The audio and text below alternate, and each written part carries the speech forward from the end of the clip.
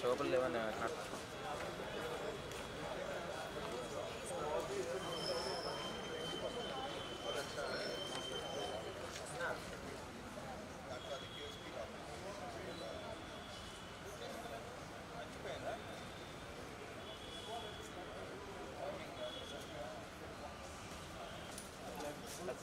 Hey. This is multi-bed, but 20 meter.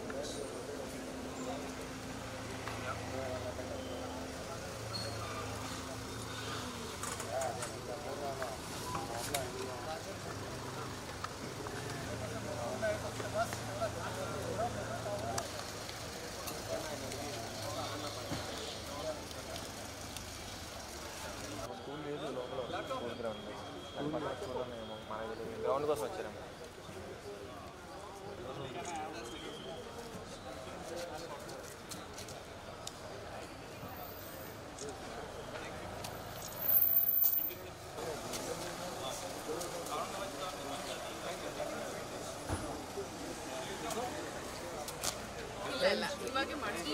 Ben, here.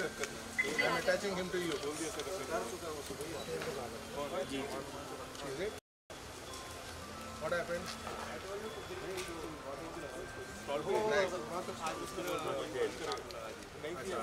ऐसा नहीं होता उधर इधर उधर नहीं होते इधर बोला तो इधर ठीक what registration is there? You come in the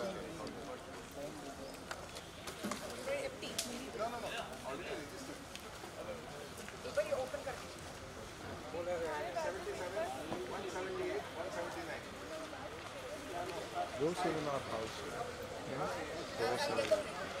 no, it's already done. Everything is done. Only I need the cards because they are inside. They will not allow them. They are setting up the stall. That's why.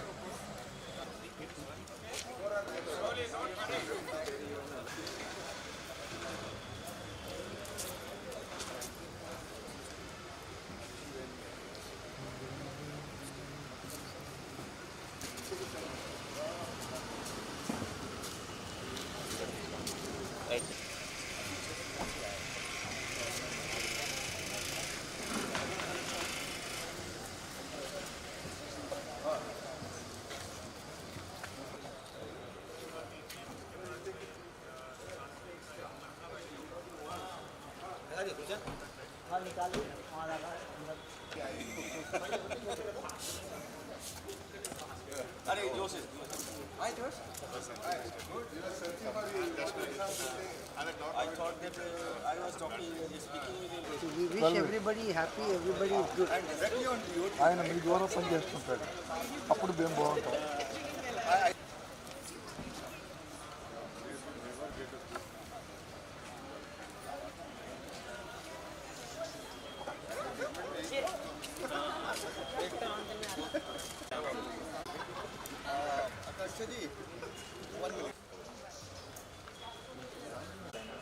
Next కూడా plan చేస్తారు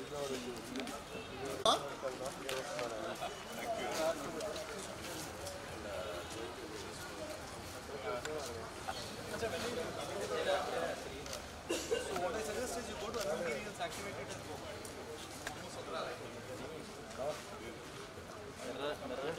okay కదా అర్థం లేదు.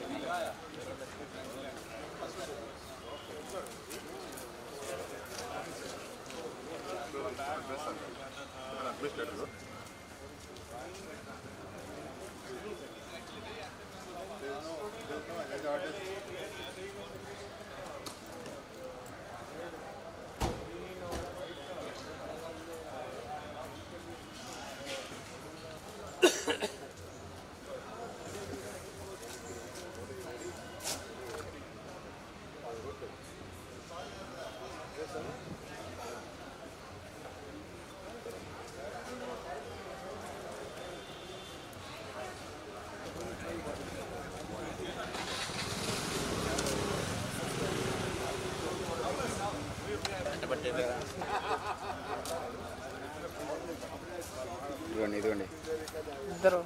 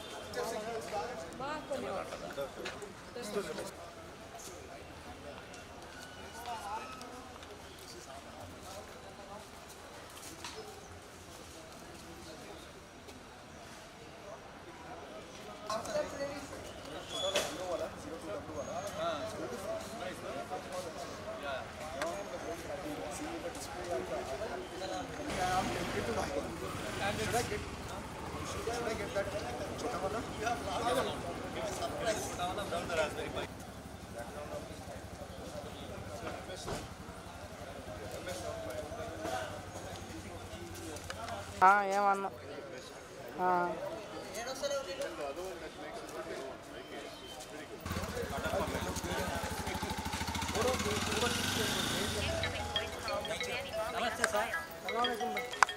Road number 3 Bandar hills.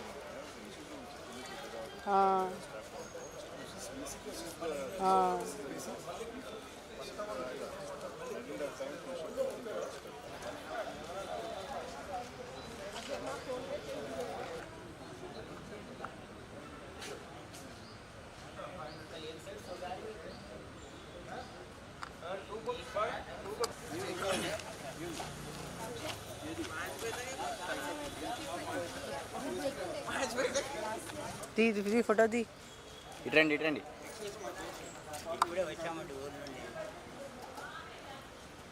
Okay అటే చూడండి video ఇటు చూడండి. This live, this is recorded. Once we finish this in about half an hour's time, then he will do question and answer session with us on Google Meet. Okay, so I'm going to play this video. He's on the standby, and then he will take questions. Please ask him some questions, however stupid or advanced they are, because they would love to have your feedback. Okay.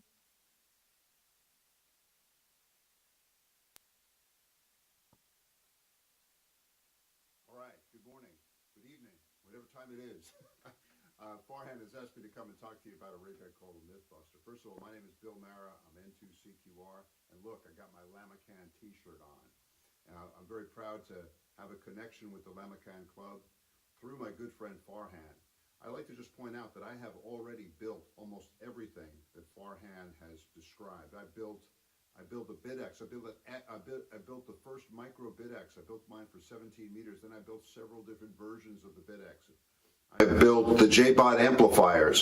I built the little signal generators that Farhan described that uses straws that he picked up at McDonald's when he took his kids to go to McDonald's many years ago. So I built a lot of different stuff.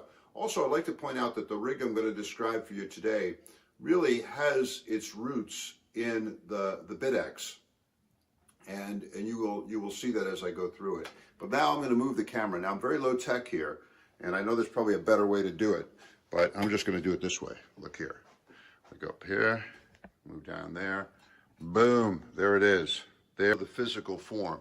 Look, the box is made out of very cheap plywood. Look, you can see it's about, I don't know, about 5 mils thick. And this plywood came to me when, during the pandemic, my wife had the idea that we should buy a treadmill. So we ordered a treadmill. The treadmill came. The guys installed the treadmill. And as part of the packing material, they had a whole bunch of this little cheap old plywood there. They were going to throw it away. And I said to them, you know, let me keep the plywood. I think I could use it. So I kept the plywood. And sure enough, a very short time later, the plywood became the case for the rig that became known as the Mythbuster. It's got this number on here, and the number doesn't mean anything at all, except it looks kind of cool. It looks kind of techie. So I put it in there. You'll see I have a little screen. I cut a hole for the speaker, and I have a little screen here.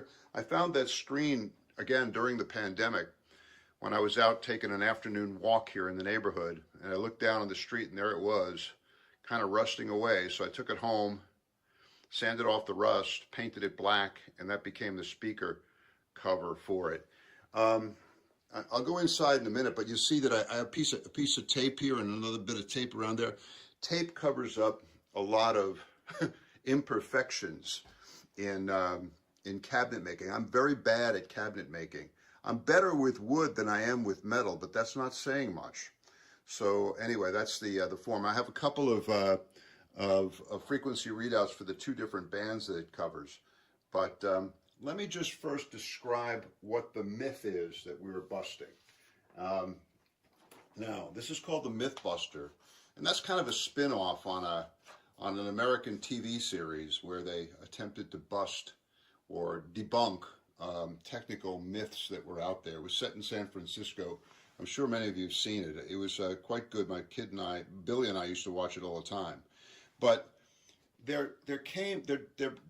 myth developed in ham radio, and the myth had its roots in this question: why is it that on the ham bands we normally operate lower sideband on 40-75 meters and upper sideband on all the bands above 40 meters?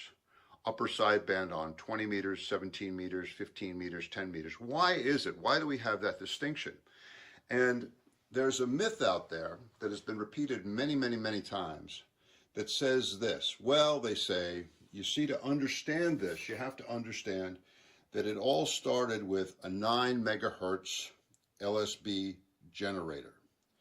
And you have a 9 megahertz LSB generator, and then you combine it with a VFO at 5.2 megahertz. The myth is that this VFO often came out of an LARC-6 transmitter. So the VFO is at 5.2 megahertz. The LSB generator, lower sideband generator, is at 9 megahertz. And the theory is that this is going to result in 75 meter lower sideband and 20 meter, 75 meter lower sideband and 20 meter upper sideband. That's the myth.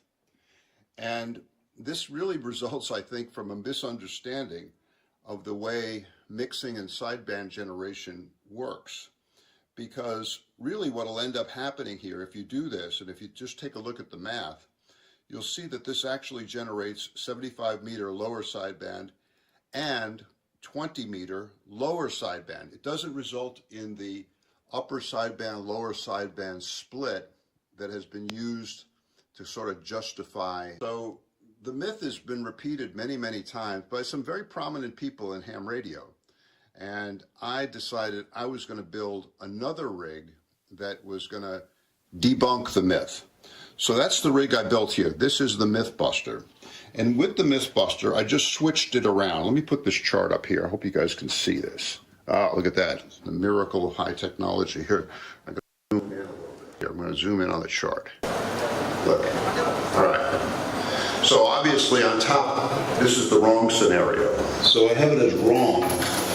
It's wrong that you start with a 9 megahertz LSD generator, mix it with a VFO at 5.2 megahertz, and then you supposedly end up with 75 meter LSB and 20 meter UPSB. But what you end up with is 75 meter LSB and 20 meter LSB. So this cannot possibly be the explanation for the split that we have between upper sideband and lower sideband, with lower sideband below 20 meters and upper sideband 20 meters and above. This can't be it.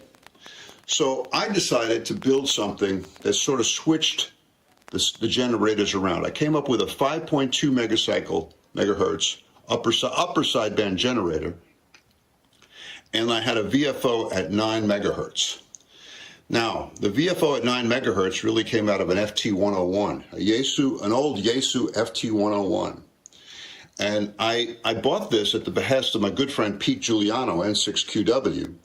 And he said to me, you should get this because the reduction drive on this thing looks really good. eBay was selling it. So I bought it for the reduction drive, but when it came, it had the entire VFO in it, which was pretty amazing. And the VFO worked great at 9 megahertz. So I bought this, and then I followed up, and I must admit I probably bought 4 or 5 of them.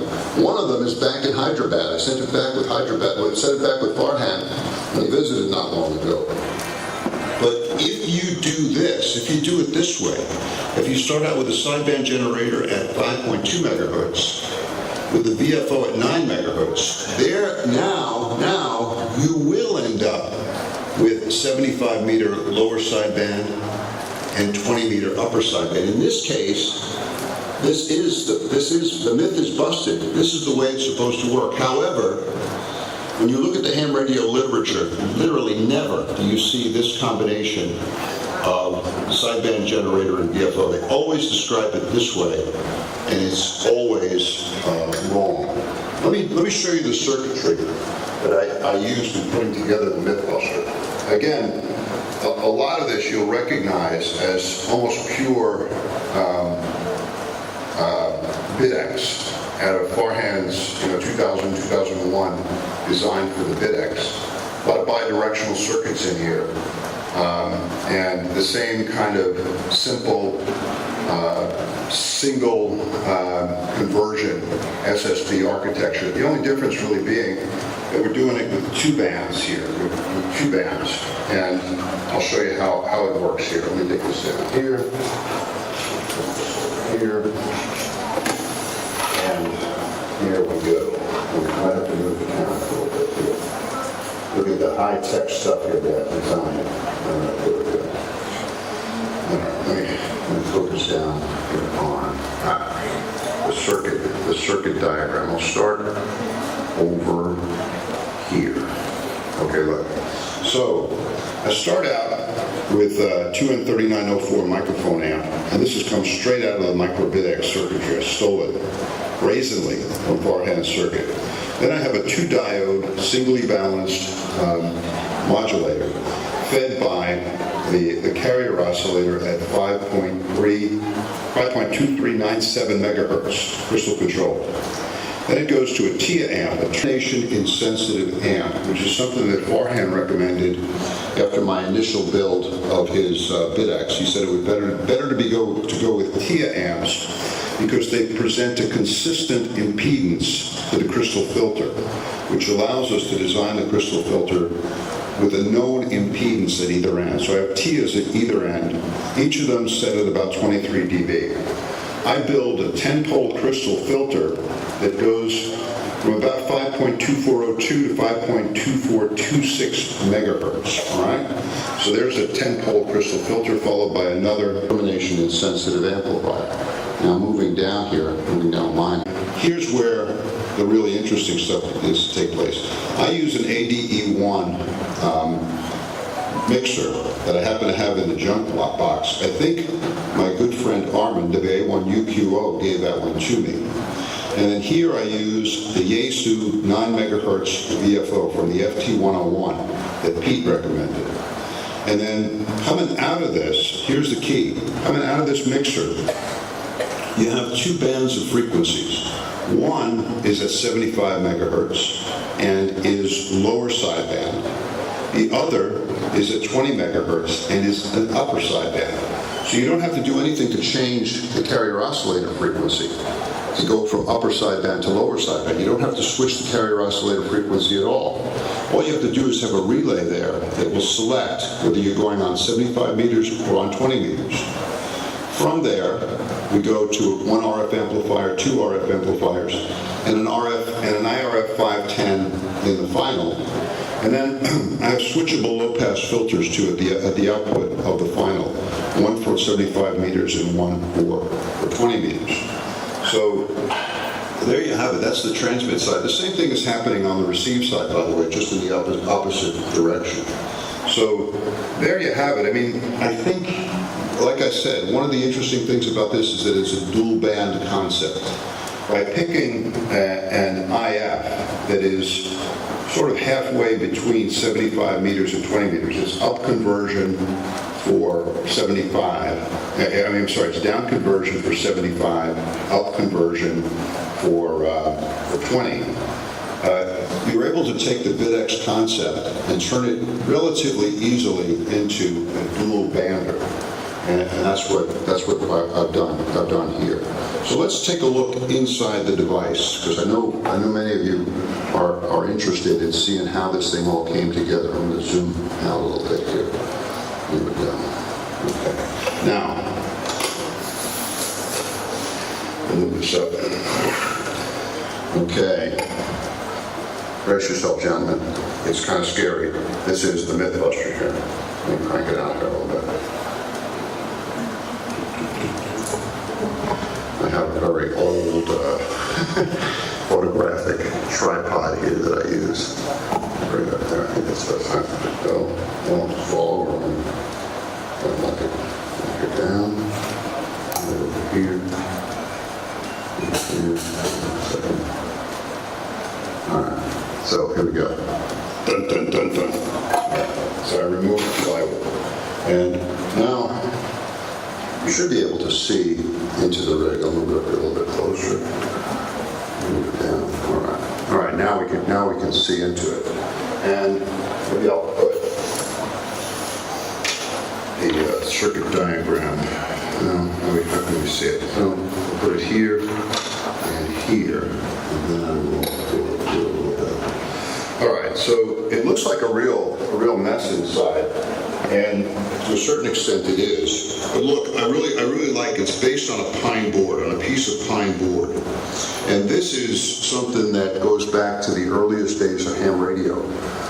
I think back to the age when hands were building their equipment on breadboards that they had stolen from their mother's kitchens. Right?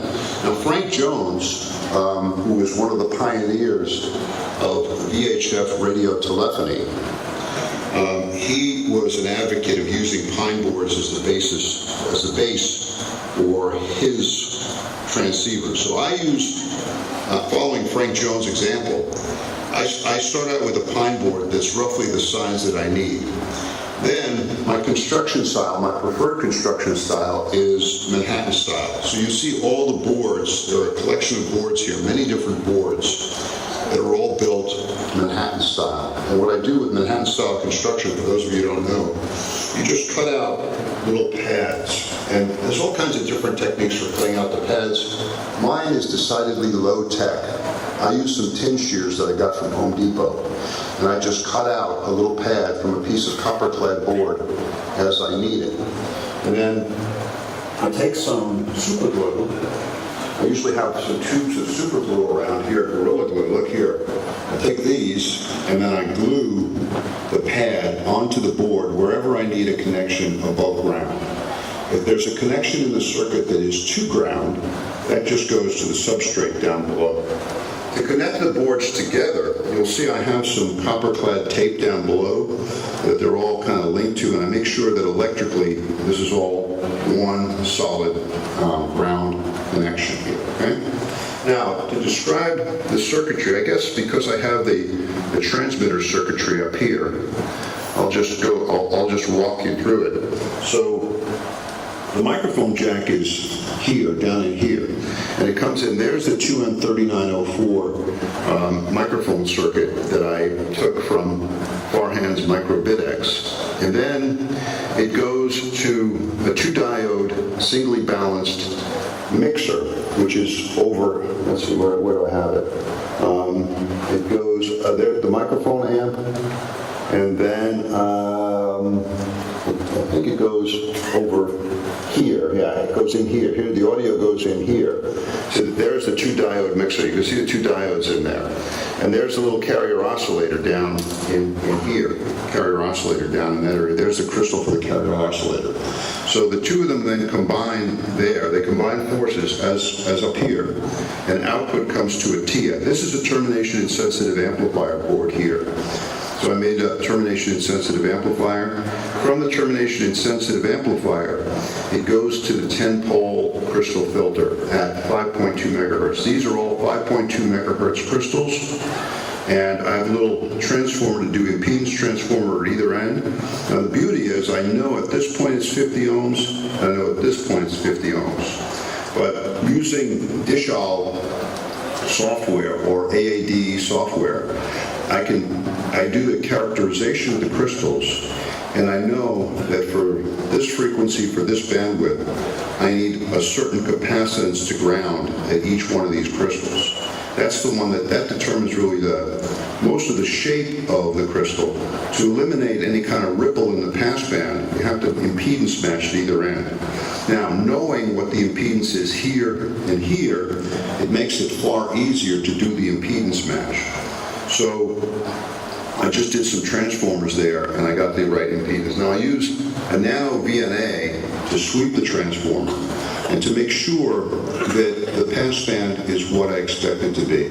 Now, the reason I went with 10 poles is because I wanted very steep skirts when you look at the crystal filter passband. Steep skirts because in this age of software-defined radios, guys are becoming much more demanding in terms of what their crystal, what the signal will look like coming out, and they like what they call brick wall or nearly vertical skirts on filters, or on the digital filters in their case. So in this case, I'm trying to recreate that with the use of this 10-pole crystal filter, and I think it worked out pretty well.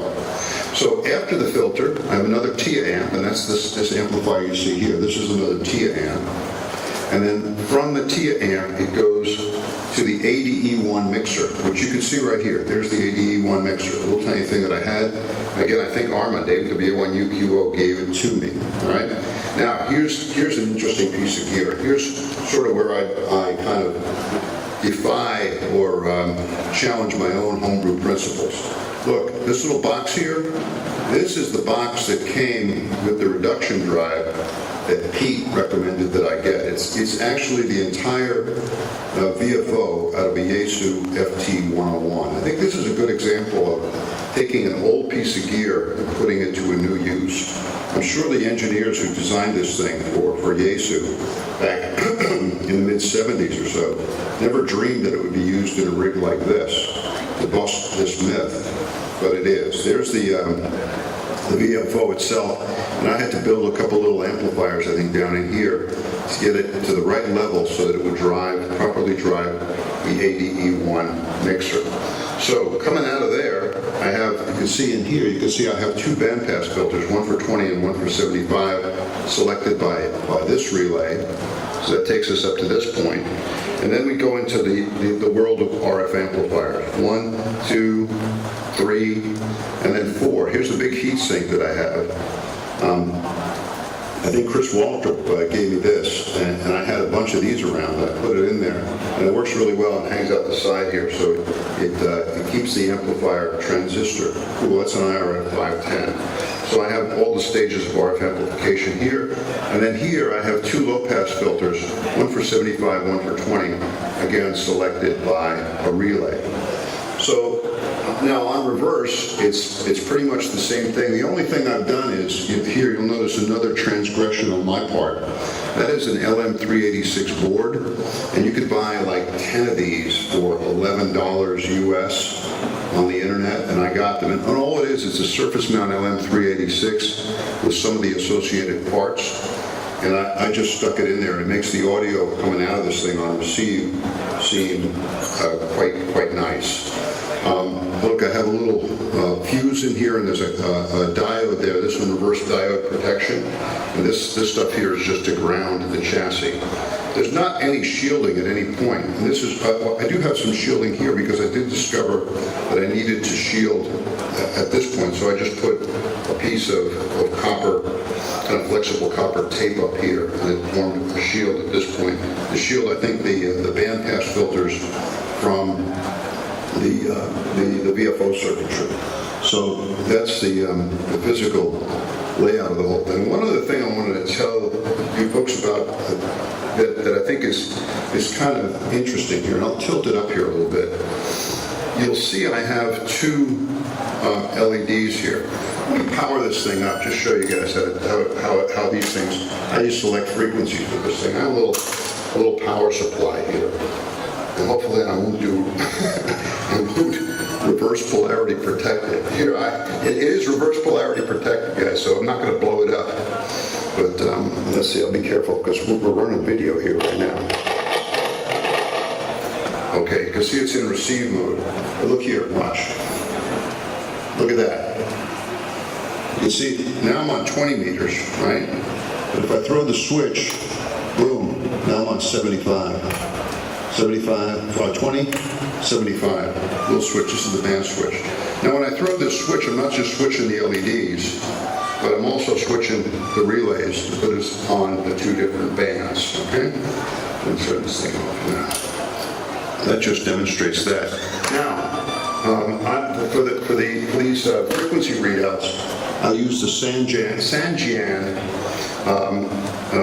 LED that are available online. They're very cheap. They're like, I don't know, they're about $8 or $10 a piece, and you can see them here. And here are the two boards. And this is, again, a transgression on my part, because this is definitely kind of digital technology. And I don't really know much at all about how these things work. So I said, okay, look, it'll be kind of a concession on my part to modern technology. But there they are. And they work really well in this thing, and they're able to provide a digital readout. Now, I started out, one of the reasons that I feel okay about doing this is because I started out, look here, this is just the frequency readout from the Yaesu FT101. So I could live without this, I could go with this, but this certainly makes it easier and much more precise. There's another little bit of circuitry that I included in here just recently that I noticed in the Yaesu FT101, in the VFO, they have a circuit in there called the clarifier circuit. And what this is supposed to do is provide basically RIT, receive incremental tuning. But I realized that if I fired that up, it would give me the ability to go 5 up. Very often DX stations want you to transmit 5 kilohertz above their frequency. And so that's where I included this little bit of circuitry in here, the pot and the switch. When I throw the switch up, I can set how much of a frequency gap there will be. And when I hit the mic, when I hit push to talk, then it automatically transmits 5 kilohertz up. But I usually keep it off because I'm usually transmitting and receiving on the same frequency. When I throw the switch, it allows me to go 5 kilohertz up. This is one of the joys of home brewing, that you can make things the way you want to make them. And that's what I've done here with the Mythbuster. Now, I'd also like to say, to tell you guys that the Mythbuster, this dual band setup, and not only have I succeeded in busting the myth about where our sideband convention comes from. By the way, I still haven't figured it out. I just know that it's definitely not this one. I still don't really know why we do it this way. We just do. And a lot of people think that this is the explanation. It's not. But anyway, this rig just showed that if you switch the sideband generator and the VFO around, yeah, that'll work. But that's not the way people did it back in the old days. So this doesn't really explain the convention either. And one thing this thing did do is it alerted me to the possibility of dual band operation. And it led me to create 2 other very similar rigs, one for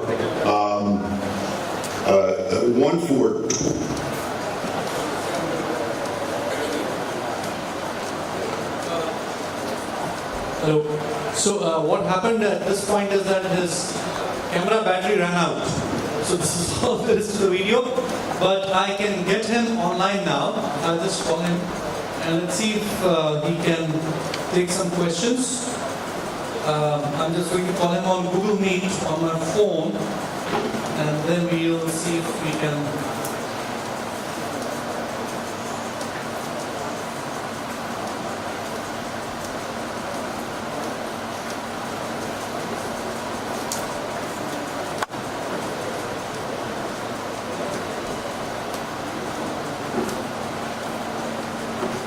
Hello, Bill. Hi. hang on. Let me just put you on the video here so that people can see you. Just give me a minute.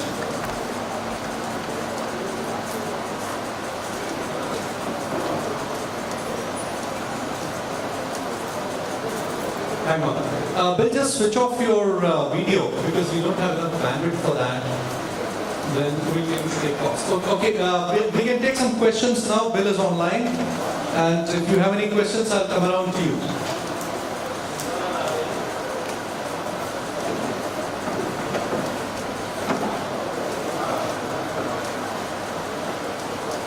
Okay, there is a network problem. There is a network problem here, Bill. So that's it's not streaming too well inside this hall, and the Wi-Fi here is a little bad as well. But you can probably see people here, and I will see if I can improve it. But it looks a little difficult right now to get good video here, good Wi-Fi connection here. So. I think we'll just call it a night for you, and I will call you up probably morning your time and pass on these questions onto your blog. That might actually be easier.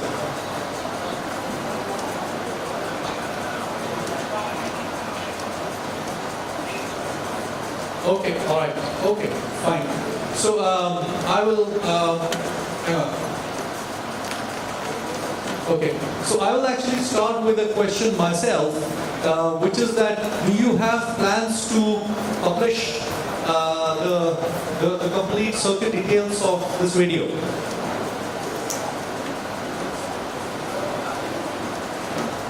Yeah, I'm sorry, it's falling apart. So send me any questions that you have, because it's just not coming through right now. I'm sorry, I can't hear. But anyway, send me any questions and I'll answer them on the blog. But I wish everybody, I've got my Lamakaan button on this year. Okay, Bill. All right. So thank you so much. Fabulous video, and we all enjoyed it. And I'll compile the list of questions and then send them across to you. Okay. All right. Yeah.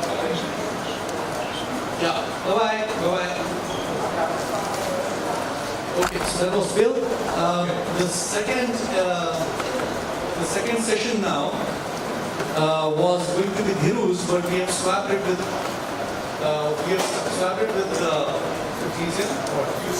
QCR's session, which is on field ops. There are going to be a lot of sessions today on field ops. So.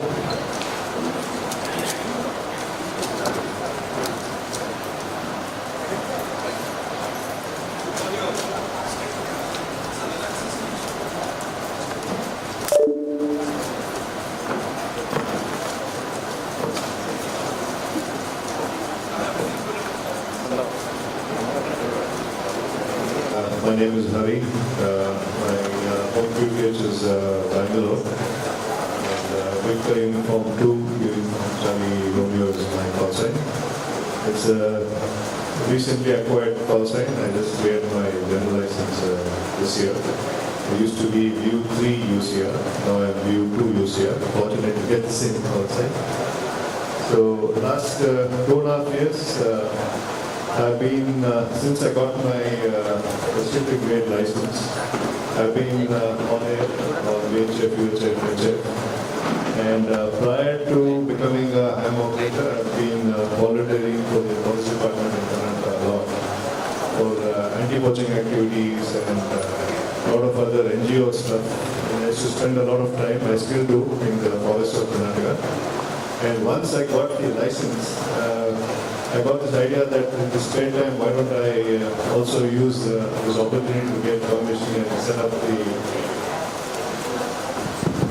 Because most of the time in these anti-poaching camps, you have no water, no power. All you have is some elephants for company most of the time, and nothing else. And you have a small walkie-talkie with a repeater base of the forest department, which basically covers... they have normally in a 600-800 square kilometer forest area, they have about 8 or 7 small stations to connect about 60 forest personnel. So I was thinking maybe I should try and see how HF works. And I started off taking a radio. To start with, it was an FT891 radio to the forest. And a very simple end-fed. The first actually antenna I started was with a G5RV. And I connected to an end-fed antenna, and that's how my field operation started. So just to give you a small brief, I'm sure everybody knows what is what here. So field operations, basically you try and get to places where you have absolutely no modern facilities or no communication for even your cell phones or whatever way to communicate with the outside world.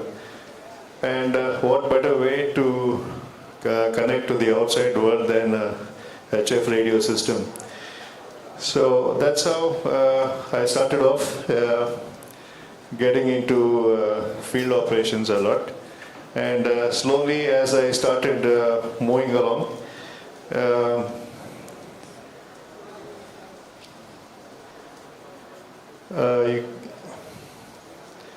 one second. Okay, so some of the challenges I faced on the field operations was at night, of course, I could not remove my setup. I had to leave it outside the tent or whatever. And we had some curious friends visiting in the evenings. And I had an elephant a couple of times, because if you see the setup outside I have, it's exactly my field operation setup in the car with a pole which is, it extends up to 40 feet actually, one of the poles on which I have my end-fed, and the other pole on which I have my 20-meter ground plane, and also goes up to 33 feet. I can use it for hanging a G5RV also. Right now it's just up about 15 feet and I have the vertical antenna on that.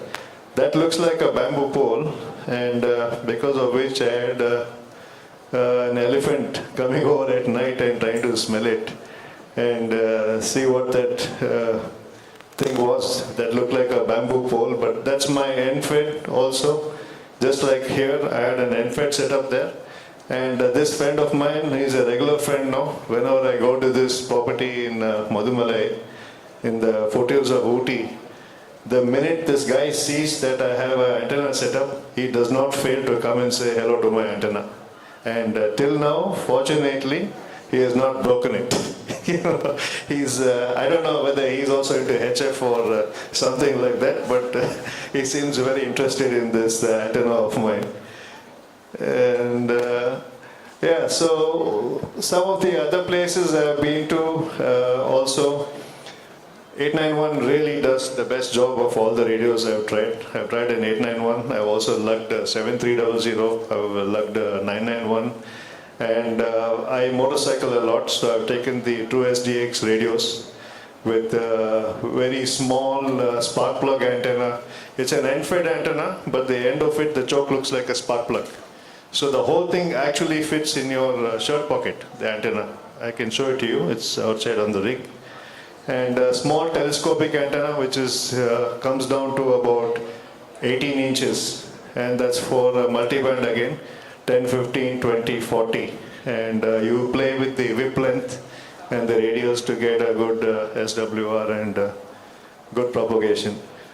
So when you're in extended periods in field operations, I prefer to try and see if I can get on the QRP, simply because we can extend it because of the low power consumption. Compared to an FT891, on an average with a 20Ah battery, if I am doing 3 or 4 days in a forest of 5 hours each, it would need a recharge. It goes down. And also the other things that I have noticed with this is, as the battery levels go down, your 100% output wattage also, all of you know, goes down. So towards the second or third day, you're not making the same QSOs you're making, for example, on 40 meter locally within 300-400 kilometers. You don't get them as easily as you did on the first and second day. For which, that's the spark plug antenna you see in the middle. It's a very tiny and aircraft grade strand, which is like a hair strand literally. And the whole thing folds and it sits in your back pocket of your pant also. And on the left you see is a buddy pole in a sloper configuration, because depending on where you are sitting and which side of your field you have an open area for propagation, you can play with the buddy pole configuration. It can be a rabbit, it can be a sloper, it can be an L, or it can be a dipole with a vertical and a switch to use 20, 40 and other bands also.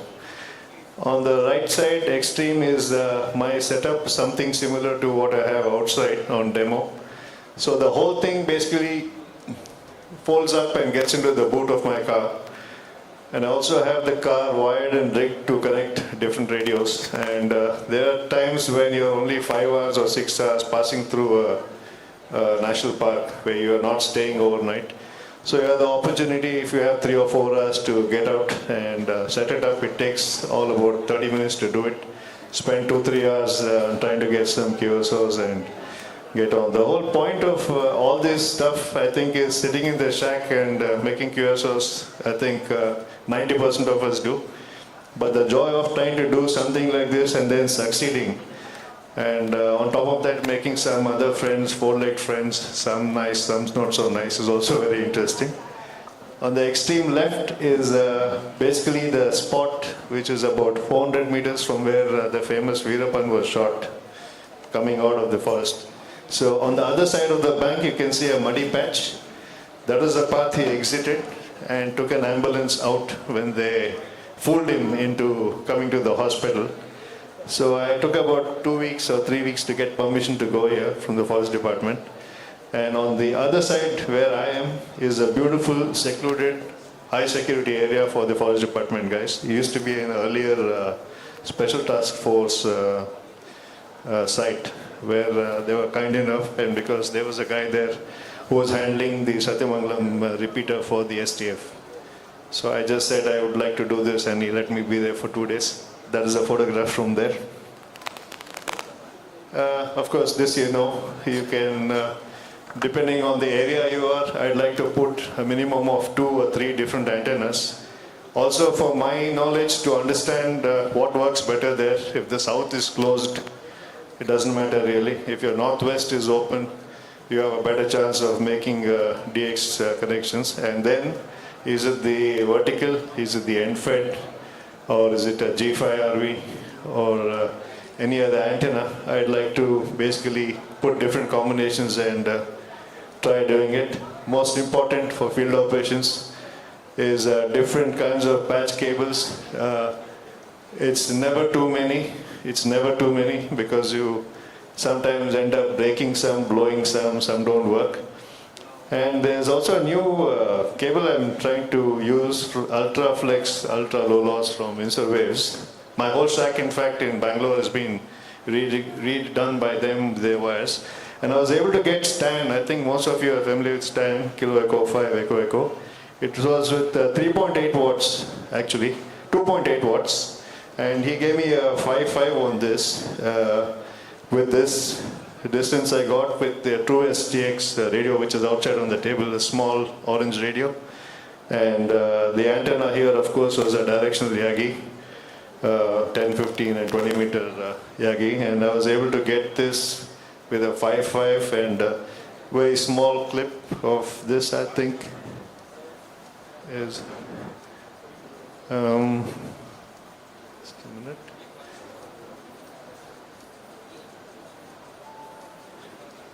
No, okay, hang on.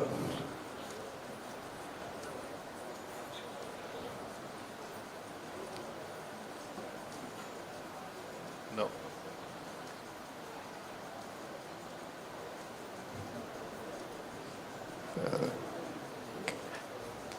Okay, so this is a quick short clip of the QSO I got from Stan for you guys to listen.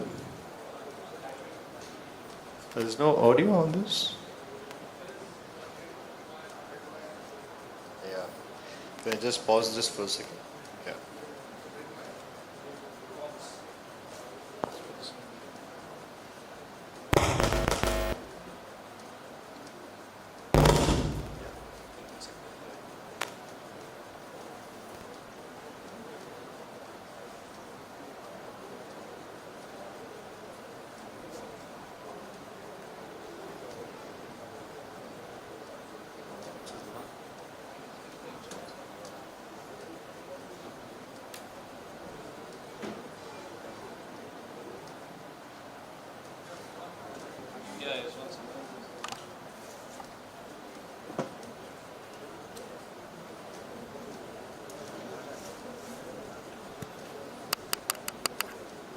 This view.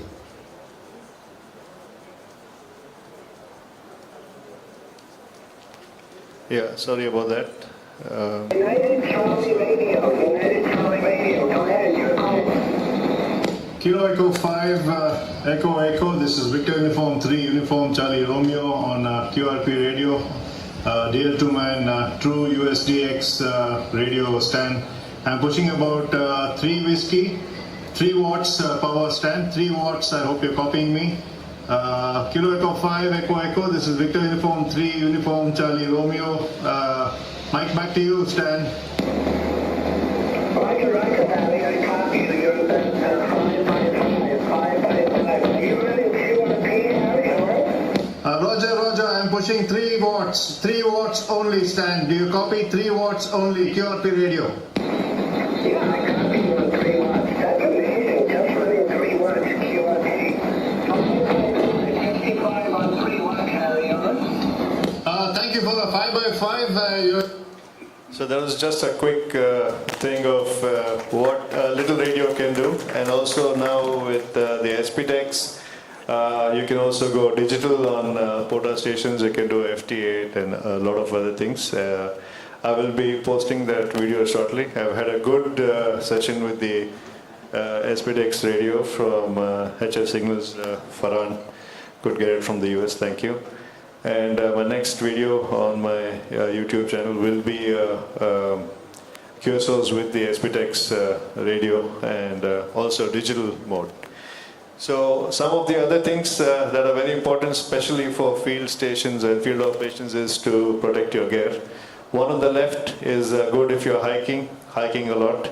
Lightweight, carry it on your back, and you have also a side pouch where all your 2 or 3 antennas actually go in.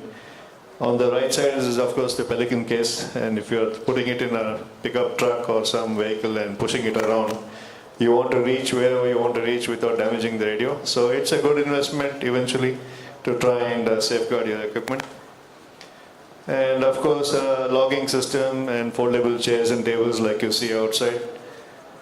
And yes, this is the next important thing where there are times when you might run out of power, so it's always good to have some solar panels, foldable solar panels. There are plenty available. And the batteries I use LiPo 20, 32, 48, depending on how many days I'm going for. I customize what I need to carry. So the whole idea of a field operation is, and also if you're using QRP, is to try and minimize your whole gear to probably 1 backpack if you can. I bike a lot, so I managed to also carry a QRP radio. I also have a 705 with small batteries and a solar foldable panel, and it does the job for a week, no problems. So this is one of the last spots, and where I figured that, I didn't know, after 3 days, the battery power went down, no way to charge it, and QSOs went away because the power was only 25 watts. It was not a very easy activation because I'm running low on my battery and I'm far away from any power source, and my radio was not pushing more than 44 watts, because of which towards the end of the band today, around 8:45, I was hearing, but the stations were not hearing me. So it's another successful activation of POTA parks on there in India. This View 3. So yes, and then solar, I've covered that, and yes, I think any HF ham radio operator would say that the maximum satisfaction comes from the least power pushed, not a linear with 2, 3, 4 kilowatt, whatever everybody's pushing. So it's really very thrilling to stick a QRP radio in the forest or wherever you are, and actually get a QSO. And if you get a DX, I think you don't sleep that night because you're very happy with whatever you've achieved. And that's something which I realized that less is more in HF, and it feels really good to be pushing low power and getting good QSOs. Again, I'd like to add, with QRP, everything is antenna. is what I've learned. I'm not an expert. I think all the experts are on the other side of the stage here. But whatever I've learned in the last few years, antenna is everything. And of course, efficiency of your radio and depends on how good your antenna is and how resonant your antenna is, in the right words. And yeah, I mean, you come back home and you know that with bare minimum, you achieved what you could with a big station and big antenna. It's satisfying. Yes, that's about it. And this is the other thing in India, is the POTA India chapter, which was, it's very new, and I'm happy to say all these things have happened 3 months back, and the last 3 months I've been waiting for my View 2 license, which eventually came.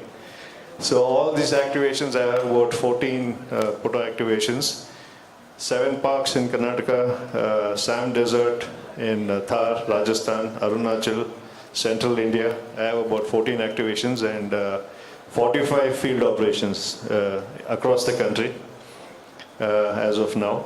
And it's guys who want to be on this, please look up pota.app. All the parks in India are listed, and supposing you're coming from a part of India where there's a national park which is not here, you write to them and send them the grid of the park and the park map, which is available on Google Maps. They actually map it for you. They register the park under POTA Parks and they give it a code. So next time you go there and you activate it, you use that park code to activate it. This is how it looks. Just an example, quick example of the different registration codes that the parks have been given. For example, the first one, Campbell Bay National Park, is VU001.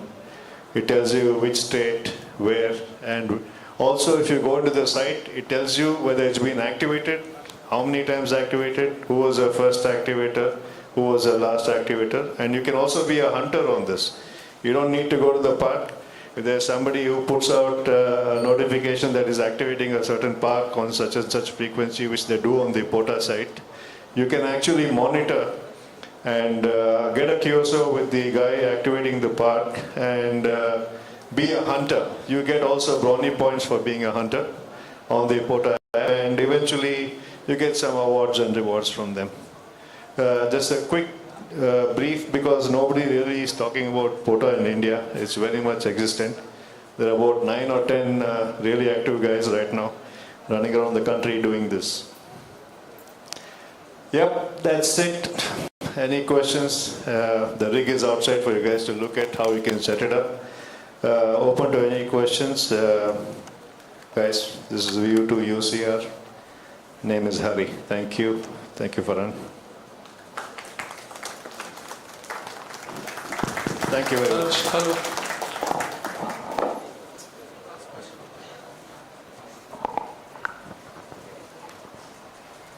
That is a very good, amazing feat, Hari, and congratulations for that. So I just have one question. So how do you go about approaching these people for permissions? Do we need to, or we can just walk in and set up our shop? See, the easiest way, what I have found is, for example, if you go to a resort in a national park, for example, you go to Kanha National Park or Painch, they have their own resorts there. You just book in as a tourist or when you're really going, and with the permission of the manager, you're able to put up a radio. You're able to put up a radio, and all you have to say is, this is also used for disaster management. We just want to know if this works here or not. If you want to go into the core areas of national parks, then you have to be an NGO or you have to be part of their voluntary schemes like in Karnataka. I've been doing it for 30 years. In anti-poaching, I've been actively involved. Also with a lot of these guys in Karnataka, each anti-poaching camp has about 5 to 6 guards. And they don't have even footwear to wear. And they're running around in the forest barefoot, doing their job for measly salaries. So what we do, we have a biking group, is every year provide footwear, umbrellas, raincoats to certain areas. And we also volunteer for firefighting in the fire season, which is summer. A lot of fires happen, forest fires. And from watchtower to watchtower, the guys are on their walkie-talkie saying get the fire mats. So we provide, what we are is actually glorified drivers for them. We have 4x4 jeeps. We put all of them and the firefighting equipment in the jeep and rush across the forest and put the fire out. And there's a poacher somewhere, there's a radio call, there's a poacher somewhere, then 3-4 volunteers with the forest guards, armed forest guards, we surround that area and capture them. So we have been doing this for some time. In that case, when you're doing this, they are more than happy to let you have your antenna up. There is no rule that you can't put it up. There is no rule that you can put it up. It's just your chat with the forest department guys, and they're more than happy to do it. And a couple of times I've been shot at also for trying to catch some poachers. Yeah, was lucky to get away. This was 3 years back. Some guy took a pot shot because he had, I think, close to 40 kilos of tusks with him and some sandalwood. So he actually tried to shoot the forest department guy who was very active. Missed him, missed everybody, hit the tree next to us, and then I didn't know what to do. I was ducking. So the guy actually drove the jeep over him. And I captured him finally. So interesting parts, and this is the buddy pole there in this picture, and this is Satyamangalam forest where Veerapan comes from. So if you go there, you'll understand why the government of India couldn't catch him. There is no way you can find a guy there. Incredibly dense and a lot of ravine and valley systems. Only when they caught him is when I think we had all the equipment, infra equipment and heat sensing equipment. That's why they could catch him. Barefoot with minimum technology, you cannot catch anybody there. Anymore? Yes. Yeah, I just would like to add with the POTA. Yeah. Another thing is the IOTA contest or IOTA activations, which is another similar to the POTA. Basically, IOTA is also every island is given the number after activation only. It is not before. Same thing even for the POTA also. Okay. For anything at the moment now we have a mobile permission. It is easy to operate from anywhere. And at the same time, IOTA activations, we did 2. One is in Goa, Grandi Island, another is in the Nachigunta and Vijayawada. Similarly, there are many IOTAs which are activated, and IOTA contest or IOTA also have a similar way. You can hunt the people who are there in the IOTA activation. At the same time, POTA also it is similar. Basically, based on the IOTA only, this concept is... Yeah, there are many like that. There's also SOTA, there are peaks on the air, then there's beaches on the air. And there's the castles on the air. Yeah, okay. so plenty Likewise, there are many are available. So, of course, castles and all, it's not here much. But in Germany and all, you have a lot of castles. So they have the castles on the air. Yeah. So I just want to add, wherever you want to go, now with the mobile permission, it is easy to activate. It is our will to activate. That is the most important thing what we need. Thank you guys. Anybody else? Anybody else? Any more questions? Yeah, if you want to see a quick setup, what you can do, it's outside. You must have all seen it by now. Yes, sir. Come on, sir.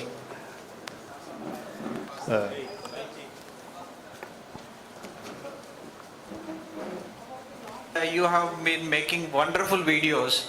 Usually, do you have 2 persons there whenever you are activating or whenever you are working there or whenever you are having a QSO? Or is it you fix up the camera and then do the recording?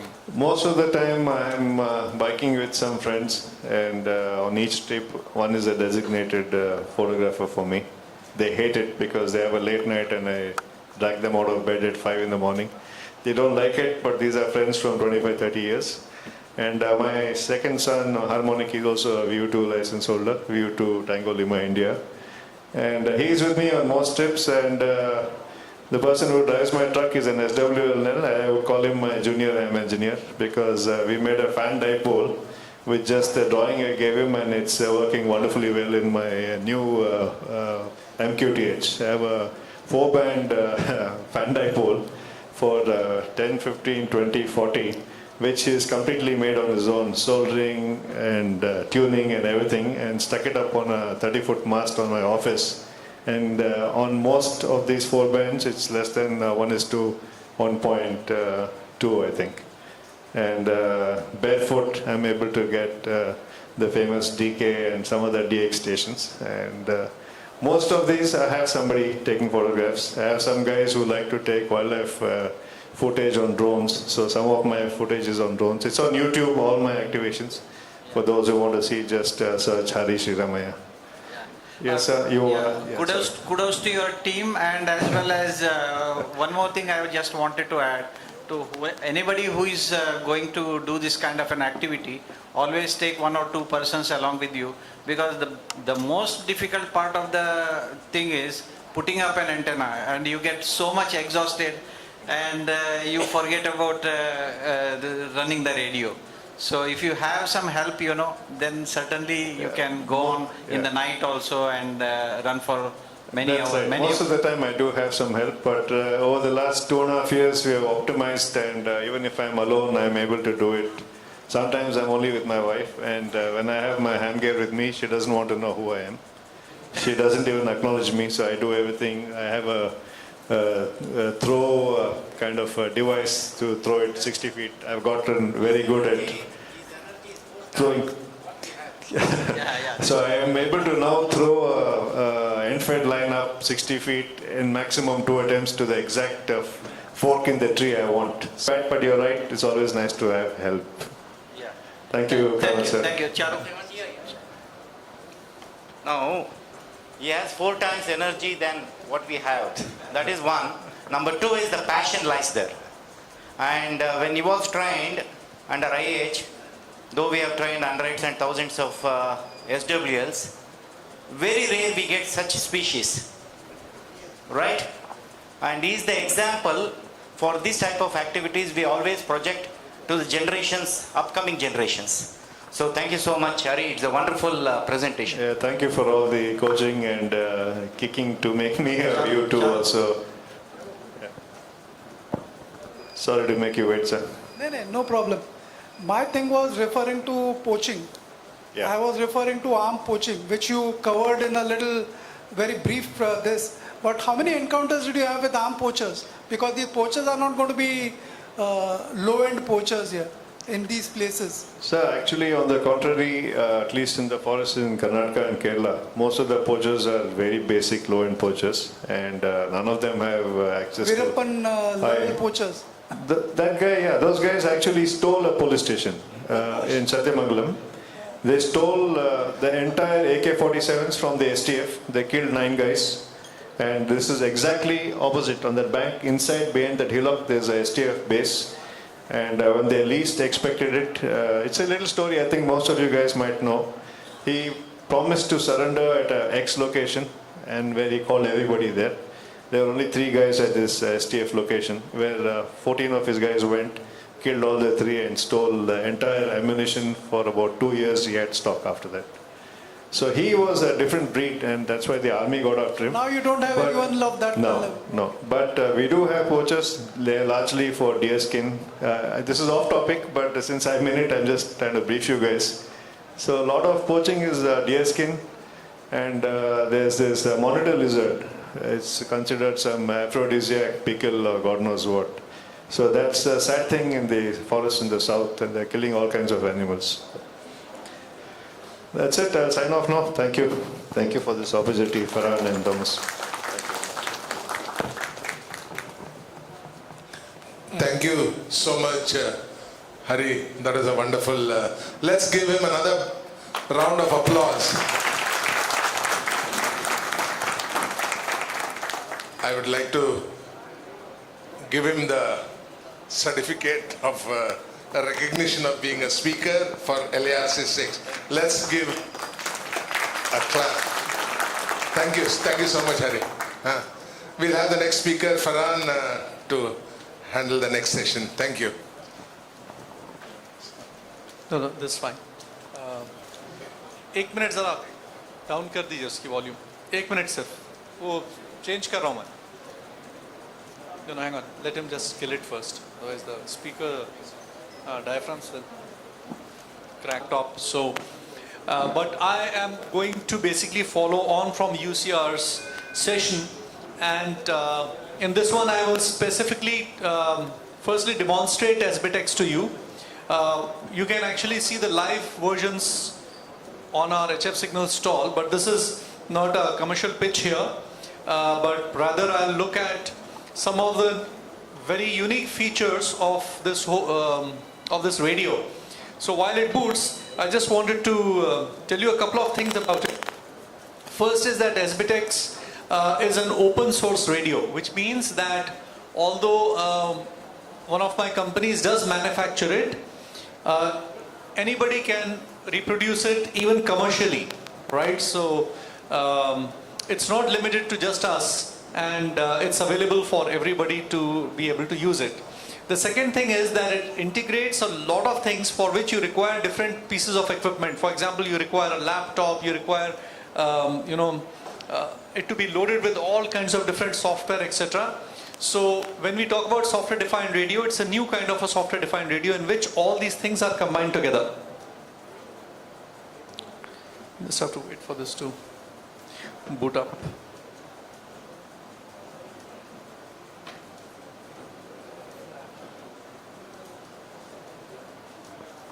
Sorry. Shouldn't have taken such a long time.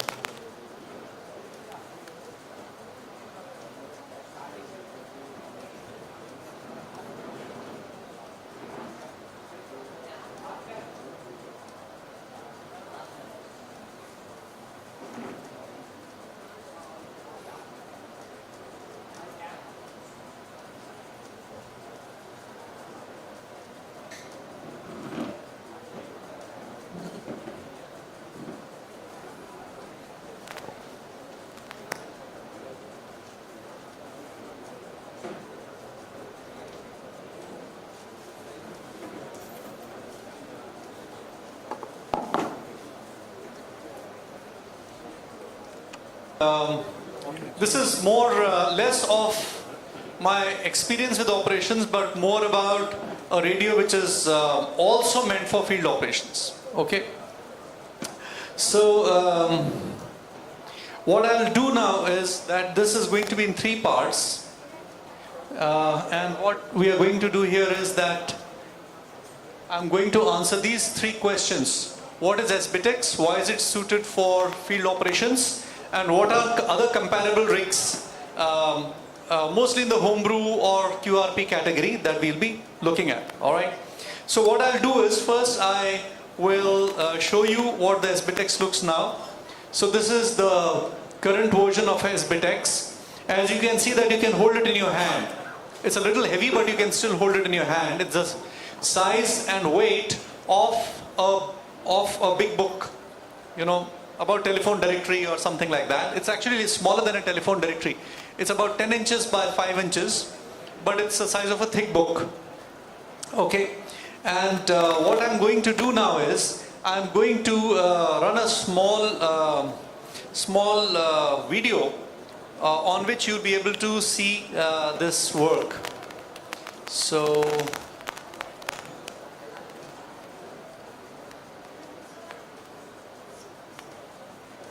SBTX intro.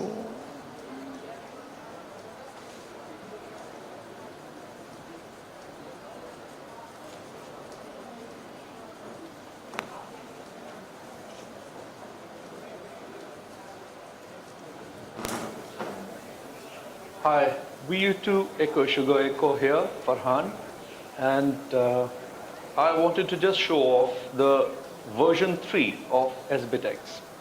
So this is a fairly compact radio, as you can see. You can actually put it in your backpack if you need to. It's about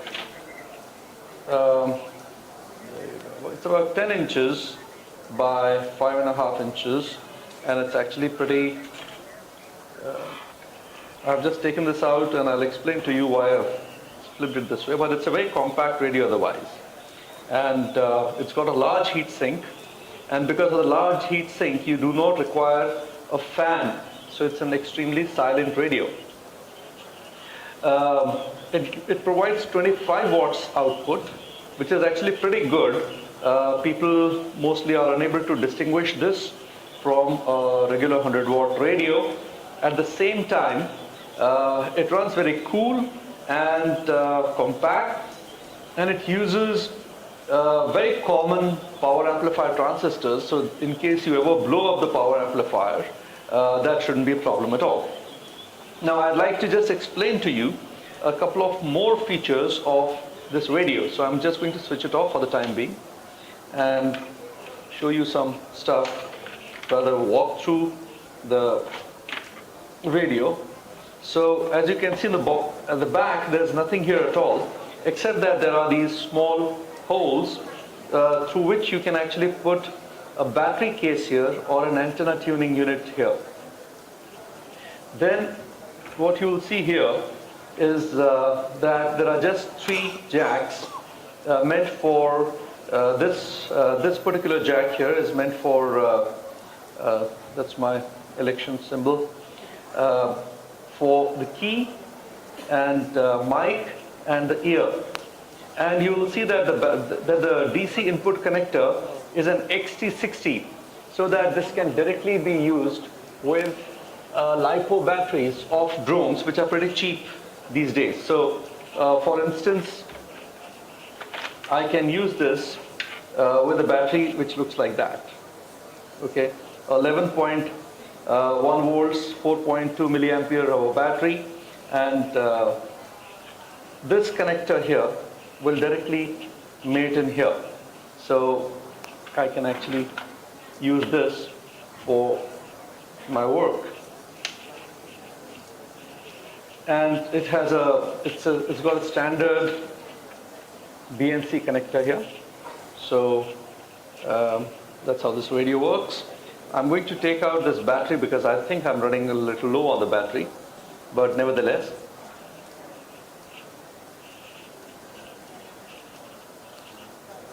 So what you see here is... and then I just click on the icon. Yeah. So it's a compact radio, and you'll also see that there's a mic which is inbuilt in there. So you actually don't even require to carry a PGT mic onto the field if you can speak very close to that. We will go through a couple of other features of this.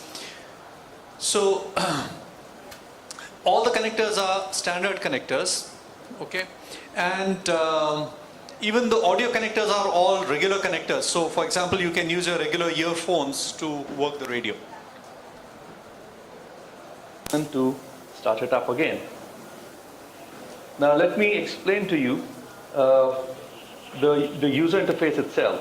I'm just going to zoom in here a little bit and show you the screen here. Just a little here, the camera open. This one here.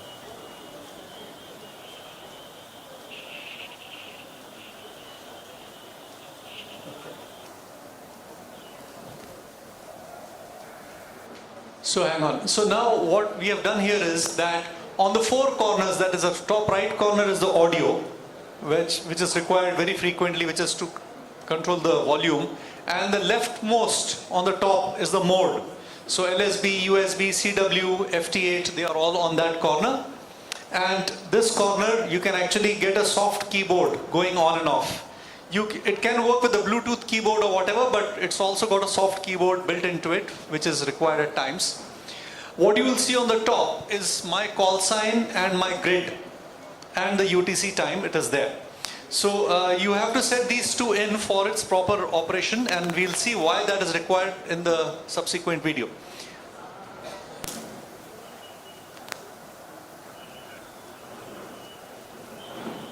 So what you see here is the mode button, and the way the user interface works is like this. You touch on this, and to change the value, you basically do this here. Okay. So now I can tune this around.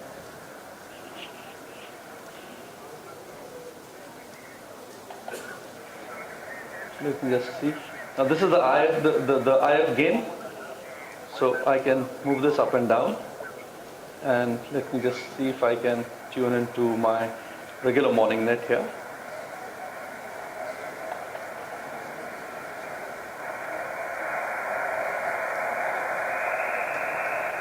So I'm varying the bandwidth there. It's a completely continuously variable bandwidth.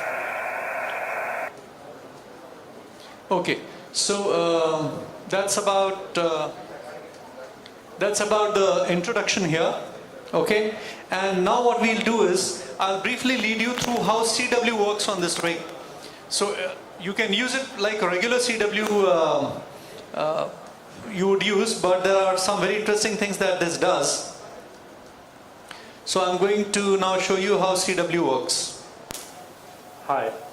So in this video, I'm going to demonstrate how.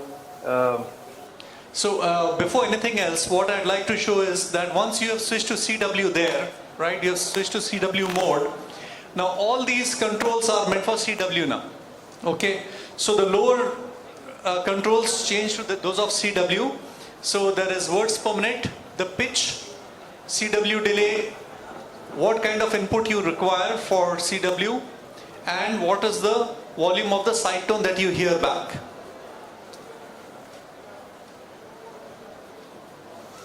This SBTX with the version 3 software is really a dream machine for CW. And I don't say this lightly. There are a lot of features which I, as a QRP CW operator, have been demanding of a radio. And those are all in here. So this is already pre-configured in a little ways, in the sense that I have already got my call sign and my grid here all entered into this, and we will explain how this is configured later on. But if you see here, and I'm going to, I've just sort of, zoomed in here a little bit, and you can see that there's a decoder which is working here. And I can change the bandwidth of this to, even. So that's the CW bandwidth being changed there. I'm down to just 100 hertz. And you can see that this is a slightly weak signal, but it has no ring to it at all.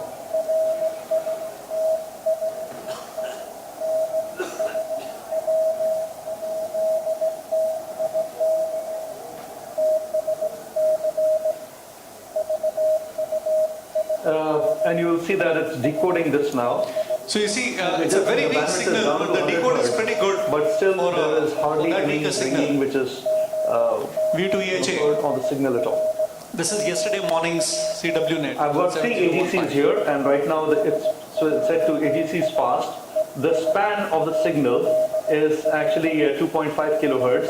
The key thing, and if you actually concentrate on the signal, there's no ringing, although it's just 100 hertz. There's no ringing of the signal. The signal should be centered on this, and this is actually controlled. So whatever signal is centered here, the pitch that's the control decode here, which is happening. So you might want to, you can actually reduce the pitch, right? And then I can change the step size here because I need to go really close. So now it's going to start decoding again.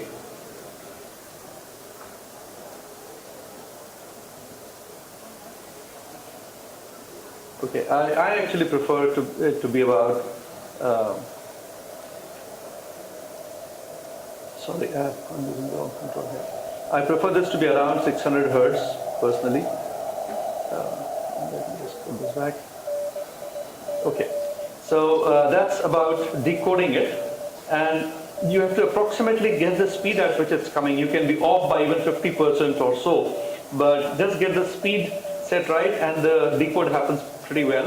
And there are a couple of things that I wanted to point out about decode. You will see that at times, instead of the actual decode, it's putting up dots and dashes. So this is very useful because at times people run the dots and dashes of subsequent letters together, so you can visually. So what happens is on CW, a lot of times when you say VU2, you should be saying titita, titita, titita, ta, ta, right? VU2. But the way most of them send is titita, titita, titita, ta, ta. So most of the decoders do not pick it up, which is why you can actually see what's coming here and try figuring out what the person has been sending. Okay, so that's one way to do it. The other thing which is here is that, for example, I can copy up to about 20 words per minute in my head. Up to 25 words if I can write down. Beyond that I can't copy at all.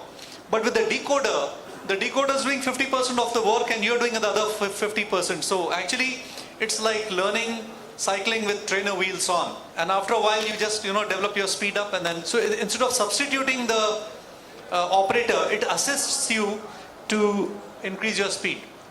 Make out what was being sent, and this is assistive rather than a replacement for decoding by head. But I can keep seeing this to check whether I've been decoding properly or not in my head. So they are like trainer wheels for this. And then this radio is absolutely silent, and I'll show you why that's so. Now this is the internal PCB of this radio, and you will see that there are no relays at all, no relays. The transmit receive switching is completely silent and electronic. As a result, there is no noisy clanging of the relays when you go between transmit and receive. Now let's look at how to transmit. So this is actually an important thing.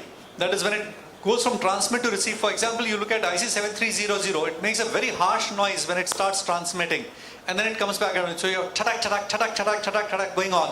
That's not there here at all. It's completely silent, so there's a lot of far less operator fatigue when you're operating CW. So of course you have options like using the keyer here. Okay, let me just move So away right now from it's here on and straight. try this out. It's on straight. So right now I'm on straight key, which means if I do that, here you can see this.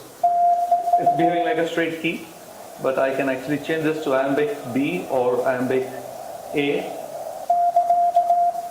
So that's actually the keyer working, but I'm not limited to the keyer at all. And I can actually switch on the keyboard and use a soft keyboard to send a signal. Okay? Or I can just use my plugged-in keyboard here and start typing from here. Let me do that. Okay, here. So this is a keyboard which has been plugged in here through the USB here, and I could do that as well. So let's go back to the morning speed CW net, which is happening on 7015.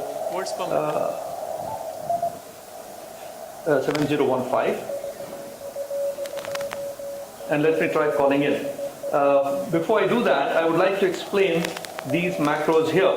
So what happens is that, for example, right now the net control is VU2TS, a very famous DXer from India. Many of you, if you've had contacts with India on CW, must have heard him, called VU2TS. So I have added VU2TS's call sign in my logger window. Okay.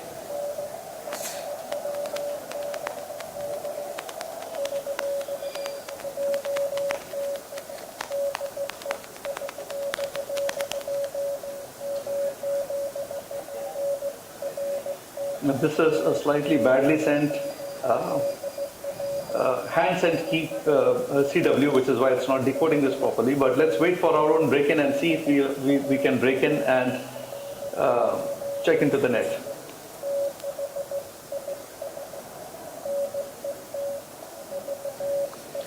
Just fast forward this a little bit.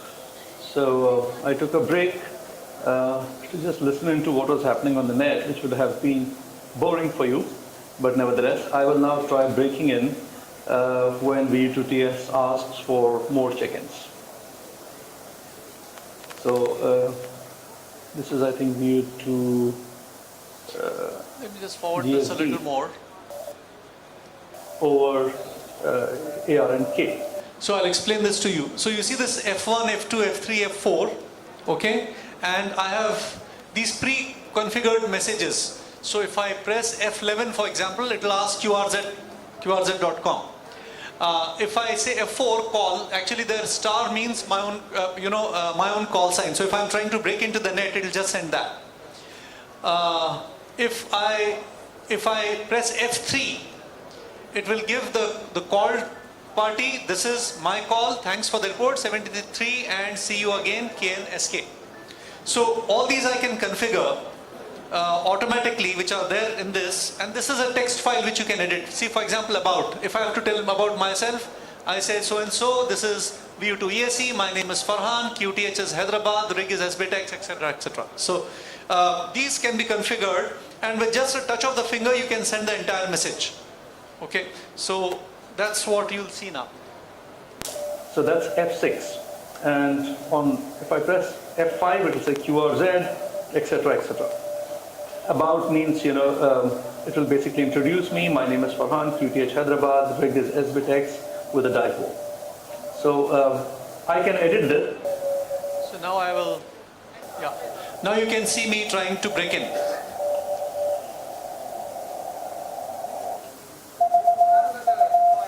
See, I've just pressed that call and it sent out my call sign, right?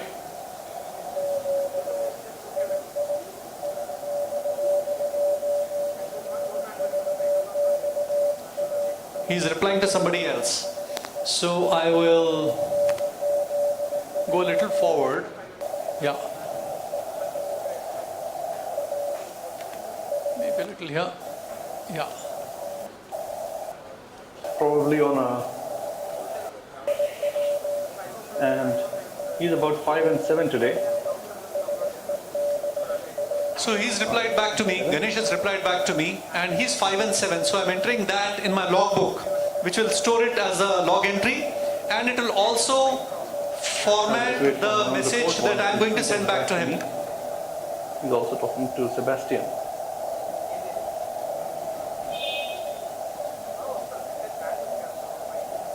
Sebastian is probably on a skip from me, so I'm unable to copy him at all. And as you can see, the signal is really, really small, but still it's about almost 50% to 60% copy.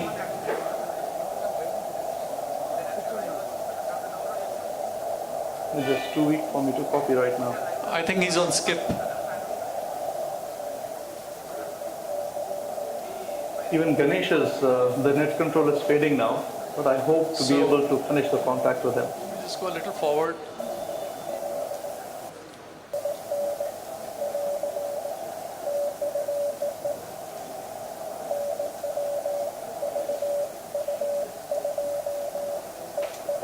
Now he's gotten back to me.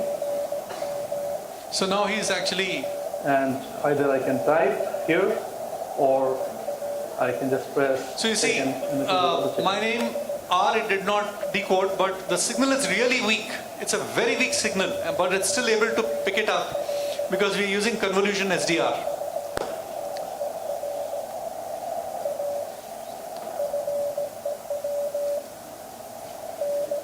That's true. I was not. So I didn't actually. I wasn't active on the bands for about a week. My father had expired. Yeah. So he's given me 599. Okay, I will enter that 599 there in the received one, right? So my log entry is complete here, but I can use that information now to reply back to him as well. Okay, so I'll just check in now. So there, check in. This is me sending it back, right? So now it will make that entire message. This is VU2 ESE, and I will send my RST to him, which is 579. So now it's picking up this 579 from here.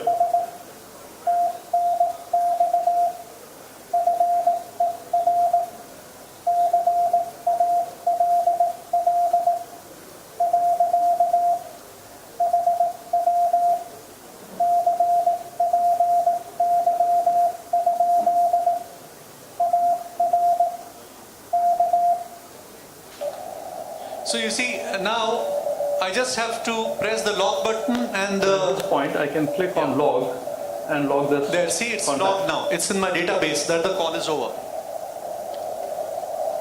Alright, so that's CW, where you're able to automate a lot of it. You don't have to carry a computer with you. You can send the CW in any way, and even if you see, the point is with field operations, your power is really low and SSB does not go through all the time, and you want to use CW. So this is a way to use CW where you have far greater range, even if you don't know CW very well, right? So that's actually the advantage of this. I'll just close this. Okay, then go to the... Sorry? No more. Okay, next I'll give you an FT8 demonstration. This is a smaller demonstration, but you see how FT8 will work. Again, Charu, although FLDG does work with this, but this CW is actually my own native code. Okay, this is not the CW coded. Sorry? Yeah. These are actually N1MM style macros. So now I'll show you how FT8 works. This is going to be a brief introduction to using SBitX on FT8. There are two modes of doing it. Now, one is natively, because SBitX itself supports FT8 natively, or you can use WSJTX. Right now we are just going to show you how to do FT8 using its native inbuilt FT8 support. So now we've started this, and first thing to check is of course that this mode is set to FT8 here. Okay, and the frequency also belongs to FT8, which is 74. The other thing to know is that just see to it that the IF gain is such that you start seeing the grass that is the bottom of this waterfall. So I'm just going to increase the IF gain to the point where the grass is visible now. Okay, and then we will go back to the FT8 frequency, and that's all you have to do. Be sure that you already have set your call sign and your grid here, and you will see that the decodes start appearing here. So if you will see here that we've got a CQ call coming in from United Alpha 6 Fox Delta, etc. The other thing to also know here is that the bandwidth is automatically set to 4000. Now in the regular analog radios, it's usually about 2200, and in order to be able to span this entire bandwidth, you have to use the split feature in those legacy radios. But here we can directly set this bandwidth to 4000 Hertz, so you do not require to do split even if you're using a large bandwidth. One more thing now to understand is that you will see that there is this red line here which tells you what the frequency is and which you will transmit back. So on FT8, it's a good idea to choose a transmitting frequency within this bandwidth which is clear of other stations. So now here if you see that there are a lot of signals between these two places, but it's much more clear here and it's clearer on this side. And this you can do by changing the TX pitch here. So this TX pitch here, we can move this a little ahead and sort of position it somewhere there, which is 2520 Hertz. So when you're transmitting something at 2.5 kilohertz, most of the regular radios, because they've got a crystal filter, will not be able to transmit such a high frequency. But this is being an SDR, and because you have opened the bandwidth to 400 Hertz, can do that easily. So you have almost twice the bandwidth available here that you would have on a normal radio. As you can see here. And now we are ready to start our QSO. So I will try replying to this CQ UA6FD, and when I actually press here, you will see that this highlight bar can be moved. So I'll actually take it to CQ Lima Zulu 1 Lima Zulu, and it started transmitting to him. And now you will see that we will, let's hope that they respond back to us.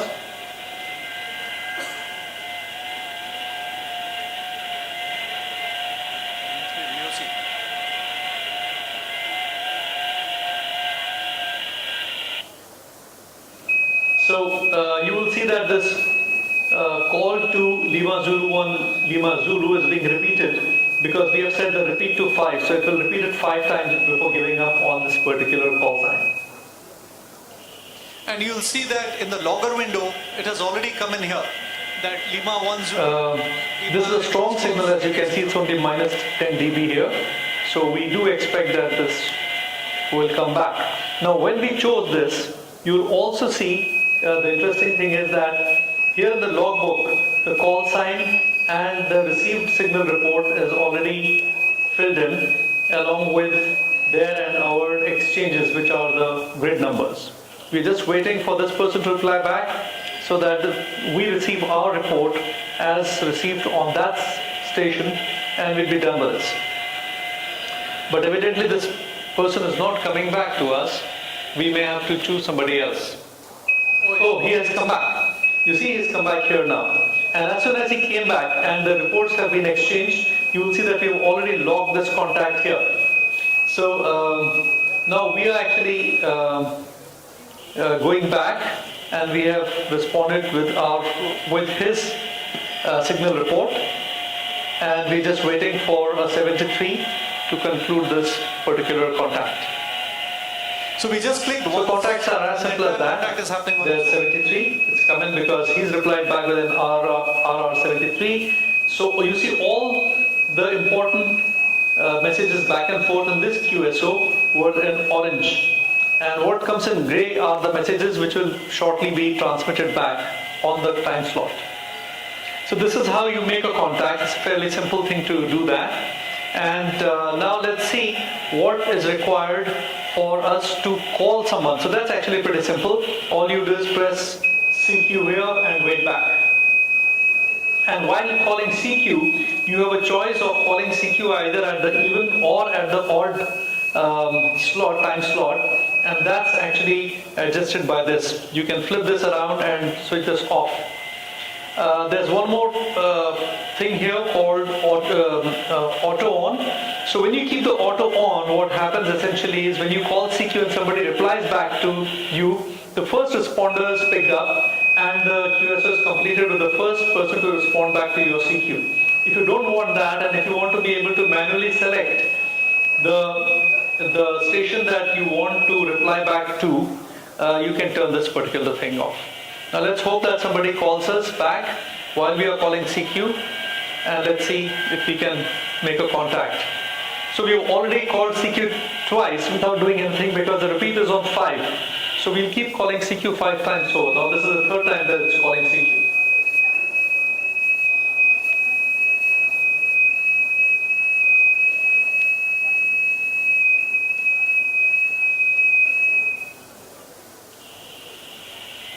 Now let's see if someone responds back to our CQ call here.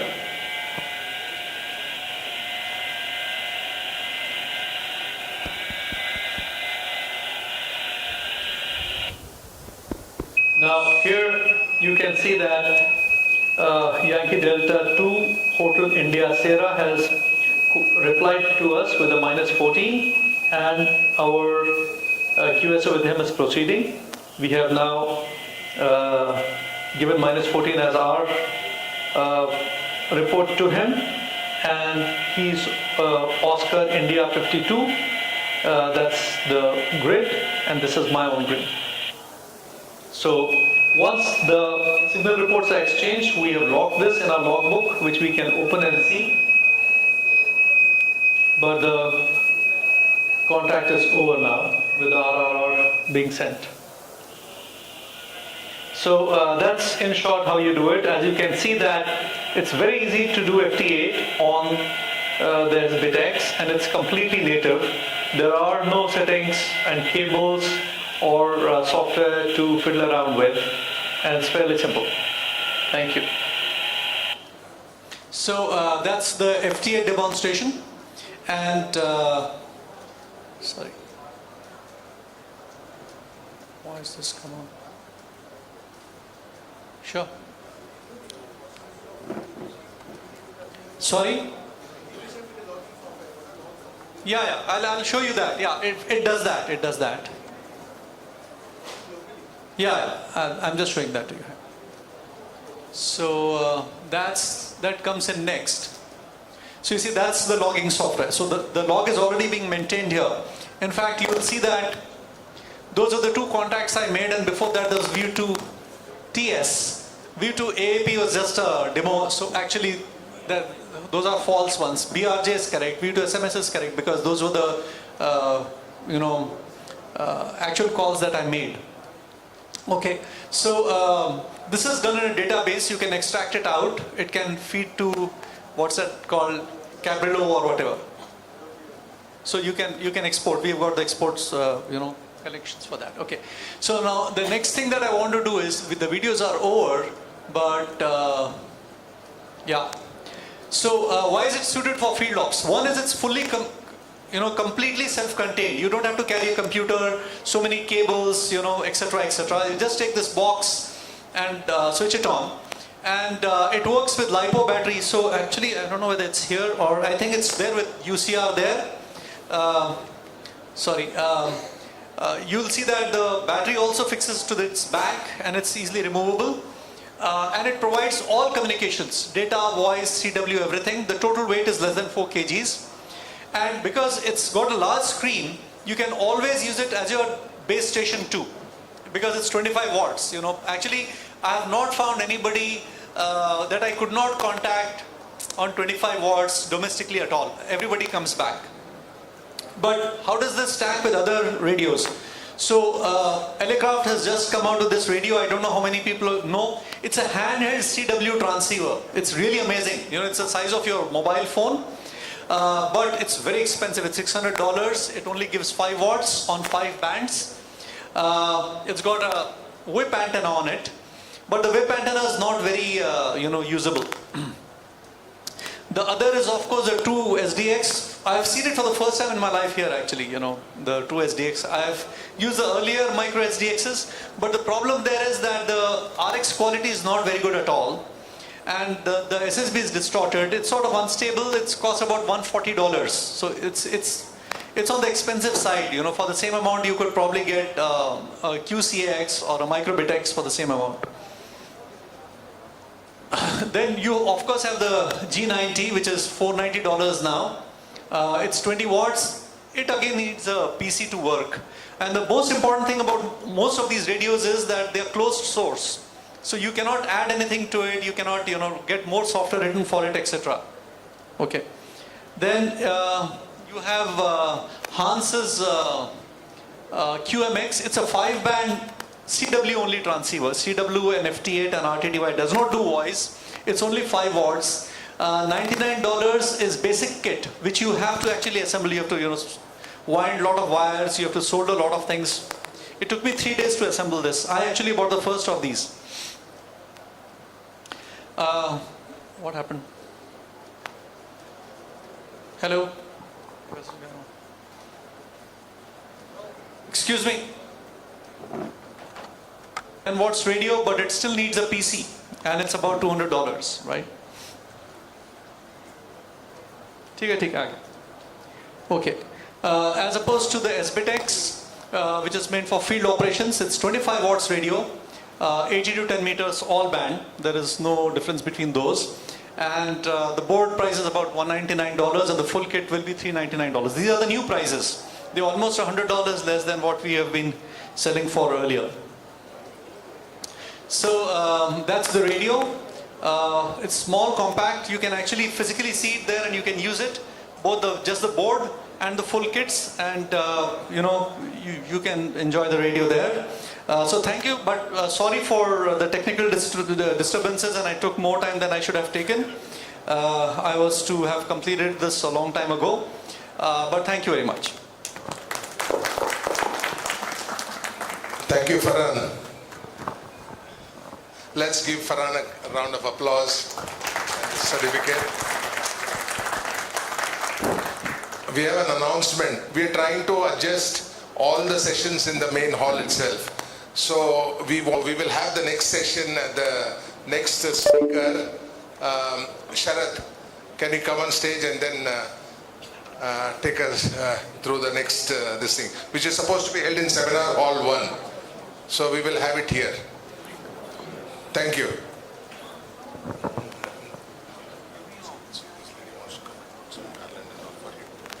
Not new, this is not something old. But at the same time in India, we have very few people who take part in the contesting. So I'm going to take how the contesting you need to prepare and what type and all, which I'm going to take in this session. What is contesting? See, this is a time frame, you have it during the contest period where you need to make maximum number of contacts, and then you need to achieve, then only you will be getting an award, and it varies from the countries and also different areas, at the same time different zones, likewise which it take place. So contesting is like goal of amateur radio operators. Contesting is to contact as many stations as possible during the contest. And see, there are so many contests are available. It is not that just simply, contesting will also generate a lot of things which are hidden things. Now, for example, I want to make a DXCC. There are many rare stations which you can find during the contest period. For example, CQ Worldwide contest time, you will see many new countries which you will hear in short span of time, and you can easily contact them. Likewise, that is one thing which you can do it. And second thing, you will also make more number of contacts in short time, and you will also familiar with the stations to make contact and how they are talking and how they are exchanging and all, and how you can improve your contacts, all can be done during the time. At the same time, you can also increase your speed of the operation, how you can make more number of contacts in faster basis. At the same time, you can also clean up your shack. That is another thing, because when you want to do a contesting, you also need to prepare your proper antenna, proper radios, everything you need to do. So that is the reason which I put it up cleaning. And at the same time, you also need to prepare your setup such a way you will be good in terms of logging automatically and then going on air and then making contacts. How many types of contests? There are many are there. There are few which I have described here.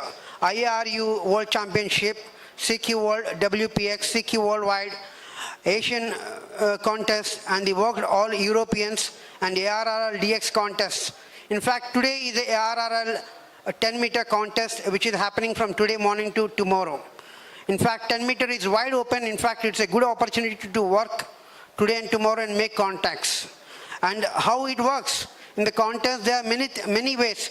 There could be contests where you need to exchange the zone number. There could be a way where you have to enter a serial number for the contest. All will be defined by the rules, not by anybody. So basically, each contest will have different types of the rules, different types of modes, which you can make contacts. There could be HF, there could be VHF. And there is no rack queue in this, basically, because contest is a very short time where you can make a contact and you can establish the contact and close the contact, and you need to move on.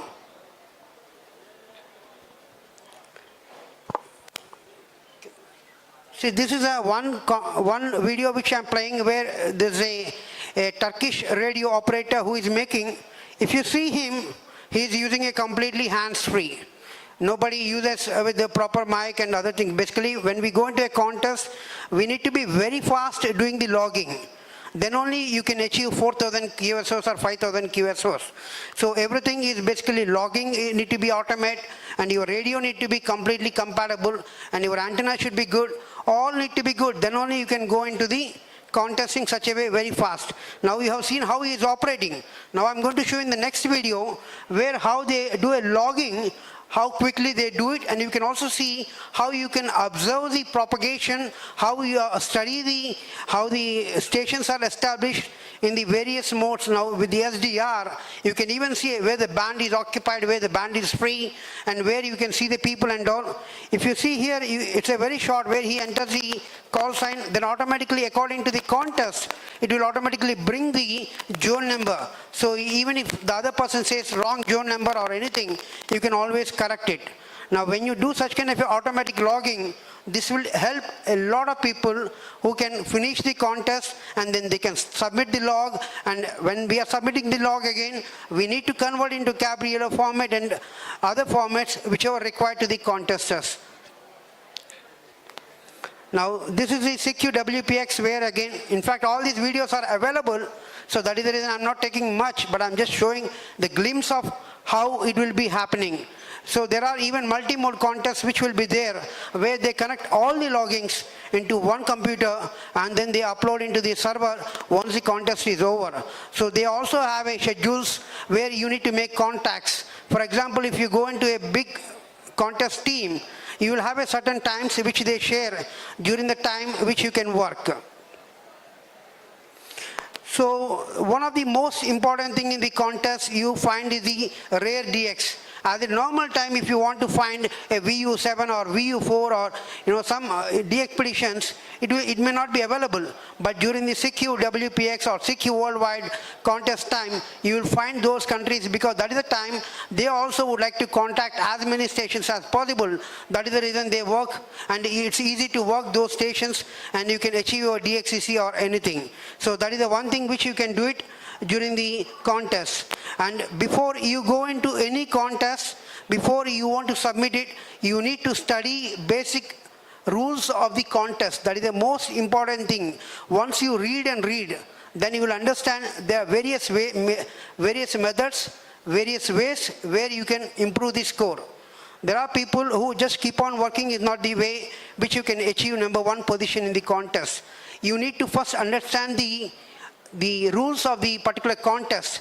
Then there is a way where you can increase your score, double or multiplier by way of working the contacts. For example, if I'm working, I have only limited time, but I work on the more number of continents or more number of countries, then automatically I will add the multipliers. That is the easy way to improve your points. Not that just simply you make only we use 100 and the other person comes and works only 5 foreign countries, then he may get more points, because it is a multiplier which makes a lot of difference. It is not that just simply making contacts is not the only thing. And reaching the people and making more number of countries always makes difference during the contest. So the preparation is very simple. First, read the rules is the most important thing for the contest. Then types of methods, types of the modes which you need to operate. Similarly, what time you need to operate, what time where the band opens and all, you will only come to know is only by listening the radio. It is not simply, you will not get it on that radio on that day. If you go and operate, you may not get the contacts.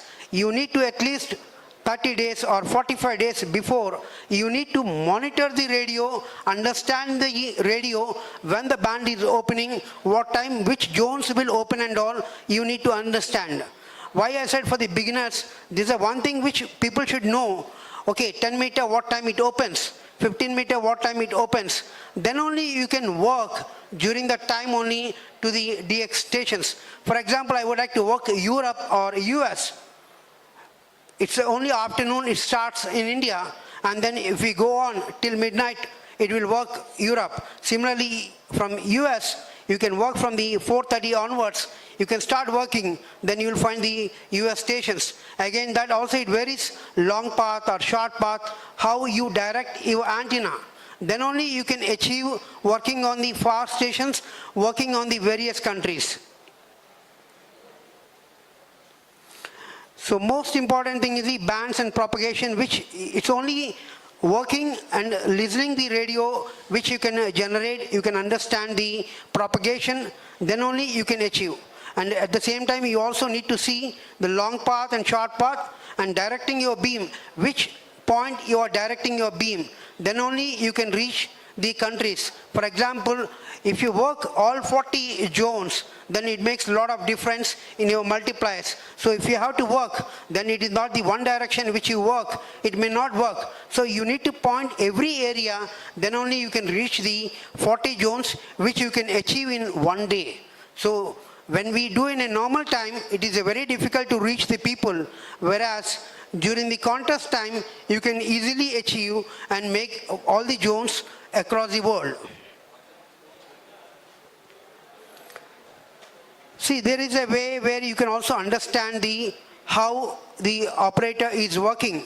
There is always, if we had a big pile up, he always goes and says CQ, CQ, VU2 RS 5 up. So that means he's listening 5 up, not that on the same frequency. If you keep answering also, he may not understand. So we need to listen first how he is working. Similarly, if he is calling VU2RS, VU2RS contest and listening, that means he is operating on the same frequency and he is free and he is ideal to work basically. So we need to understand how he is calling, how he is doing, and then we need to make contacts. So to start with, probably we can even take part with the smaller contest, which is the Indian contest and all. Then you can go into the bigger contest, then it makes a lot of difference. And when we go into the phonetics, please use a standard phonetics than using your own phonetics. So most of the time, people use if their own phonetics, it may not work. But during the contest, use standard phonetics, which will definitely make a difference.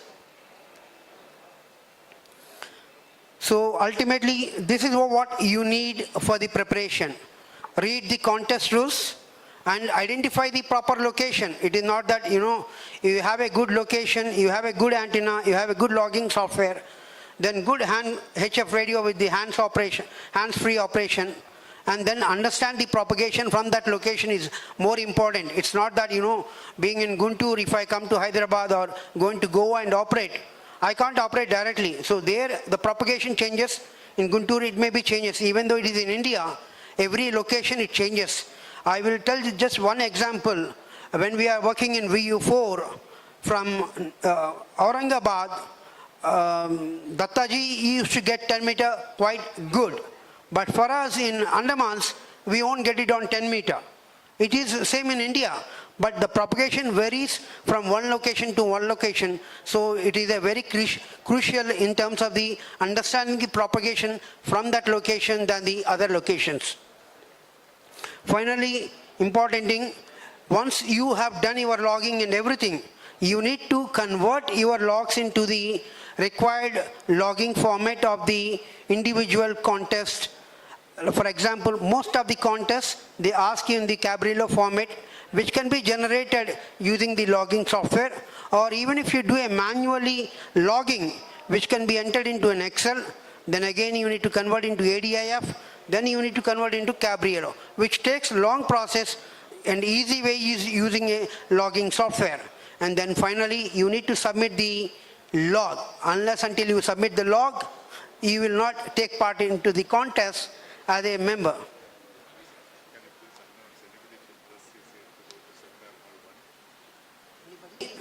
You need to sit on the shack. Unless until you sit, you can't take part in the contest. So you need to work hard means you should be ready to at least work 8 to 12 hours or even 24 hours or 36 hours. Then if you take part, it makes a lot of difference. To start with, we can even take 8 hours or 16 hours and start working. Then you can go for a bigger contest. This is the one which I did from the Bombay with the special call sign AU2RSB. That time I got #1 in India, number 13 in Asia, made around 3,28,240 points. This I worked with the VU2 NKS shack, where I only operated 18 hours during the time, and I made around 1,500 contacts and made that many points with my multipliers. Because the contacts might be less, but the multipliers take more number of points. It is not that I made that many QSOs. The QSOs will generate the points based on our contacts and our multipliers. So the multipliers are more important in the contest than anything else to reach more number of points. So this is the one which I did. And the second one is during the Hamfest India 2014, I hardly worked 4 hours. So, but still I made that many points. This is again in 2018, and this is again on 2019 when I got my VU2RS. I made the second in India, and this is again phone with the 2022, and this is #1 in CW. For example, CQ Worldwide CW, you get 1,000 points. For SSB, 1,000 points.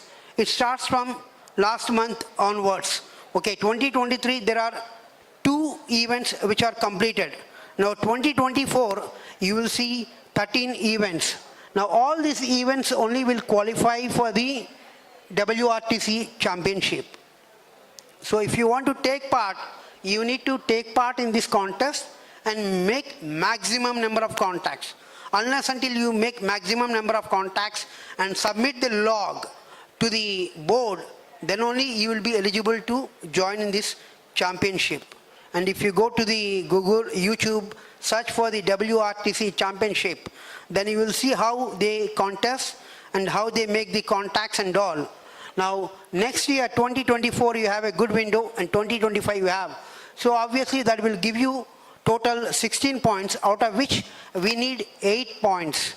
That means minimum 8 contests we need to take part and do maximum number of contacts. That based on the points, they will select you. That is the criteria for the WRTC. Once, if anybody can able to select, it will be great from India.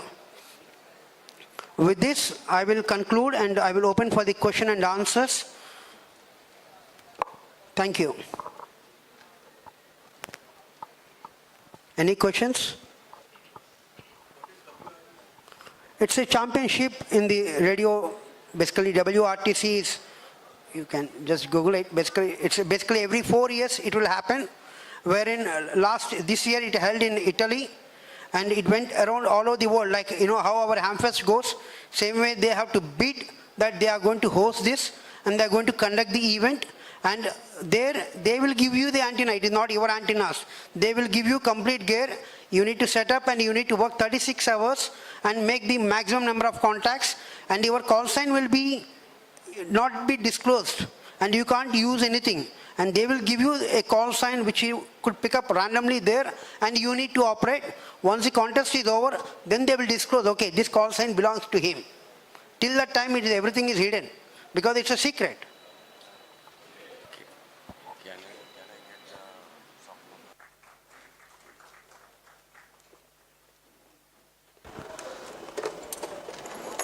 Then of course we have the coax. The battery pack is in here. I don't like exposing it much. It can blow up. And this is the small USB cable which does audio and CAT control in a single cable, of course. So this is the end product we are aiming for here. I am a software security engineer by profession, but I am fascinated a lot by RF and electronics in general. So I'll start by sharing my motivation, primary motivation, and which is to bring the cost of the hobby down, right? The hobby is known as the world's greatest hobby, but the cost can be sometimes a bit high, to be honest. And the whole point is to reduce the cost of entry, the cost of reducing that barrier down.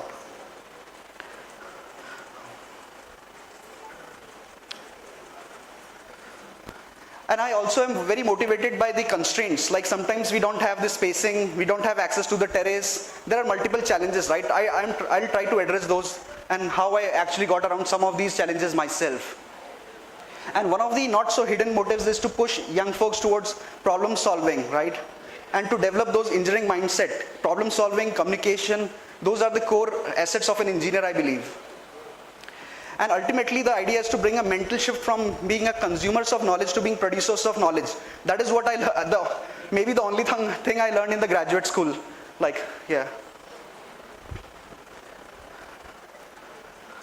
So sneak peek, just to get your interest, how can I experience HF RX at no cost? If I am sitting here right in this room, can I from my mobile phone or a laptop, can I do RX, receive HF traffic without any cost? Second is, how can I do 5 watts transmission at, let's say, 1,000 rupees? These are rough costs. It can vary a lot, or a little bit at least. Then we'll also talk about receivers, how we can build a receiver in, let's say, 300 rupees. Of course, it can't beat Farhan's 75 rupees design from last year, I believe, but still, it's something. And yes, ultimately, we'll be building this rig in, let's say, 2,000 rupees in a day.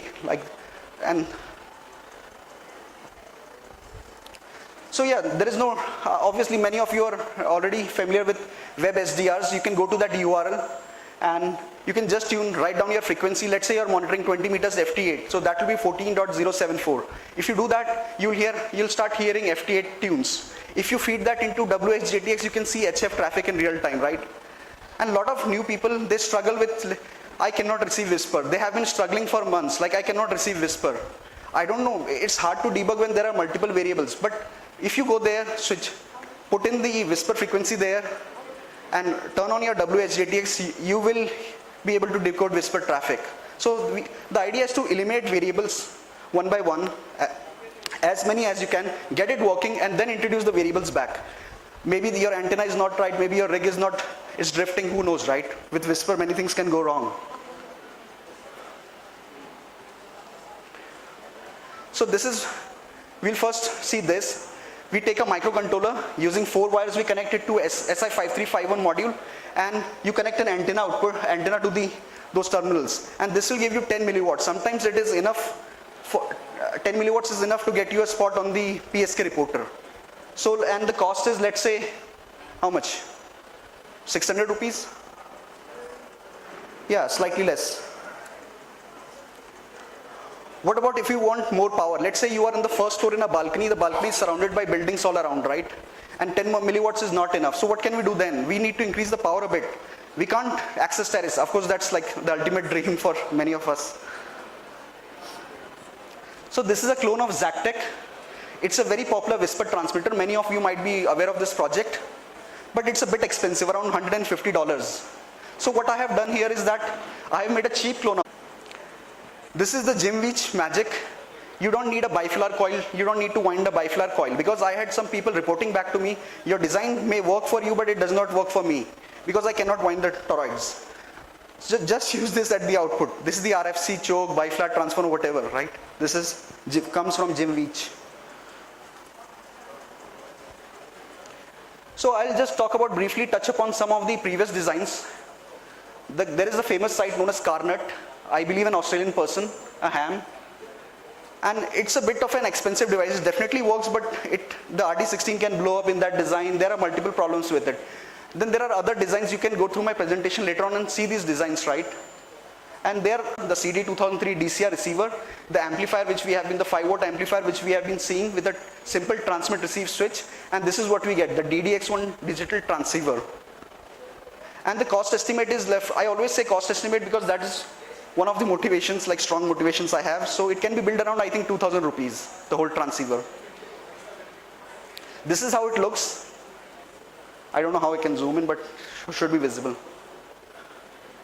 And as you can recognize, this is the power amplification part which we already saw. This is the receiver part which we already saw. I just sandwiched them together. I did not even do much PCB, what you call routing, like different routing. I just combined the two pieces together. So some of the features are that it has a rugged and reliable PA. At least it hasn't blown up once in my testing. And we also have a plan to upstream the firmware part, the software part, to the tiny USB project. Some of the things are already upstream, but some of the core components are still missing from upstream. The whole idea is to motivate the next generation of builders to be able to get these fundamental building blocks themselves and build on from there, to build the next generation of radios. And calibration is evil, I think. Let's say you are operating in Pune, right? The temperature there is different. You come to Hyderabad, maybe the temperature is not so different. Maybe it is, who knows, right? It varies every day. But the point is that if there is drift in your crystal and you require recalibration, that's a very troublesome thing. With $50, or not $50, 50 rupees, you solve this problem essentially at a low cost.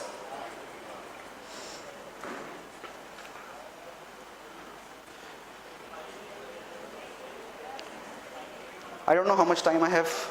Okay. So what if we need more power, right? SBTX can put out 25 watts now. And what if we need more power? So there are multiple possibilities. You can combine this system with external power amplifier. Again, it's the same board, HFPA25, except that instead of 510, you put IRF 530 on it. And with, 530? 510? The thing is, you have two of them, right? I just have one, and I don't want to blow it up.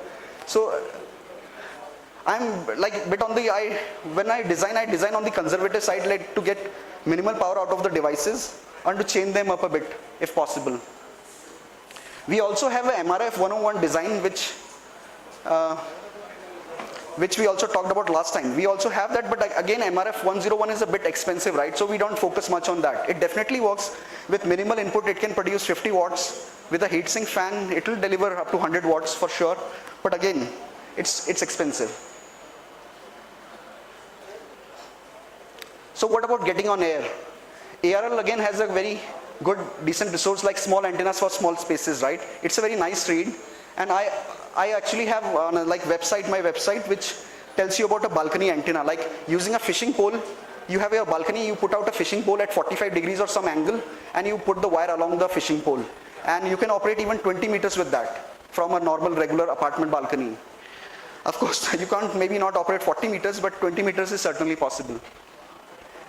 And I read somewhere in some of the slides that target the highest band you can. It may be good for contest, but it's also good for us if you are have limited space.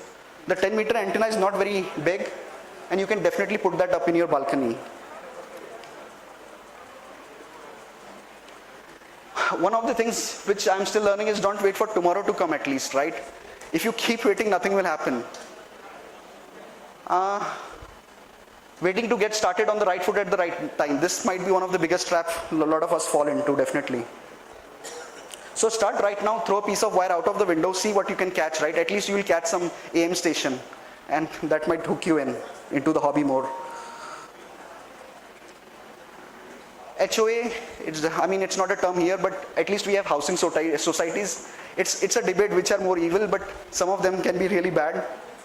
One of the things which had worked for me is that if you just talk to your people, right, develop some personal relationship with people out, like in the society management committee or something, get to know them personally or help out with various things that are required in your society, eventually they will consider, might consider your request. This has worked really well for me.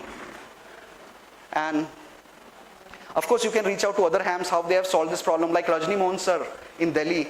He again, ARR book is great, but it might not give you the answer you need for your own situation. So talking with people, and that definitely helps, I think. What about SSB? Farhan rightly pointed out that this is not a linear, right? The chain is not linear. And again, Giddo has done some magic work there. Using FM, Giddo can produce a SSB signal. And we actually have a small proof of concept code in that URL down there. And using a normal microcontroller and a SI5351 module, you can hear that it can, even on its basic form, it can produce a SSB signal. And so yes, we would be able to do SSB at some point. It might not be very like high fidelity kind of setup, but it's possible, at least some usable form of it. So yeah, this might be a bit controversial. So some people say that FT8 makes them very sleepy and bored, right? And some people enjoy it a lot. Both of the perspectives are true. So why is that, right? How can that be true? Both of them can't be true, right? So I think it all depends on our own perspectives, the way we view things. And so like a home brewer who has the slightest is fascinated by information theory and coding, they will be super fascinated with FT8. They'll be trying to understand how it works, why it works that well, and how they can build on top of that. It's hard, definitely the underlying math is a bit hard, but it's doable, I think. So yes, when we are free to choose a perspective, why did I choose to like FT8 or the digital modes, and why this domain, right? Because I think it enables deeper sense of understanding, enjoyment and appreciation, and the idea is to be an enabler for others, right? Not a gatekeeper. Yeah, that's the whole point, I think. When we are free to choose our own perspective and influence others, how should we choose a perspective, right?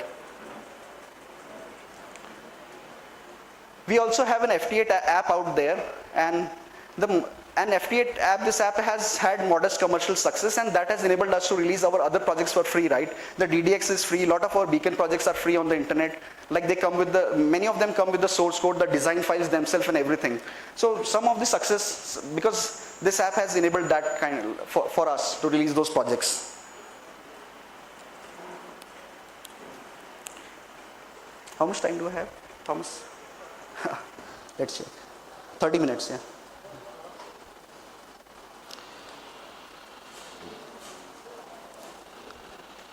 Again, now I'm going on to random topics. Like, this is about new APRS. Let's say you want to build, let's say you are in a jungle or somewhere and you want to send out a SOS signal, right? Like an emergency signal that something bad has happened, I need some rescue. How can you do that? Using FT8. This is like, so what you can do is, you can first at the same TX offset 1250, you can send a CQ message, right? And remaining at the same offset, you can send out your geohash. Geohash is essentially a encoding of your longitude and latitude, and using that you can, it's like 13 or 12 characters long, I believe, and using that you can pinpoint your location to, let's say, like plus minus 100 meters, which is good enough for rescue purposes, I believe.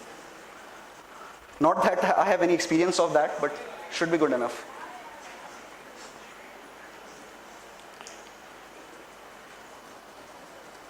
So another fun thing which you can do is, I don't know how to create these balloons, but they seem to be reasonably low cost balloons. You fill them with helium, I believe, or some gas, and helium, and you can tie down an antenna there and a small whisper transmitter. And what I have seen is that the cost of this device is, let's say, I think $14 or something like that. The challenge now is to how do we reduce the price by half, and how do we reduce the weight by half, because the transmitter needs to be very, very light. So that's a challenge for the readers. And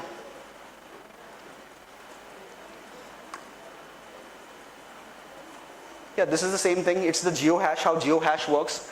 It's like a bidirectional function. You can encode the longitude and latitude, and then you can, from the hash, you can get it back, exactly back.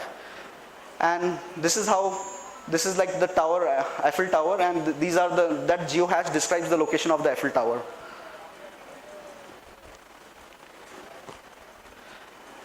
So if you have any ideas like how you can improve on this, please reach out. I'll be sharing my contact details towards the end of the talk. And it should be a fun project, right? Because I don't know how to create those balloons. If someone can create those balloons, I can create the bottom part.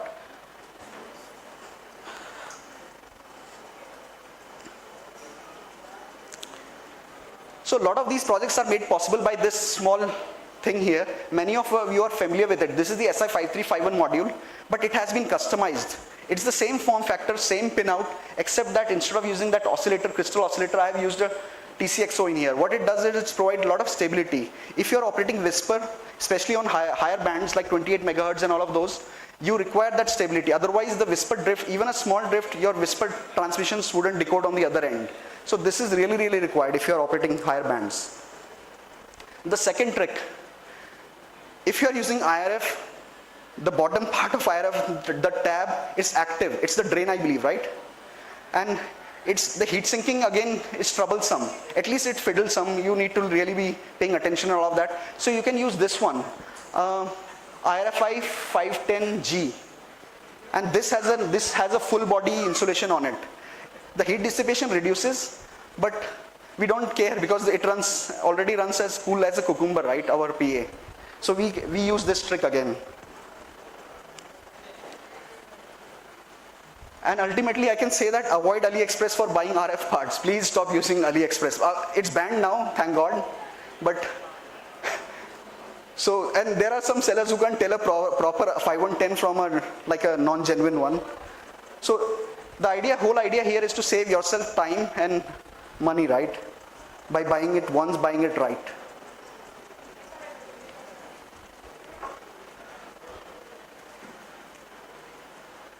And the important takeaway, what I have found here is that don't shy away from software hacking opportunities. The software has eaten up the world. You might have heard this before.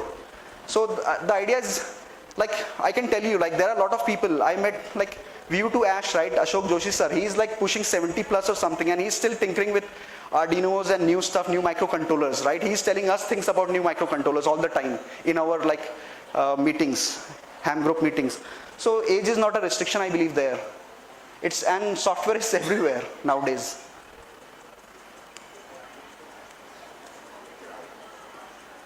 And one of the things which I have found important while experimenting with PAs and everything, if your power supply has a CC mode and a CV mode, like constant current, constant voltage mode, it's really, really easy to debug your amplifiers. Like, you can tell exactly what is happening, and how much power it is consuming at different input levels, voltage levels.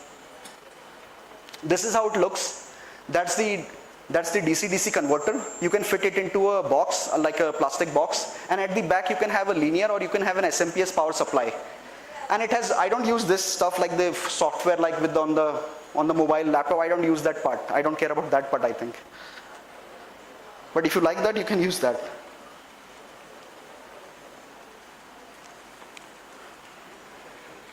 What's next, right? DDX1 is here, it works, it makes QSOs. What is next? So the next idea is we can capitalize on SDRs, right? To improve the reception part of it, of the rig. We can actually like use this particular SDR, it's a RSP1, let's say a redesign, clone, rebranding, whatever. And the whole point there is that you will be able to monitor 8 to 10 megahertz of the spectrum at the same time. And not even commercial rigs can do this, I believe, like IC 7300 or other ones.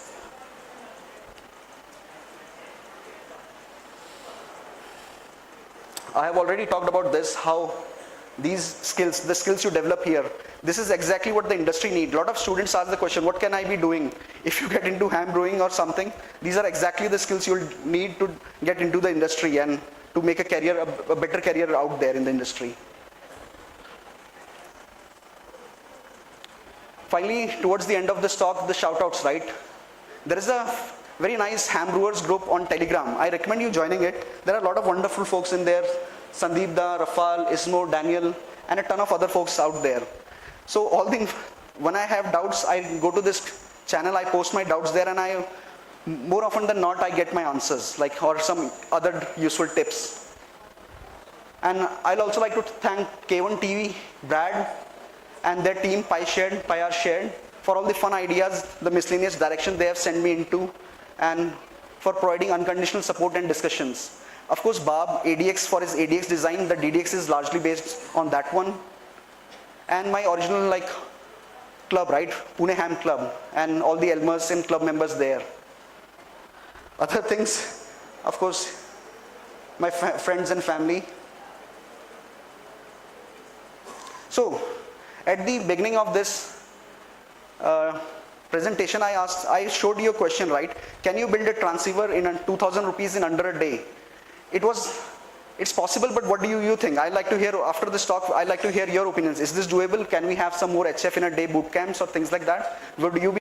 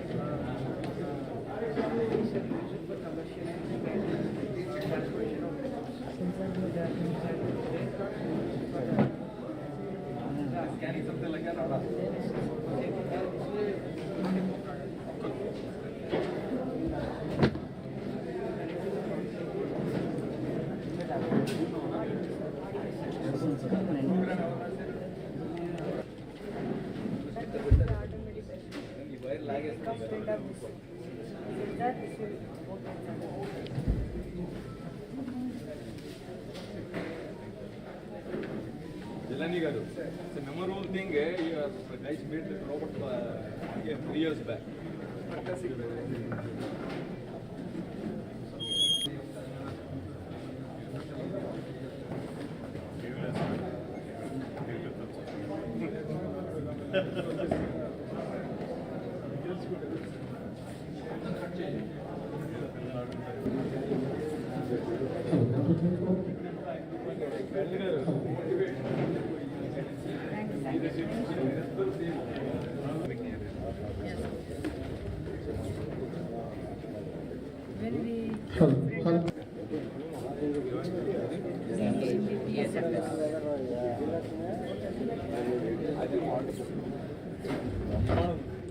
You only wrote the program.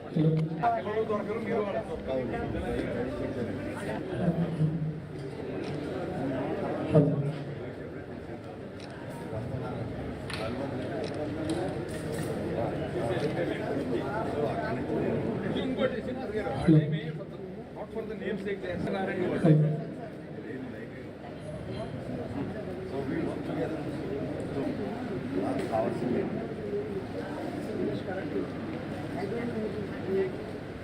What is your life ambition? What do you want to do?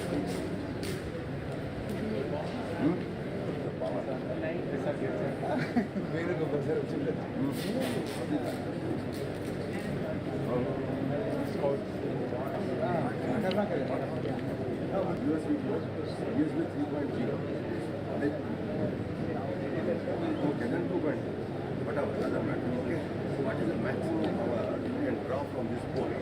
That kind of thing you must know.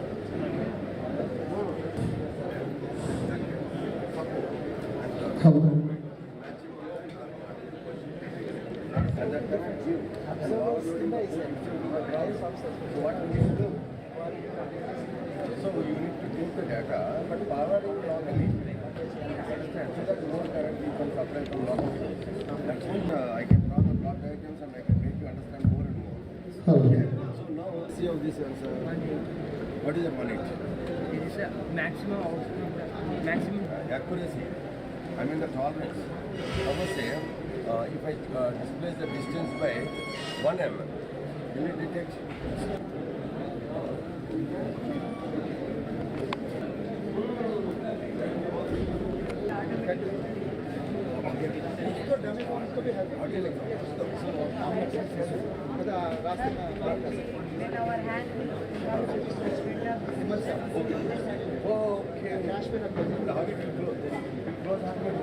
So if someone wanted to put something into there, how it will know? How it will know that this voice has put something? Is it automatic?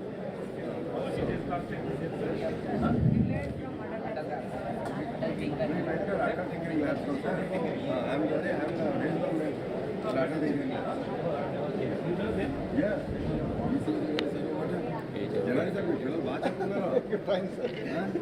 Watch it. They are good teachers. All the components and making it same way. Flight recorder. called programming 3.3 processing. We input the Java code of this radar system and we select the port which is currently being used. Can you explain me the code? The code of says can you give a demo for any object?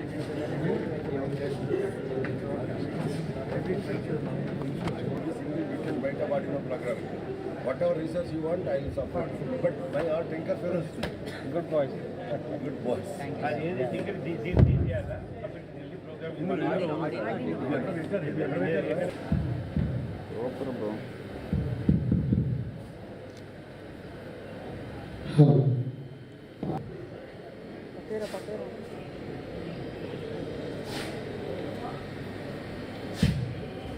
Hello. Good morning, everyone.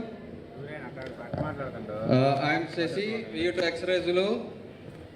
Welcoming all for this 6th edition of Lamakaan Annual Radio Convention. Thank you very much for being here. Hope you will enjoy. We have free market other side. We have a lot of technical sessions. This is main hall mainly focusing on homebrew.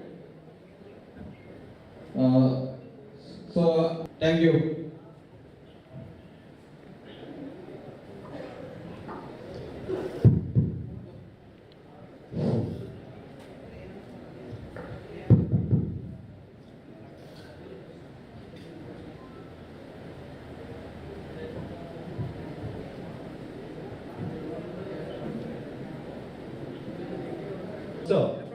So there are a lot of myths that we have about home brewing, and he has basically gone in the opposite direction to say, what if we don't follow the conventional wisdom? Him doing this live, this is recorded. Once we finish this in about half an hour's time. All right, good morning, good evening, whatever time it is. Beforehand, it's asked me to come and talk to you about a radio called Mythbuster. First of all, my name is Bill Mara, I'm N2CQR, and look, I got my Lamakaan t-shirt on. I'm very proud to have a connection with the Lamakaan Club through my connection. I have built the J-Bot amplifiers. I built the little signal generators that Farhan described and uses. I know there's probably a better way to do it, but I'm just going to do it this way. Look here. I go up here. Look, with the Lamakaan symbol there right up on front. Okay, first, I just want to make a couple of comments about the physical, in terms of the physical form. Look, the box is made out of very cheap plywood. You see, it's about, I don't know, about 5 mils thick. And this plywood came to me when, during the pandemic, my wife had the idea that we should buy a treadmill. So we ordered a treadmill. The treadmill came, the guys installed the treadmill. And as part of the packing material, they had a whole bunch of this little cheap old plywood there. They were going to throw it away. And I said to them, you know, I have a little screen here. I found that screen, again, during the pandemic, when I was out taking an afternoon walk, a lot of imperfections in cabinet making. I'm very bad at cabinet making. I'm better with wood than I am with metal, but that's not saying much. So anyway, that's seen it. It was quite good. My kid and I, Billy and I used to watch it all the time. But there came an upper side band on all the bands above 40 meters. Upper side, why do we have that distinction? And there's a myth out there that has been repeated many times. It says this. Well, it says, you see that one? You have a 9 megahertz LSB generator, and then you combine it with a VFO at 5.2 meg transmitter. So the VFO is at 5.2 meg and 20 meter, 75 meter lower sideband and 20 meter upper sideband. మొత్తం తీయలేదండి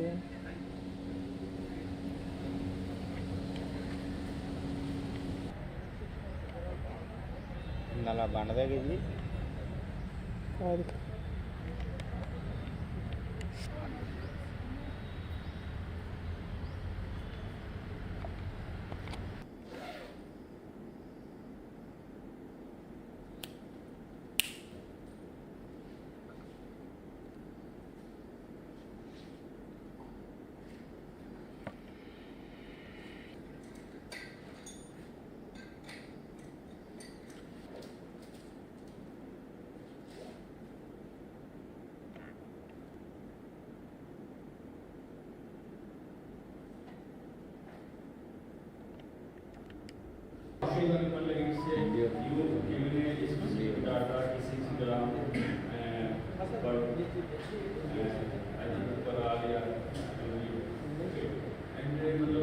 How can you measure what is the base of this carbon dioxide?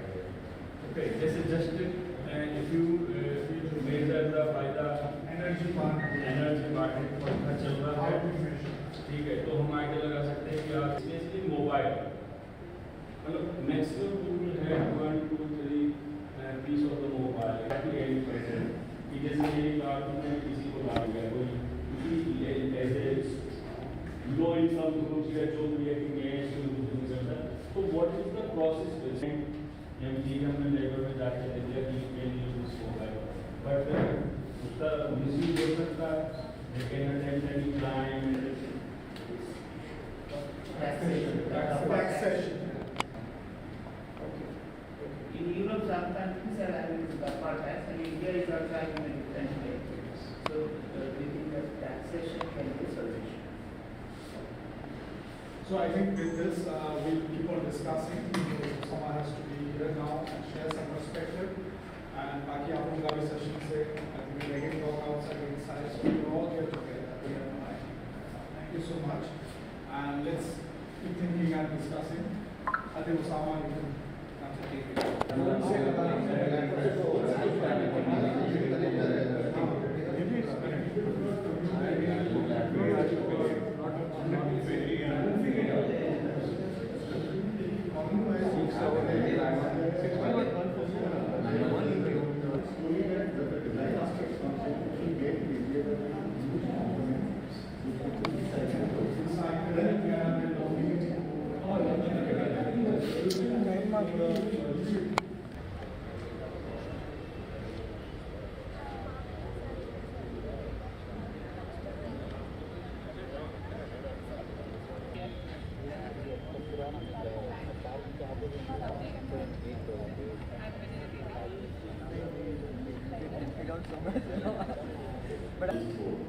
and they have more than 2,000 members all over India. And we organize impact activities, only academic activities like organize national international conferences like the World Environment Summit and Global Water Congress. And we are also working on the water conservation and the Jal Kranti mission and river conservation living Gazibar. And we are also working in the waste management, solid waste management. Especially we are trying to empowerment of the waste.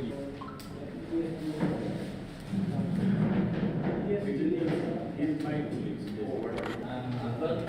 From WWF India, I'm working as a senior education officer. I lead the environment education activities in AP and Andhra Pradesh. And I have done my master's in education from Ajipana University. I am Saurabh, I'm a part of the Solar Foundation.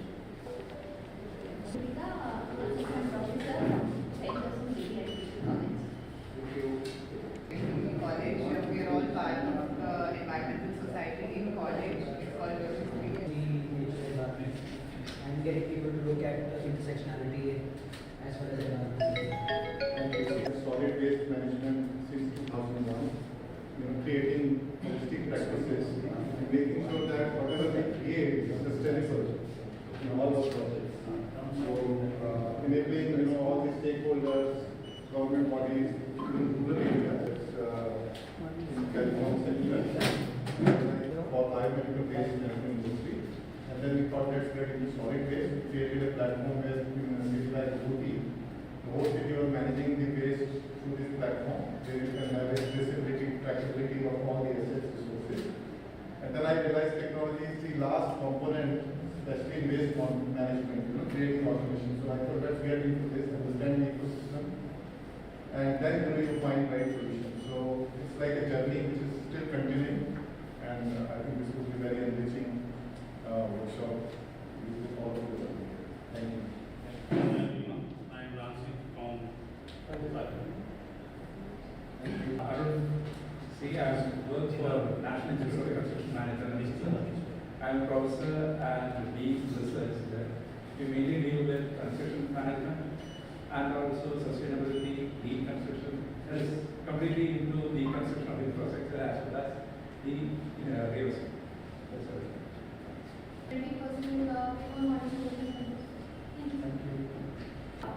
Good morning everyone. My name is Mahalakshmi. I am from St. Joseph Digyan PG College, pursuing BCom second year.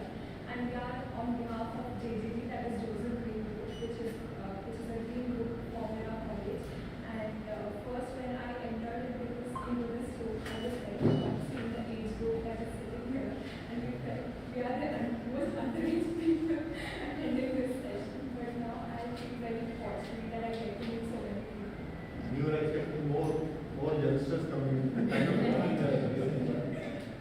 this is especially for you because you are from Vijayawada, radio to National 95 since 91. I am member of particular because one of the areas of focus is environment in broadcasting school. I worked with 2 weeks secretary of geology. That's why I interested and that's why I attended this seminar. Integral for Society like that. We are working in waste management and also studying environment awareness. So there are 600 different ideas.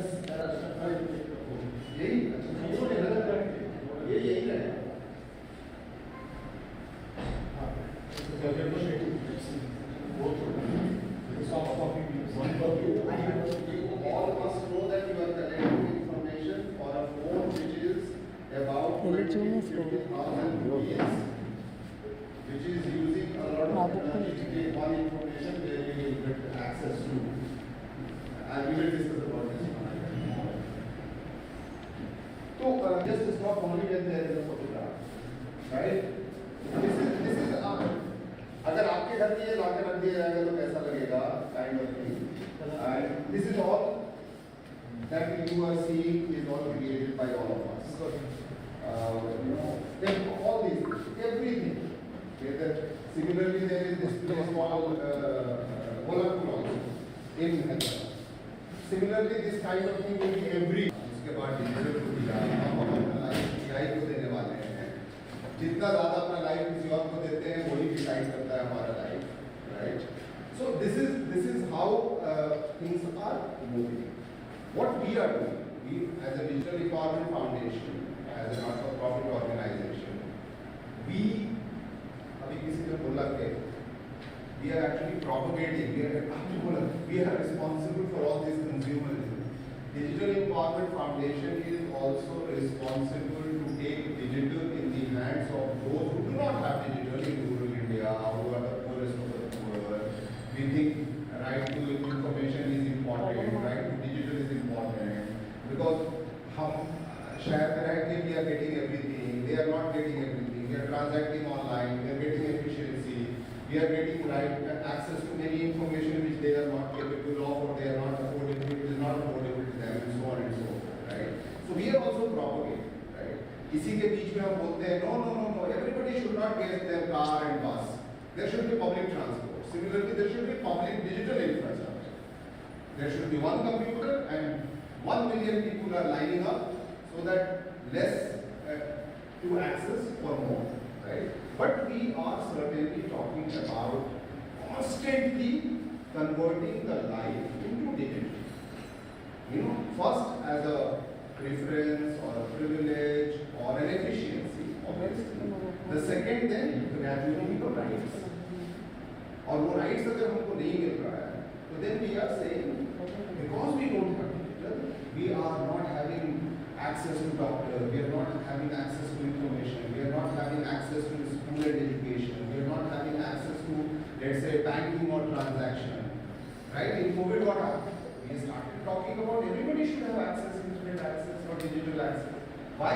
Because government says education is online, or government says doctor is online, or vaccination is online. Now they say your right to exam is also online. Then you say right to bank is also online. Then now they are saying all the poor people, your right to food is also online. Because you have to put biometric and then you have to put.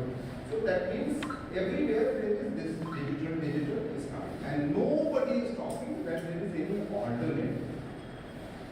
On the alternative discussion, suddenly the word has come up in the last 5 years that we are creating too much of waste. We are having single food, we are having food, and we are having so many similar kind of trash. अब हम क्या करें? Right? We are changing our digital goods and actually it's not dying. Information is still invisible, but device is not. Right? It's coming from uranium, it's coming from silicon, it's coming from whatever. It doesn't die, it's not biodegradable. Information is degradable or biodegradable or fermentable or dementia. Right? But goods are not, the devices are not. What do we do? Right? And The concern is not only for the environmentalists who are actually fearing that, you know, these people are using and throwing and we don't know how to tackle the cleanliness or how to tackle its biodegradability or how to tackle it trashing or how to tackle the what we call as the forward. Can you go to the other presentation? No, other this one. The recycle, refurbish, restore, reuse, you know, और पता नहीं क्या क्या और भी word आते हैं repurpose, हाँ foundation has got many refurbishing centers. Sahas is doing all that and any of you are but you know repurposing in many ways. So you know the responsibility that we have taken is that how do we create consciousness in one word around digital? क्योंकि वो भी अब right बन चुका है. सांस लेना भी तो तुमको साफ सुथरा सांस चाहिए, you know. वो भी राइट है हमारा, right to environment, right to have a proper climate for us. On one side we are ready to destroy, but on the other side we need more. So actually this human being as a single-handedly they need more, right? We need, being a consumer, we need this also. But as a conscious survivor, we also want a better climate. We need trees around us. We need, clean water. We don't need, this climate change impact that is happening all the time to us. So what do we do? So this workshop is actually to figure it out that हम क्या-क्या rules में change कराएं, क्या-क्या हम अपने lifestyle में change करें, क्या-क्या हम consciousness लेके आएं ground में and things like that, right? Is everybody okay whenever I come to Hindi? Everybody? Is making a new rule that you cannot do anything but online banking. मुझे right to internet for banking भी चाहिए. That means right to finance, right? Since government is saying that you cannot have your ration card without showing ration card online, you cannot have your food, which is ration. You have to have then right to internet for accessing your food also. Then government in COVID said that you cannot have your vaccination without online registration. That means my right to health is also dependent on right to information and right to internet. जब इतने सारे rights हैं, उसमें then you also have a right to fresh air. You also have a right to fresh water. Right? Also, I think there is this factor which especially subsequent plant obsolescence. कि आप मेरा device तो चल रहा है ठीक था, पर आपने सॉफ्टवेयर को अपडेट कर दिया. वो सॉफ्टवेयर इसमें नहीं आता. तो आपको फिर चेंज करना पड़ेगा. It's a functional thing that you are doing. Absolutely. Then machine-wise, the car is usable for maybe 25-30 years. My one car is 23 years old and it's functional. But I am running it from one estate to other because one estate says कि 10 साल में छोड़ो, दूसरा estate बोलता है 15 साल में छोड़ो, तीसरा estate बोलता है ठीक है तुम 20 साल चला लो, पांचवा estate बोलता है और चलाओगे तो तुमको और पैसे देने पड़ेंगे because उसके लिए वो environmental grading का उसका environmental का कुछ और ही calculation है. They are not even calculating that trashing the machine itself is a huge environmental disaster. जैसे नया मोबाइल का वर्जन आया है, इसको ओल्ड कर दो ताकि वो नया वाला करे. Exactly. So how much is consumerism we should take as an individual? That's the reason I asked this question of digital life. My second question to all of you is that what does come to your mind when you say environmental rights? And you please write down. Is your to change it? And you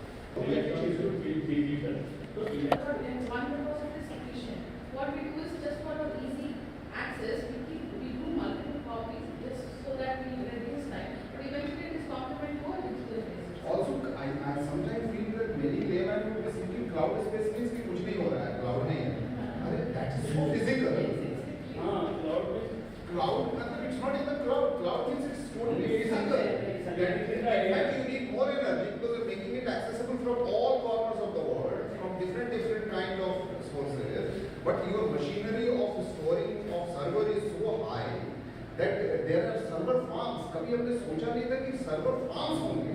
I mean, they are guzzling energy like anything. Huge. I mean, some people are saying they are even more stronger than atomic energy plants or some electricity making plants. And it comes in one server space consumes like one city full of A6 run. That is the CFC is being generated because they are updating ACs and coolers all the time. And we used to blame government for duplicate copies, but all data centers keep copies in duplicate now. Yes, absolutely. Absolutely. हमारे आधार जो है पढ़ानी कितनी जगह होंगे? नहीं, I'm saying even for the company, even if it is just a Google, they will keep your data in 3 different places. Places like Asia Pacific में अलग होगा, इंडिया में अलग होगा, सिलिकॉन वैली में अलग होगा, पता नहीं कितनी जगह है। सोर्स हुआ, कितने कितने लोगों ने अपने पसंद लगाए तो फिर भी चलिए एनवायरमेंटली डिग्रेडेबल है। लेकिन अगर जमीन कितनी खोदी, यूरेनियम कितना निकाला आपने, कितने पेड़ काटे, उसको कैलकुलेट कर। जी। जैसे just like India example, 1 cup of coffee. जी। Coffee from Sweden वो पैकेट में पूरे जोड़े तो कैसे बनते हैं? 60 लीटर वाटर कंज्यूम करती है। जी, या जीन्स बनने में बोलते हैं। एक जीन्स बनने में कितना पानी लगता है? The 4 grams per email is just for sending and receiving. Okay. उसका पूरा आपने अगर footprint calculate किया, It's not calculated. The one that he said is not fully calculated. One is different. It's not 2. No, this is just How can you how can you what is the process to calculate what will you consider? ये आपका homework है, आपको अगले महीने बताइए। Because आपका router है वो नेटवर्क कहाँ से कनेक्ट किया है, इसलिए तो बोल रहा हूँ आप मेरे क्वेश्चन अगर क्लियर नहीं होंगे तो how can you teach now? सही बात। बच्चे बहुत क्वेश्चन पूछते हैं। जैसे जैसे जैसे मान लीजिए आप बच्चे से फीस लेते हैं ना किसी कॉलेज में, किस बेसिस पे लेते हैं आप? 50 लाख रुपए पर पर्सन पर ईयर। हाँ, एक बात कह रहा हूँ, सिंपल एग्जाम्पल, आपने बिल्डिंग बनाई, आपने उसको लैपटॉप दिया, आप उसको खाना खिलाते हो, आप उसको मैनेज करते हो, तो वो पूरा जो कैसे कैलकुलेट करते हैं उसके बाद पर पर्सन के हिसाब से उसी तरह से ये है। वो नहीं कर पा रहा था कि हम कुछ गैस रिलीज नहीं वो भी है। ये जो है renewable and non-renewable energy.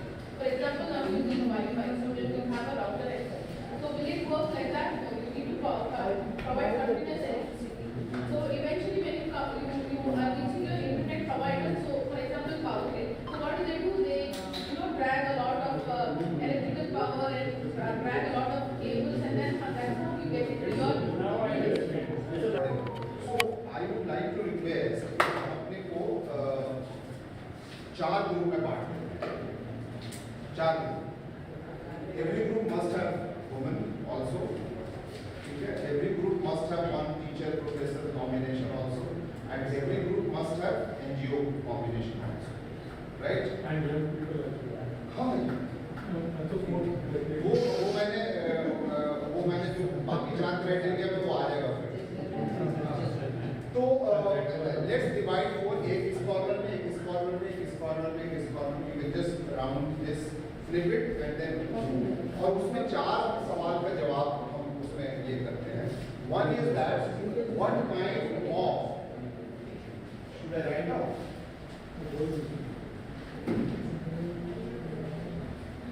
The board is something. हाँ, उसके बाद Chocolate Strong है?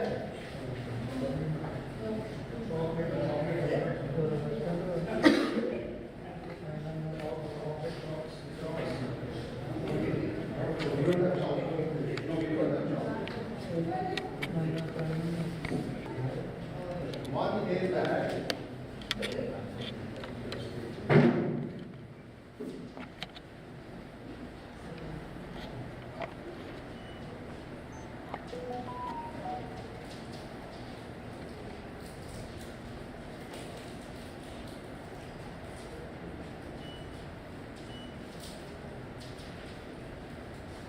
policy for digital consumption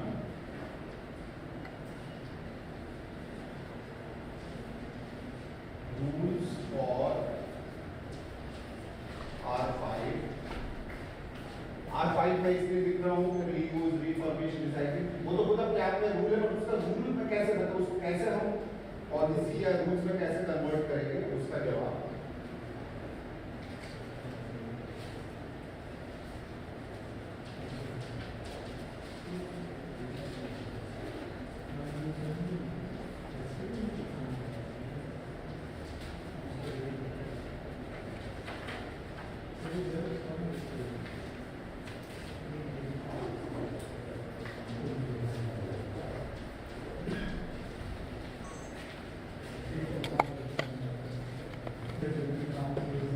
There's a virtual needs for digital devices, medical devices, and उसको हम digital needs भी कह सकते हैं, digital rights भी कह सकते हैं. At the same time, there is environmental thing also. How much environment can be passed to us? So how do we balance that? So what is the, I think that question should be also be important to discuss. How do you balance the digital thing with the environmental thing? So because this is very, very important. How, what are the processes and mechanisms we can follow as a government? मेरे दिमाग में भी इतना कुछ आ रहा है, but you can also change your point and we make a group. privacy invisibility वाला aspect है. So I would say कि ये जो digital consumption है ना, अगर आप गौर से सोचोगे तो it comes under digital rights and it comes from privacy perspective and all that. उसमें भी आएगा कि कंजम्पशन जो है किस लेवल का करें, क्योंकि कंजम्पशन का रूल ऐसा बनेगा कि government should take a sovereign responsibility of creating server और सब लोग उसी से जाएं तो एक ही चीज होगा, एक ही जगह यूज होगा, बार बार आइटरेशन नहीं होगा. What I don't know, I am just saying that it's not easy, these are not easy and already there are rules which we are not following. You know, there are e-waste rules, there are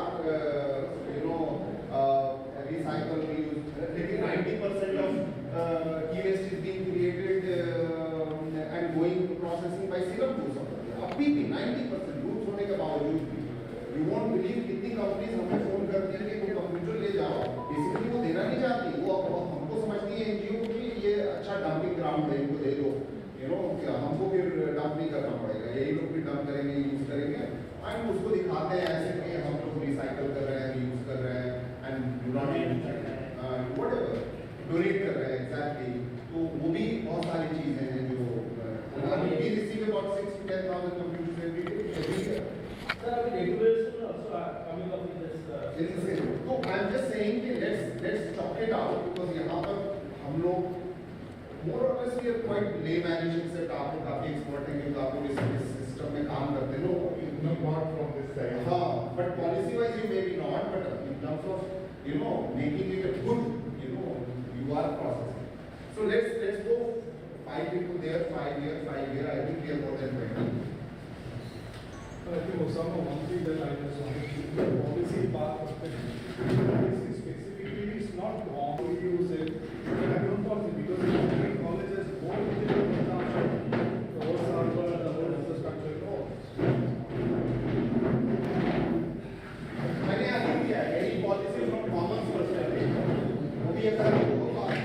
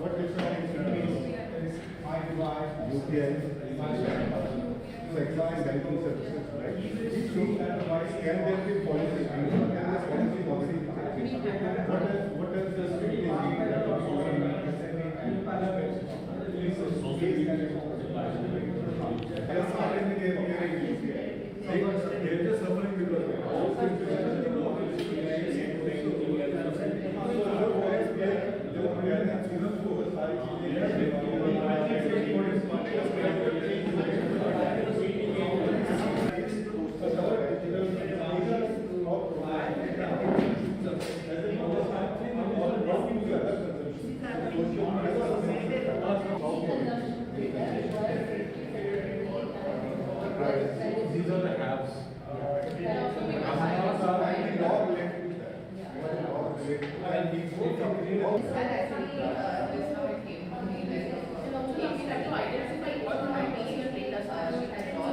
Telling us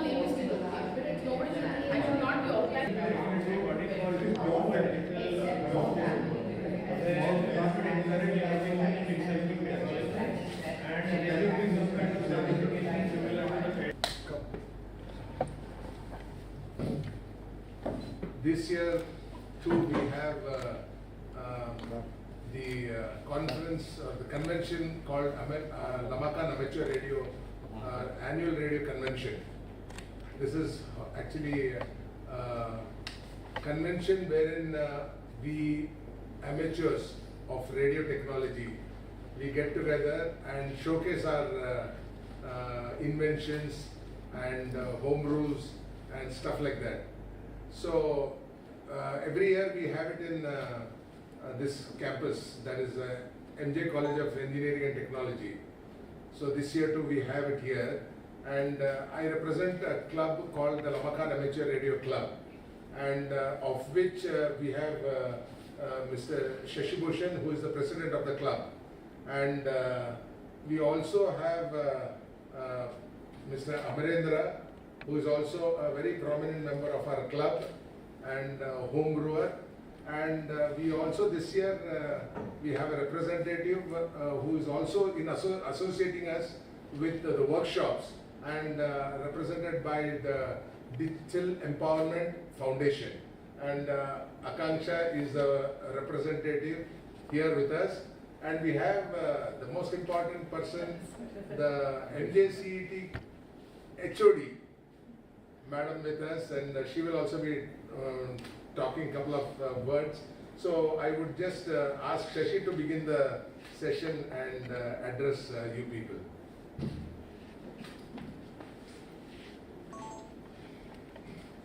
Good afternoon, everybody.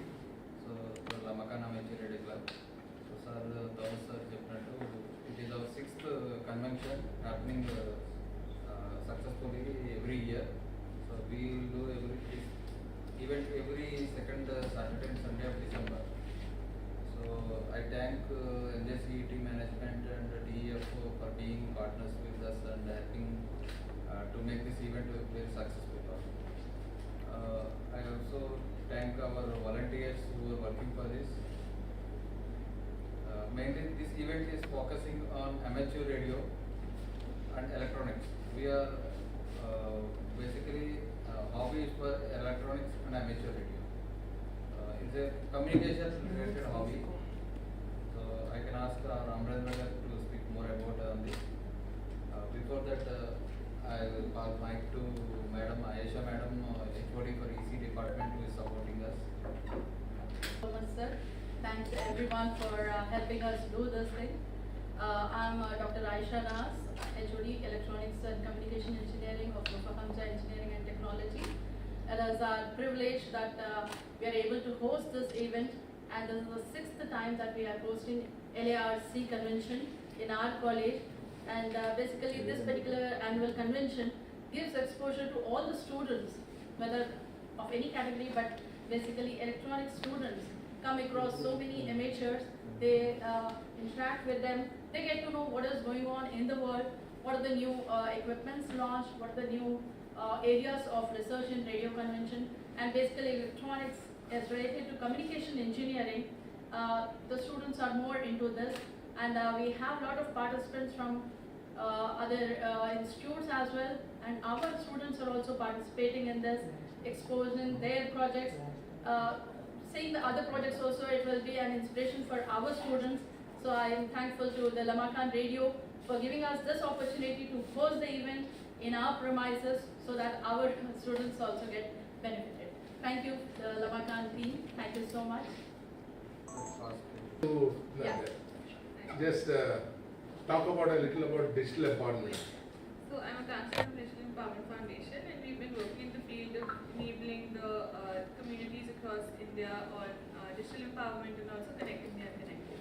So this organization is based out of Delhi, and we've been collaborating in Hyderabad for a while. So I would honestly like to say thank you to Lamakaan as well as MJCET College for hosting us and also letting us have a workshop where we're talking about the intersections of environment and technology. And because this is such a great event where you see exposure for students as well as tinkerers as well as amateur radio enthusiasts, it's really important to have a conversation on the environmental life cycle of technology as well, be it ham technology or digital tech, or even in the fast-paced world of digital, how do we actually kind of hold back as well as enable the digital tech? So thank you very much. Now I would like Abhindra to talk in Telugu about what we actually do. నమస్కారం. పాత్రికేయ మిత్రులందరికీ లమకాన maturity club తరపున స్వాగతం. నా పేరు అమరేందర్. నేను radio mature హాబీస్ని గత 40 సంవత్సరాల నుంచి. మాకు ఇది మా క్లబ్కి లమకాన మెచ్యూరిటీ క్లబ్ హైదరాబాద్కి 6వ ఎడిషన్. ప్రతి సంవత్సరం డిసెంబర్లో 2వ శనివారం ఆదివారం మేము కండక్ట్ చేసే ఈ సెమినార్ దేశం మొత్తం నుంచి చాలామంది రేడియో మెచ్యూర్స్, ఈ హాబీకి ఇంట్రెస్ట్ ఉన్నవాళ్ళు, కొత్త కొత్త డెవలప్మెంట్స్ ఏంటి, radio communication equipments is basically a subject on radio communication systems and science of radio waves. దాని గురించి కొత్త ఏమైనా నేర్చుకోవడానికి, కొత్తవి ఏమన్నా మేము చేసి ఇక్కడ షోకేస్ చేయడానికి ఈ ఈవెంట్ ప్రతి సంవత్సరం జరుగుతూ ఉంటుంది. అందులో భాగంగా ఈ సంవత్సరం కూడా ఈవెంట్ జరుగుతుంది. దేశం మొత్తం మీద చాలా కార్నర్స్ నుంచి మా ఫ్రెండ్స్ వచ్చారు. కొత్త టెక్నాలజీ ప్రకారం మేము దీన్ని యూట్యూబ్ లైవ్ స్ట్రీమింగ్ ఒకటి, అది మీకు తెలిసిందే. బట్ అమెచ్యూర్ రేడియో కోసమే ఒక జియో స్టేషనరీ శాటిలైట్ ఉంది, that is called Qatar Oscar 100. Qatar government gift ఇచ్చింది అది. దాంట్లో కూడా మేము లైవ్ స్ట్రీమింగ్ ఇది 3వ సంవత్సరం కంటిన్యూస్గా. ఇప్పుడు ఈ ఈవెంట్ లైవ్ స్ట్రీమింగ్ నడుస్తుంది శాటిలైట్లో. Various amateurs around the world, those who are getting into that satellite, వాళ్ళు ఈవెంట్ చూడగలుగుతున్నారు. అది కాకుండా మాకు యుఎస్ నుంచి అక్కడి నుంచి ప్రతి సంవత్సరం, ఈ సంవత్సరం కూడా bill Mera from USA technical సెషన్స్లో, interactive సెషన్స్లో పాల్గొనడం. ఇక్కడ స్పీకర్స్ లాగానే ఆయన యుఎస్ నుంచి ఆయన చేసిన ఒక ఎక్విప్మెంట్ గురించి దాకా ఎక్స్ప్లెయిన్ చేశారు. అట్లాంటి ఈవెంట్లు ఉంటాయి. లేటెస్ట్ డెవలప్మెంట్స్ ఏమొస్తున్నాయి అంటే డిజిటల్ మోడ్స్ వస్తున్నాయి, తక్కువ బ్యాండ్ విడ్త్లో ట్రాన్స్మిషన్స్ చేయటము, ఆ మోడ్స్ అన్నీ ఎలా పికప్ అవుతాయి. అట్లాగే slow scan TV images amateur రేడియోలో. బేసికలీ ఇది రీసెర్చ్ ప్లాట్ఫామ్. అమెచ్యూర్ రేడియో అంటే రేడియో మీద ఔత్సాహికులు, రేడియో వేవ్స్ మీద ఇంట్రెస్ట్ ఉన్నవాళ్ళు. వాళ్ళు రేడియో ఇంజనీర్స్ అయ్యి ఉండే అవసరం లేదు. I my self an agricultural graduate, so my hobby is radio science. Like mister Thomas also the same thing. Radio waves మీద, రేడియో వేవ్స్ సైన్స్ మీద, రేడియో కమ్యూనికేషన్ సిస్టమ్స్ మీద ఇంట్రెస్ట్ ఉన్నవాళ్ళు ఉండే హాబీ ఇది. దాంట్లోకి కొత్త మోడ్స్ ఏమేమి వస్తున్నాయి, ఏంటి కొత్త డెవలప్మెంట్స్ ఏమేమి వస్తున్నాయి, ఒకళ్ళు చేసింది ఒకళ్ళు చూసుకోవడానికి, పంచుకోవడానికి, ఆ నాలెడ్జెస్ ఒకరికొకటి షేర్ చేసుకోవడానికి, అది మేము వాళ్ళు ఇక్కడ సమావేశమయ్యాం. దాంట్లో ఈ శాటిలైట్ కమ్యూనికేషన్స్ కూడా ఒక పార్ట్. దానికి రకరకాలుగా లియో శాటిలైట్స్, లో ఎర్త్ ఆర్బిట్లో వెళ్ళే శాటిలైట్స్, జియో స్టేషనరీ శాటిలైట్స్, మరి వాటిల్లో digital modes, computer to computer communication. ఇదివరకు మాట్లాడితే ఉండే కమ్యూనికేషన్ ఉండేది, ఒకరికొకటి మాట్లాడేవాళ్ళు, అది ఓల్డ్ మెథడాలజీ. దాని తర్వాత వైర్లెస్ టెలిగ్రఫీ కూడా ఉంది. ఎప్పుడైతే Morse telegraphy first radio waves Marconi చేత ఇన్వెంట్ చేయబడి రేడియో కమ్యూనికేషన్ సిస్టమ్స్ అంతర్జాతీయంగా వాడటానికి డెవలప్ అయ్యబడినాయో, ఇంక్లూడింగ్ ఇది first transatlantic transmission. Atlantic మహాసముద్రం మీద ఈ చివరి నుంచి ఆ చివరికి వెళ్ళిన మొట్టమొదటి ట్రాన్స్మిషన్ మోర్స్ టెలిగ్రఫీలో 3 బిట్లు ఎస్ అనే అక్షరం పంపించి అది అందిందా అంటే అందింది. అప్పుడు లాంగ్ డిస్టెన్స్ అంతంత దూరాలు కూడా 100,000 కిలోమీటర్లు కూడా కమ్యూనికేషన్ సాధ్యమని నిరూపించిన మొదటి ప్రయోగం అది. అట్లాంటి ప్రయోగాల గురించి ఈ రోజు వరకు దొరుకుతూనే ఉన్నాయి. ఇది రీసెర్చ్ అండ్ డెవలప్మెంట్ ప్లాట్ఫామ్ అది. ఇవాళ మీరు చూస్తున్న కమ్యూనికేషన్స్ 3G, 4G, 5G ఇదంతా ఆపరేషనల్ ప్లాట్ఫామ్. అక్కడ దొరుకుతున్న రీసెర్చెస్ కానీ డెవలప్మెంట్స్ కానీ ఈ షేపులు తీసుకొని మానవాడికి ఉపయోగపడే స్థితిలోకి మనందరూ సౌకర్యంగా వాడుకునే స్థితిలోకి వస్తున్నాయి.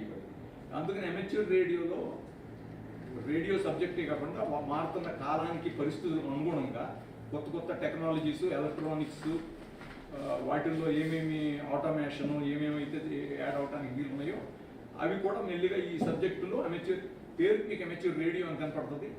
దాంట్లో ఈ సబ్జెక్ట్స్ కూడా మెల్లిగా యాడ్ అవుతూ ఉన్నాయి అన్నమాట. వాటి గురించిన కొత్త డెవలప్మెంట్స్ ఏంటి, కొత్త ఇంకా ఏమైనా చేయడానికి పాసిబిలిటీస్ ఉంటాయా.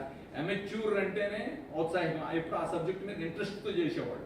అందుకని 24 గంటలు ఆ బుర్రలు అవి అదే ఆలోచిస్తూ ఉంటాయి, ఎప్పుడు కొత్తది ఏది డెవలప్ చేద్దామా, డెవలప్ చేసిన ఇంకొకరికి షేర్ చేసుకుంటే ఇంకొక దాని మీద ఇంకో డెవలప్మెంట్ అట్లా నిరంతరం ప్రక్రియ జరగబట్టే వాటి రోజులు మనం ఇక్కడ ఉన్నాం. ఆ ప్రక్రియ మార్పుని దగ్గర ఆగి ఉన్నట్టయితే అది అక్కడే ఉండేది ప్రిమిటివ్ స్టేజ్లో. అందుకనే ఇది రీసెర్చ్ ప్లాట్ఫామ్, మనం వాడుకునేది మొబైల్ ఫోన్స్ ఇవన్నీ operational platform.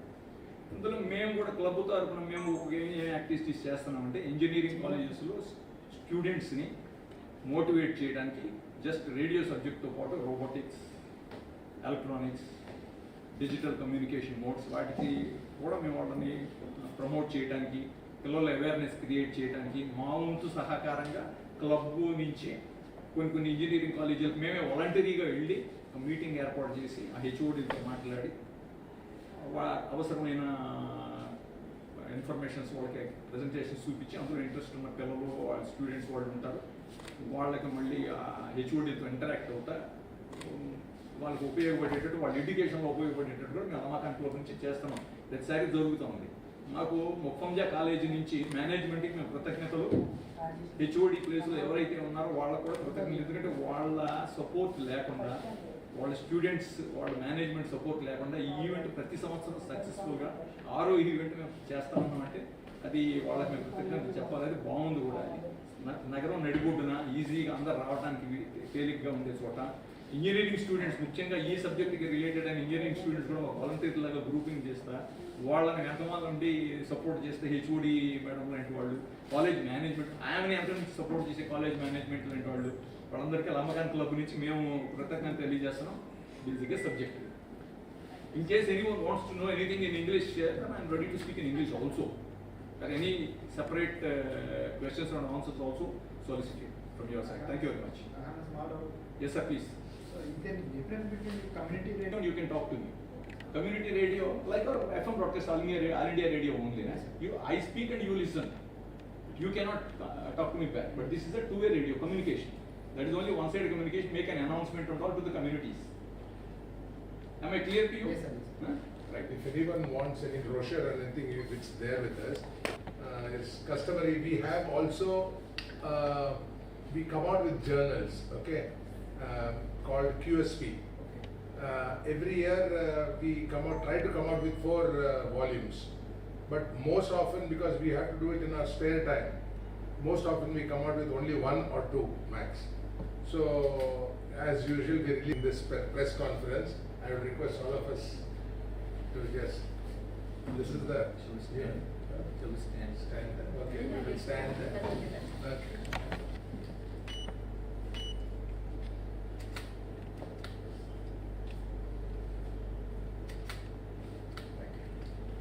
Yes.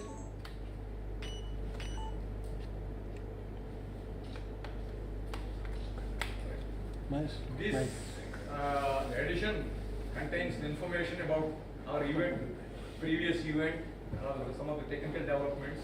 Technical articles are fully published and continued in this. Every year we are seeing a lot of platforms like WhatsApp and all, social media platforms. But amateur radio is the first social media platform in the world, which has come much before Second World War. See, all people from all walks of life, those who are interested in the radio wave science, they are gathering onto the same frequencies. Their government is allowing to communicate with each other. Of course, licensed hands only. So you should have a license for that. Keep it in mind. You should write an examination conducted by the Government of India, Ministry of Communications, pass it, and you should be certified by the local police as a clean citizen, and then you will get a license. Then you are happily able to contact with each other. That is for exchange, that information exchange only related to technical matters, not for any commercial or any self purposes, personal purposes. So in that, what developments you made, what experiments I am conducting, exchanging the information with each other, this is a worldwide social media platform. So no barriers, no language, and no other barriers in this.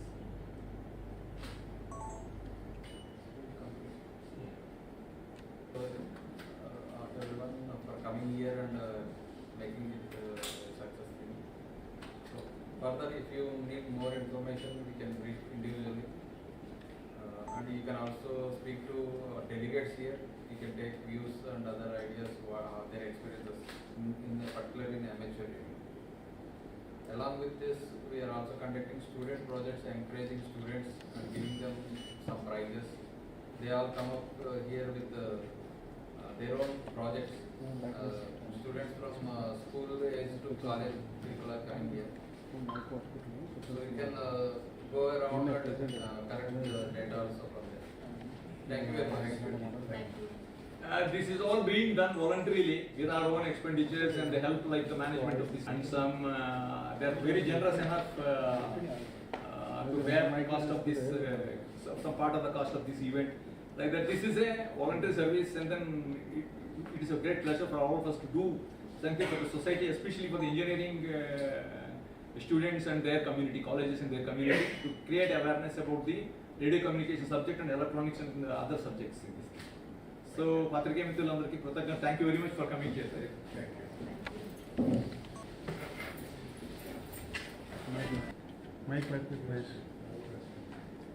Good afternoon, నా పేరు Shashibhushan, Lamakaan amateur radio club president. So ఇక్కడ మనం every year December 2nd Saturday and Sunday Lamakaan annual radio convention అని చెప్పి conduct చేస్తూ ఉంటాం. ఈ convention basic idea to encourage people into electronics hobby.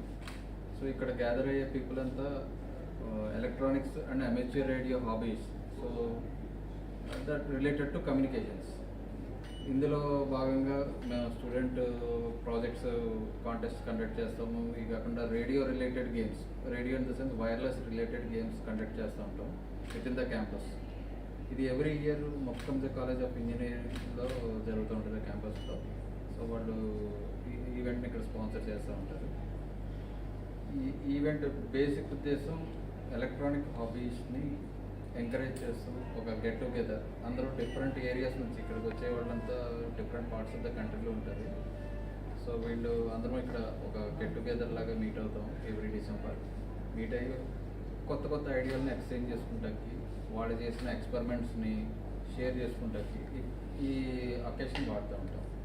ఇది మేము కండక్ట్ చేసేది సక్సెస్ఫుల్గా 6th year జరుగుతుంది ఈ year. So every year around 400 to 500 people attend అవుతూ ఉంటారు from different parts of Delhi నుంచి అండ్ అదర్ పార్ట్స్ నుంచి వస్తూ ఉంటారు. ఇది 2 days జరుగుతుంది, Saturday and Sunday. To get processes done easily than going for the paperwork that takes a lot of time. So maybe policies made on this would be more helpful for the society for keeping the safety and security of individuals' information. That is what our first topic is.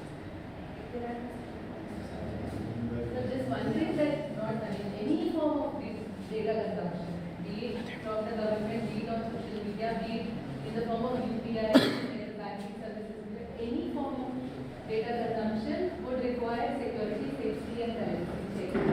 Knows that rule of 5.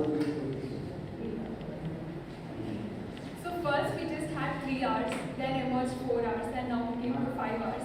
It is because of the current trends that are happening and the innovation and technology that is taking place in the society. So basically, individual consumers should be responsible of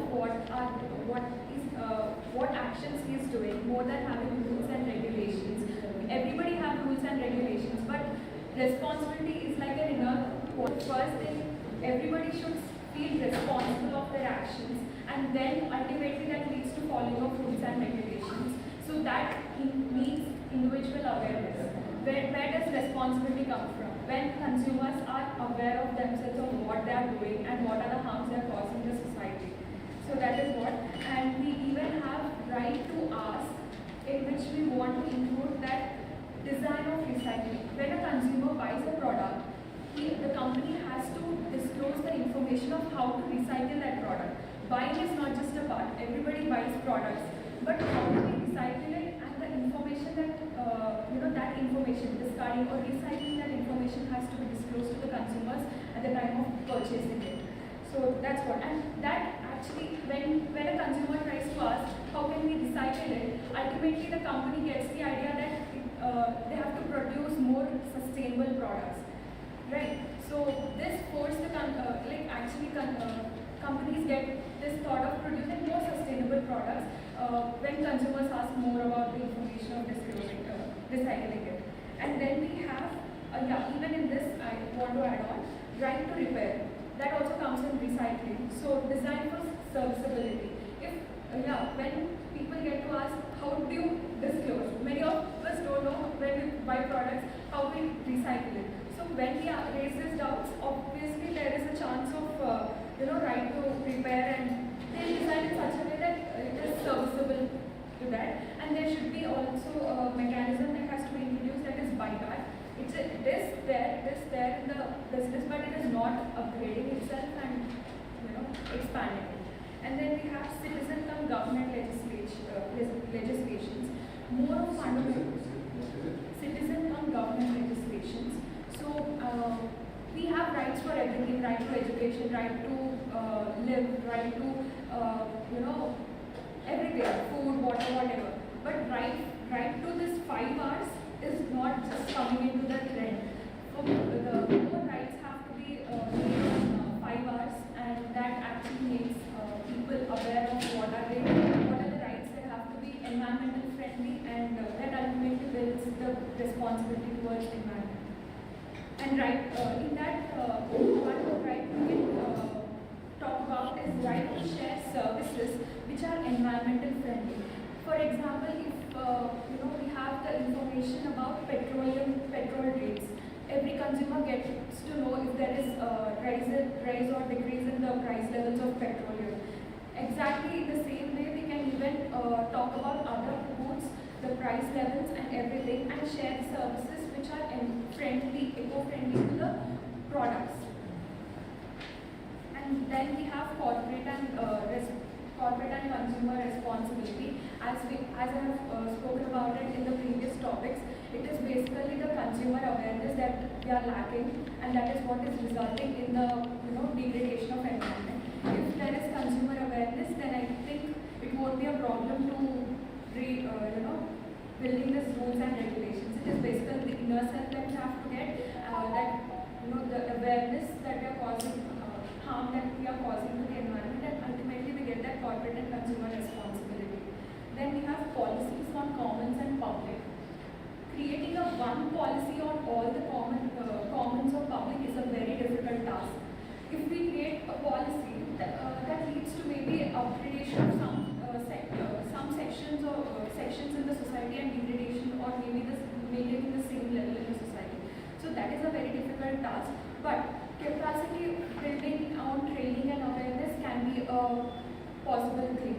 So we have to work on that, capacity building and training of people. And education, inculcating a topic such as sustainable lifestyle in the curriculum of students will be more helpful, because students get to know it from the very right age, how to be more eco-friendly, how to turn into a more eco-friendly citizen in the society. So that's it. Fantastic. Very well done. Issues with them. One is enforcement rules are not bureaucrats and police, as well as enforcement rules must be specified. There should be public participation while drafting rules for R5, because the bureaucrats and for a minute, if in case anyone in my group wants to add anything. 5 hours, that can be 8 hours, 9 hours, 10 hours, or 20 hours. But the very basic thing is, whatever RE, whatever you want to do, you need to possess something. So what I add is remove. Before doing something, before acquiring something, you should first apply the mind, is it really necessary, and then you have to do. So if you are going to buy a mobile, to what extent is necessary? Can I remove it? Can I stop buying it? The primary concern here should be 3. One is flexibility. The legislations should be flexible to account for all possible scenarios. The second is security, and the third is privacy. The violation of individual privacy should be treated with much more seriousness. On the fourth point, corporate and consumer responsibility, we feel that in the way that you have SEBI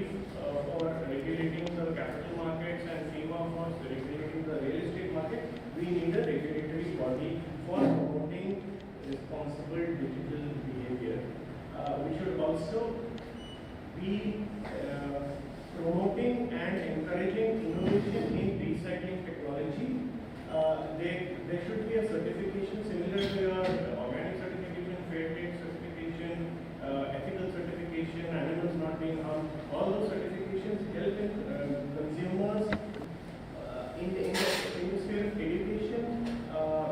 Within the education policy, we should have rules around adding curriculum at the school and college level to promote awareness in corporate and consumer responsibility, so that the next generation of consumers is more responsible than us.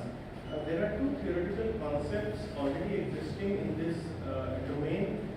One is called cost to environment, which is linked to the economic concept of externality. In economics, you are taught that positive externalities should be rewarded and negative externalities should be penalized, but the market will not automatically ensure this, and that is why we need regulation. This comes from things like pastures, forests, rivers, lakes, and again, in economics, there is a theory which says that commons tend to be overexploited. That is called the tragedy of the commons concept. And because of that, you don't have private ownership of things like forest, beach, and so on. Now, in the context of digital technology, what would this translate to? One would be the fact that servers, most of our search and most of our clicks are being processed by servers owned by tech giants like Microsoft, Google, Facebook, Meta, what have you. Could there be state-owned servers? Because that would truly democratize internet usage without the intermediation, without the big tech being the intermediaries. The second is free Wi-Fi in public places which have high traffic. For example, you have free Wi-Fi in airports, but we do not have it in railway stations. Why? Railway stations are much higher traffic than airports. So that is how to see that. Basically, digital public infrastructure kind of. Yes, more from that perspective. Coming back to the point number one, policy for digital consumption, because this is a kind of overarching theme, that's why we've taken it last. Now, the group do not agree on whether there should be restriction on usage of the internet. So, for example, should pornographic sites be banned? Should digital currencies be banned? But we did agree that there should be regulation of consumption of public networks and public infrastructure, because it is meant for everybody. And again, tragedy of commons predicts that anything which is meant for everybody will tend to be overutilized. The policy for digital consumption should be future oriented, because we have seen that most of the policies become out of date by the time they are published. Nobody can predict the trajectory of future technologies, and therefore it's very important for policies to be future oriented and anticipate the effects of new knowledge. That's all we have time for. If there are any questions. Thank you. That is wonderful work in terms of documenting what people have discussed also, but we didn't discuss that. Let me start with 2 points there. One was the point on EPR. I think that's a fantastic solution. Second is the tragedy of commons. And let me start with tragedy of commons here. So one of the, let's say, negative externality of tragedy of commons is that people who do not have resources would be completely shut out. That is the tragedy of commons. Tragedy of commons leads to overuse of resources. As a result, people who are dependent on those commons would be completely shut out. Why? Because people who already have resources, who overgrazed it, would find commercially available options now. For example, if I am a shepherd and I have 1,000 sheep and I have overgrazed the pastures, now the smaller shepherd who had only had 10, he has lost that pasture. Whereas because I have 1,000, I can go to some other place and buy that. And that is where we started in our discussion. We said, how are we looking, where are the people who are have-nots and why don't they have a place on this table? We are talking about digital waste. affecting people who are not even contributing to that. Look at people in Singapore. Those women who are working on those machines and extracting stuff out of that, they have got nothing to do with that. So we thought, let us bring people who are out of it, who are digital have-nots. Why in this entire debate, what is going to happen is we're going to say, some people are going to come and say, slow down, slow down, slow down. Which is going to basically mean that the 60% people who are still not there are going to be deprived of this because people in top 40% have overused it. So how do we bring them back in that discussion is what our team thought, and this is some explain going outside the purview of the conversation, but we thought we must give voice to people who are being affected negatively because of this and who do not have even contributed to it. So that's the premise, and I thought we should bring it, and EPL works for that. I come just to once again intervene on that one, and this is for the other organizers and all of you, Sayyed and everybody else, is that maybe what we can do is that if we go to the other building where the main event is happening, there is a flea market. Yes. There is a flea market there, right? Of all the electronic goods, all the digital goods, flea market. You all are invited to take advantage and buy what you want to have it in a very low cost. But having said that, there are people from Kolhapur also, right? And there are what you call as the digital kabadiwalas. They are there. They are selling products. So I would say that why don't you take this group there to have a small discussion sitting there rather than calling them here. They won't come here because they will feel fearful of intellectual discussions and all that. Maybe you can go there and have a small little discussion. Okay, आपके पास क्या आता है, क्या नहीं आता, things like that. What is your opinion? Whatever. So those kind of things can also happen here. I'm just suggesting. Okay, maybe after this, after lunch, we can spend some time. After lunch is my session where I'm talking about how do we reuse stuff more. So for that session, what we could start that session, go down there, go and come back. That's what Sayyid is also. No, he's saying before the session. Let's give the background first. There's a small case study. Read that case study and then we go back there and then come back and do a similar group. Fantastic. We can sleep in the another trees and all. Then we'll come back here. Okay, so there. Okay, so I think that context is very nice. I want to add. When you said about the impact on the digital have-nots, it's not only the individuals, but the ecology, the species, humans and non-humans and everyone. So that is digital have-nots. They are silently suffering actively. The group is very important to understand how our discussion actually proceeded forward, and what we first came up was with who were the stakeholders, and for us the stakeholders that presented themselves were corporates, individuals, institutions, and the non-stakeholders were rural people, tribals, and the commons like Sir talked about. And other than these two very stringent groups, which is the haves and the have-nots, we also came up with this the term of want-nots. When we are talking about the digital economy and the digitalization of our country at the present moment, we are not really factoring the people who actually do not want to participate in using WhatsApp or getting digital at all. And this right to refusal, which is completely absent from our conversations. And we were also talking about how when we are digitalizing our country, we are basically not problematizing a lot of issues that we already have in society. So the digitalization of our society has actually amplified the problems that already exist. So, for example, if there were already not policies around, controlling how factories are using the environment, now the digitalization of our economy has further amplified problems of how exactly the abuse of the commons happens. And another issue that we came up with, and this goes into citizen and government legislation, is talking about firstly the right to refusal. Secondly, I think even Mahalakshmi spoke about it a little bit, about educating on the ground level. Now, if we have programs like environmental studies in schools and colleges, why don't we have equivalent courses on digital environmental impact as well? This is a conversation that I think was completely absent for us even before we came to this very well organized event. We were completely not even thinking about this invisible impact of what the digital economy is doing to the commons. And I think this,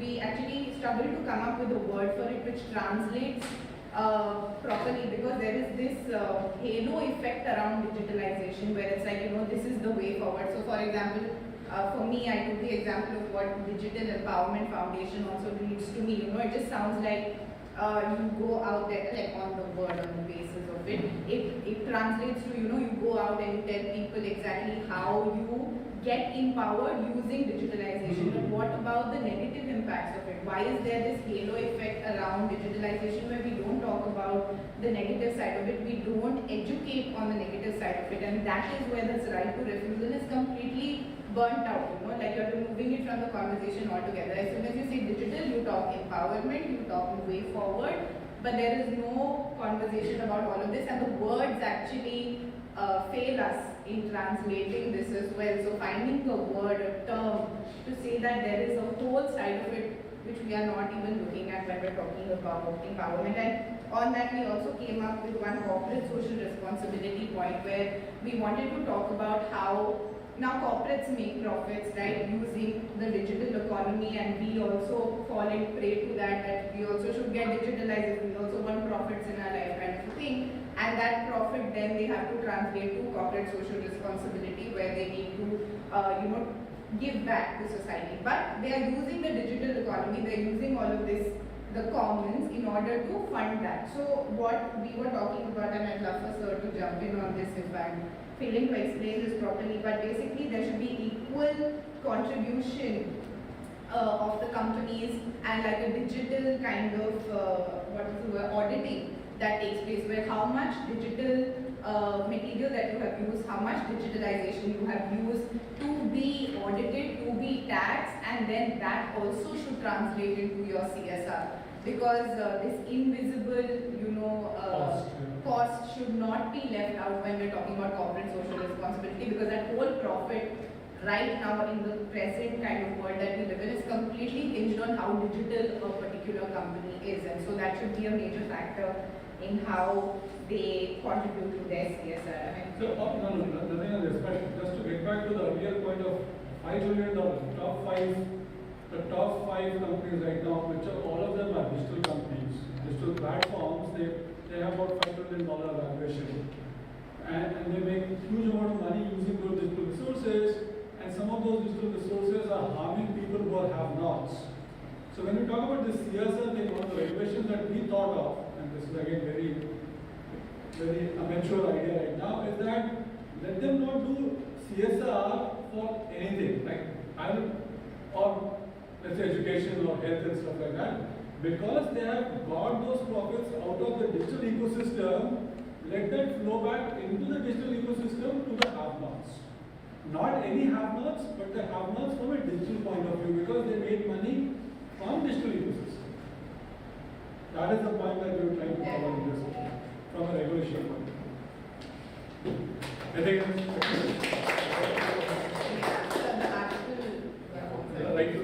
So we are also impacted by the disposal, the 5 R's, in that process also the effluents that are there in the process of making these products, etc.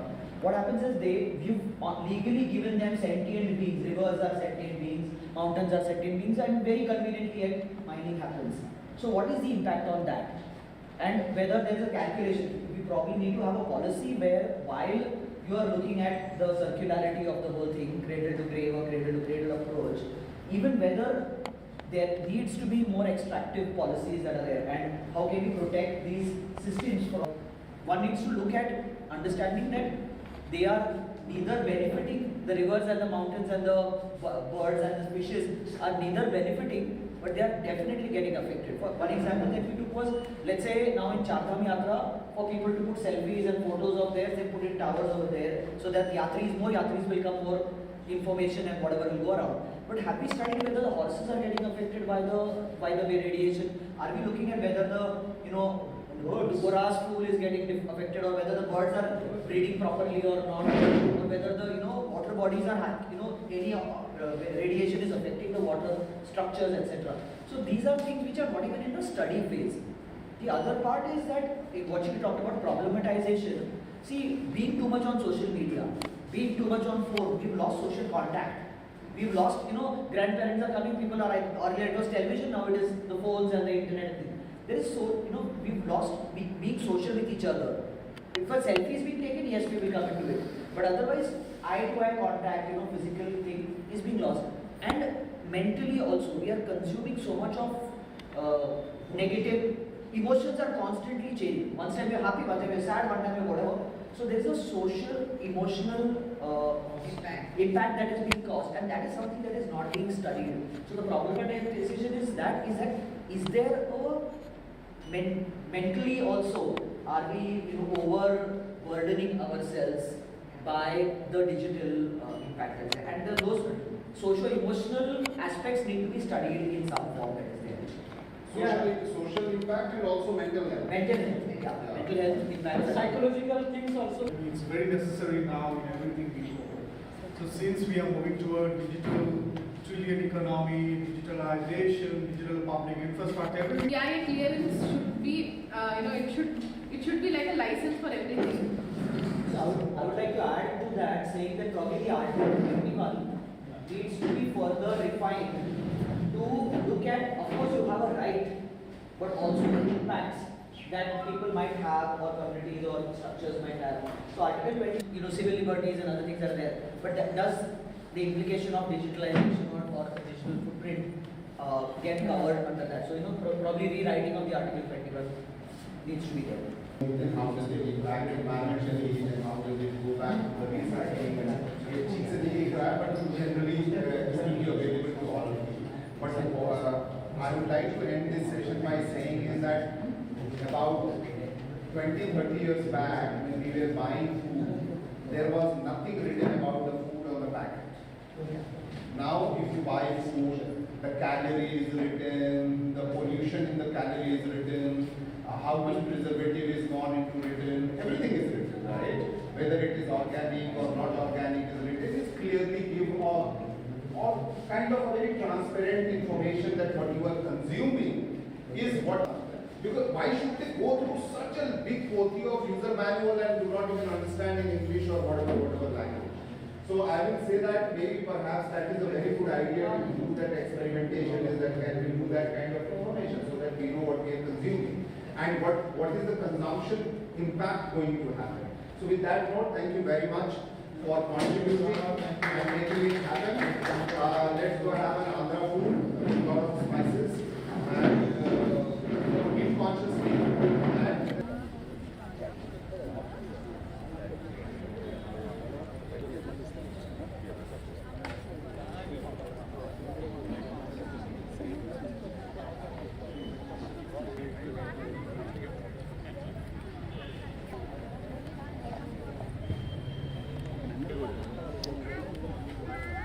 Plan చేసేయండి స్టేజ్కి వచ్చి bill వస్తున్నప్పుడు చెప్పండి ముందులో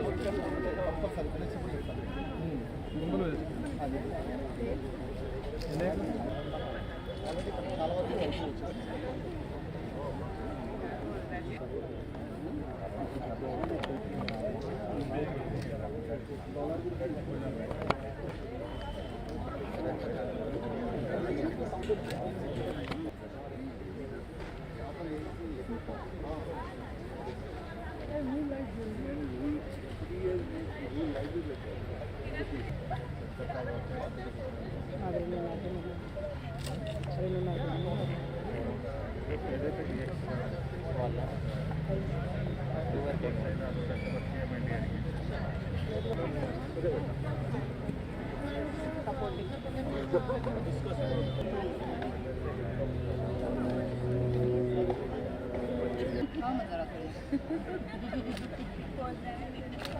Thank you.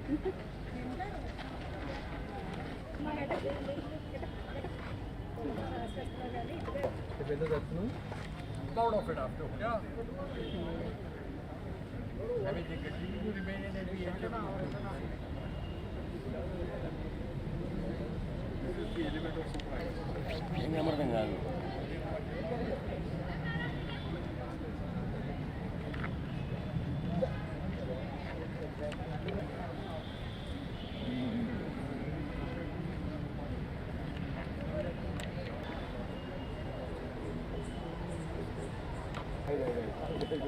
Sir, back committee. Okay, done.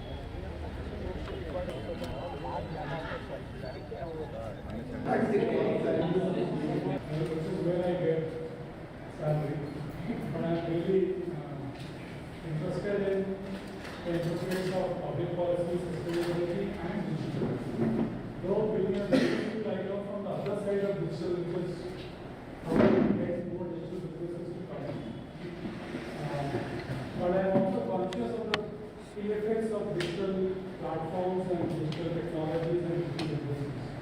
And that is why when this opportunity presented, I thought I should come and share the business school perspective of what is the thought process and the preschool. They are also important stakeholders in this business.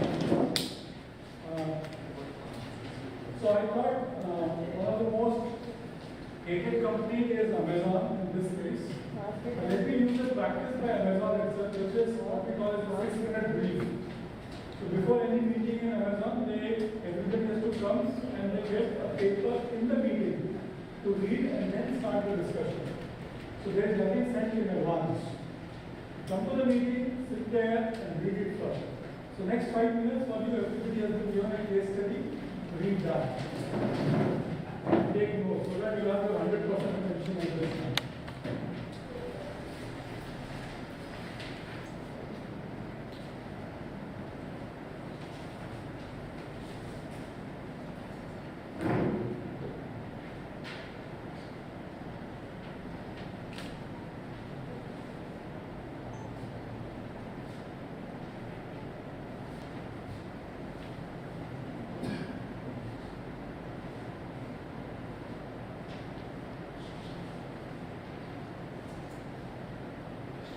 A little more background.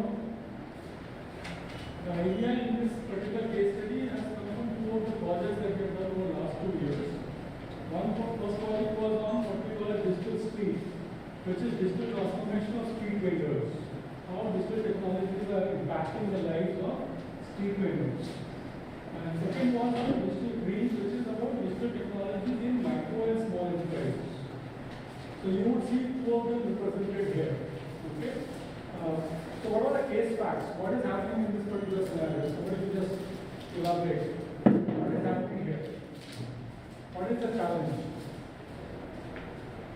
What is happening here? Challenge is to maintain the co-creative behavior or environmental allocation to the company. Can somebody go further on that? What is the real dilemma there? Based on the discussion we have had since morning, we have been saying that a lot of digital technology, use of digital technology is going to create problems.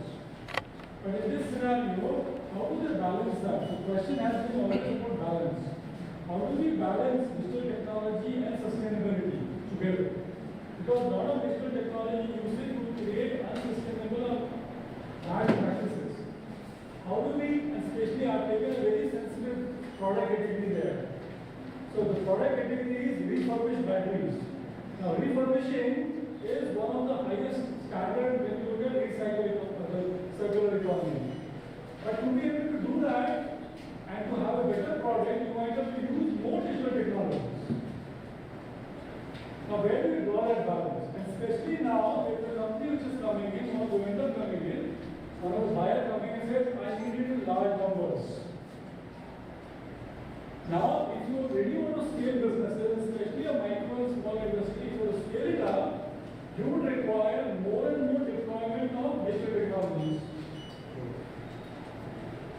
So what should be the thought process, or what would be your action in such a thing?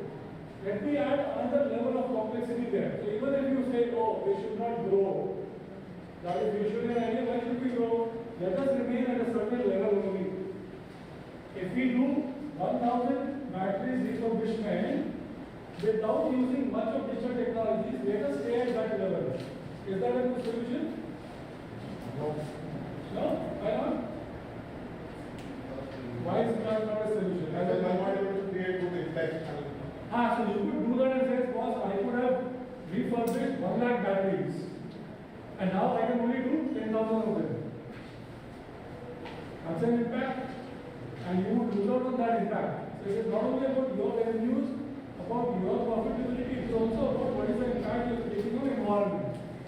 And by not deploying those digital technologies, you might be losing yourself, but the larger impact would also be on environment, because those many 90,000 batteries would remain unfurbished, so they would go to a dump site.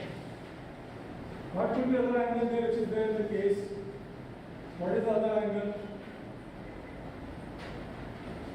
There is one more angle that I have added there. Market landscape.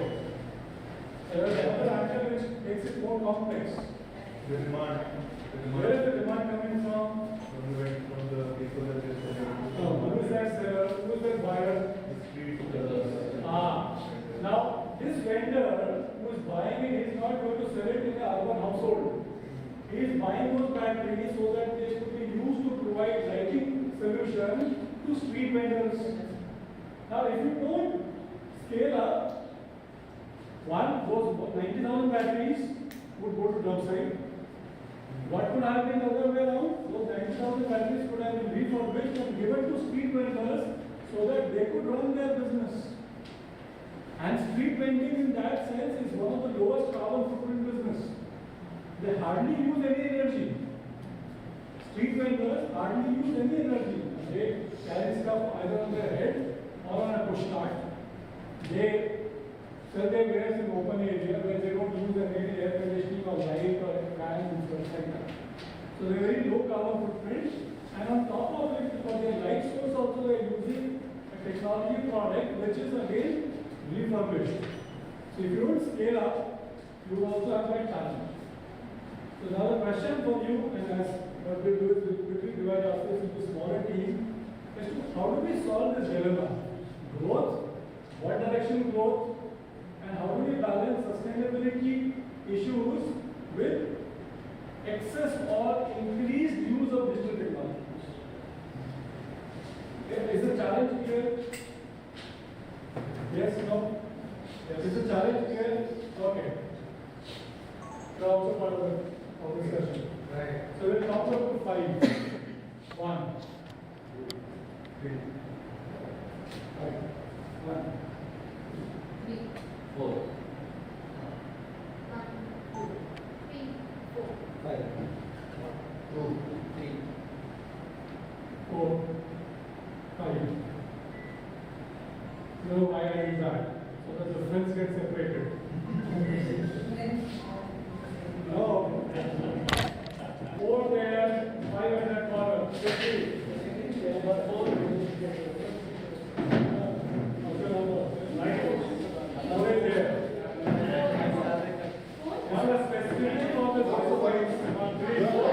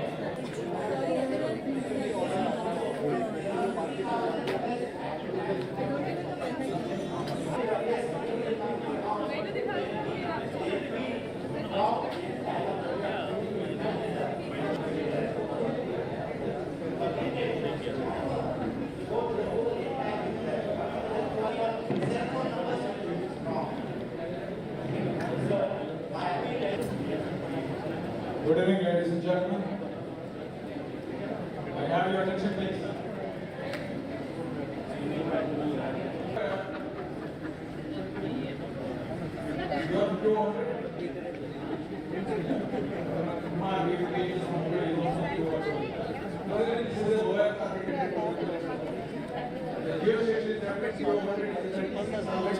Our companies come into the way, and we're like, at least even if it becomes scrap, it comes back to us. We are able to direct it to the right places, so further environmental damage doesn't take place, and at least the raw materials are moving back into the system, and we're not taking out more. Bro.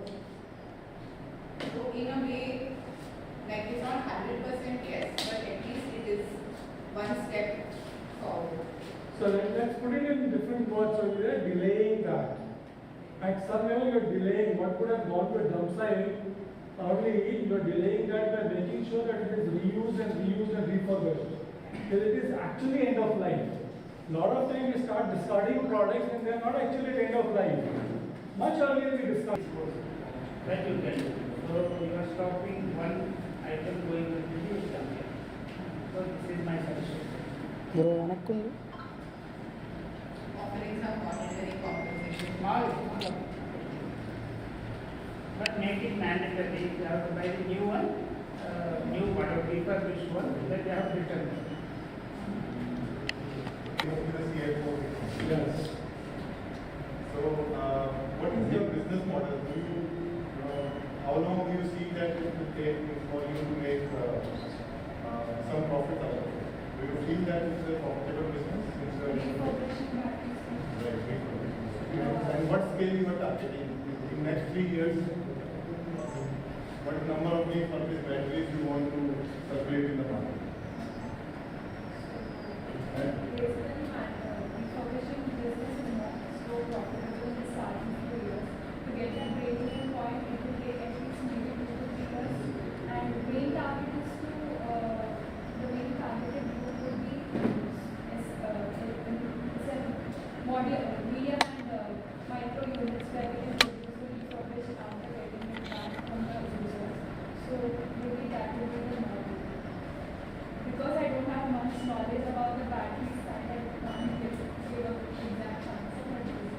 Can you think of an alternate business model here? I think so that's important to what will be your revenue model. That's important to know. Maybe one could be you will be charging because you know that product is probably the life that is for a few months, maybe 6 months or 1 year. So you will figure out that what is the inventory which will be there in the market against which you can charge, right? And how many months it could be used or how many days it could be used. So you can work out a model based on your cost structure, and this is you should charge minimum. And then how does it compare with the other market player? So you will have some kind of, you would like to increase that through better digital reach, so that your replacement of the battery is much faster to the same vendor when it comes to that, so that you don't lose out on number of days without any particular revenue or rent. That could be one. The other could be when you are recycling it, so you would map to the right recycler, because in a battery also probably, I don't know, there could be many material, so you will basically make sure that that mapping is done so that you can earn revenue from that side also, right? Maybe apart from that, material components. They actually in the foreign market, I have seen the replacement of battery is not a popular business. Okay, it is I see only in India, but apart from it, the US and the European market, they only dump it to the third world country like Bangladesh, India, these countries. So we have to see like in future why it is not an environmental hazard, because if you are recycling this thing, they have a lot of radiation. Radiation having a lot of health hazards. You have to consider that. A lot of issues will come also in future, like cancer and many diseases. So we have to consider all the aspects. I mean, one of the new extended producer responsibility guidelines are to come in, where these guys will be responsible to take it back. And that will cost them money. If you do it for them and document that properly, using producers and say, I have done this work for you and give me a certain revenue for that. That would be one more revenue model. We should also figure out as to how does Tesla make money. How does Tesla make money? Not by selling cars, by carbon credits. Because you have credits for that, you could sell those credits and make money. So you would actually not be in a refurbished market. You would actually be in carbon credit market.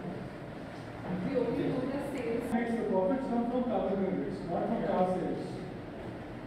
Okay, more questions for them? We have heard about green technology, right?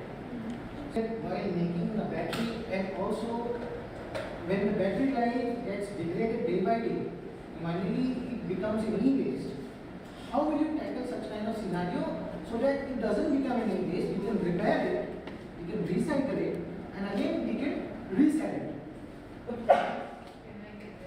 Yes, anything. So, just now when we got for doing our case study, I think that was the office, so when we were asking one vendor about a lamp that he had which had both solar power as well as the electricity charge. Now, of course, the green energy, it requires, I suppose, a lot more contribution of like it being in the sun and then it being charged, and over time, of course, it will suffer the wear and tear a lot more than it being electrically plugged and charged again. So I think in the use of green energy, it is currently the way technology is looking on the Indian landscape for us, is that they are kind of putting both in, so that whenever you are able to charge it via the solar power, you are doing that, but when you fail to do so, you still have the option of using it plugged in. So even once it runs out or the green energy value, it still has a little bit more life left to be charged manually and then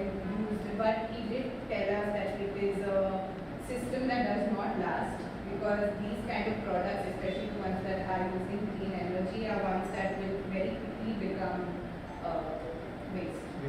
Yeah. So It's what he what said. can be done that it doesn't become e-waste?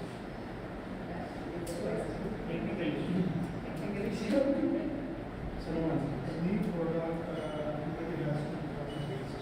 If not the entire product, some part of it will go to waste. But that waste disposal has to be, after all this process journey of taking out extractions, dismantling, taking out those chemicals and so on. So this entire journey of a product. So this can be done, first of all. Second is the green technology. Later is here. It is of the battery. How they are environment friendly or environment longevity friendly, repairability friendly, reusability friendly, because of the element they have been made out of it.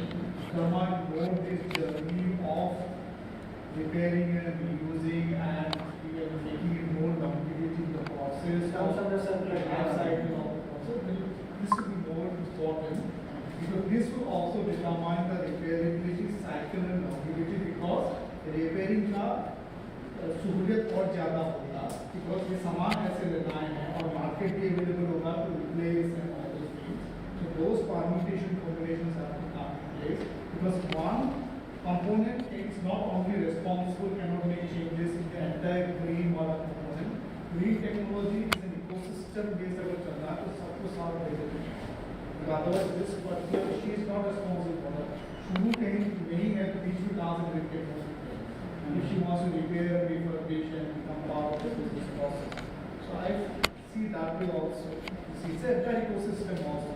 One more point to add, I think he also told us the cost of that product, which was around 600 to 650 rupees, which automatically translates to the fact that enough R&D has not gone into the development of it in the first place. What's certain, like quality products are actually rented out in a way that they fulfill their life, or the rent of it, when once a person is like, you basically stop paying rent and you send that product back, so that it can be then properly dealt with and then sent back into the market, instead of letting people have ownership over electronics, like giving them a usability license through that renting thing, so that they are also more responsible in the way that they are probably selling it, and so that you're giving them quality instead of just, come, chill out kind of things, which actually cannot be refurbished. I don't think that 650 on a product will anyway be able to, go back into the system without it being completely broken down and again. I think one aspect of digital components is also about serviceability of products. So instead of owning the product, a mobile can also be a common digital components, a mobile product or a laptop or something. Saving on logistic cost, if it is one faulty, you are replacing it, which anyway you have to replace, yes, maybe put up for someone else, and you are at the same time bringing it back. Otherwise, you have to pick up separately or lay it down somewhere.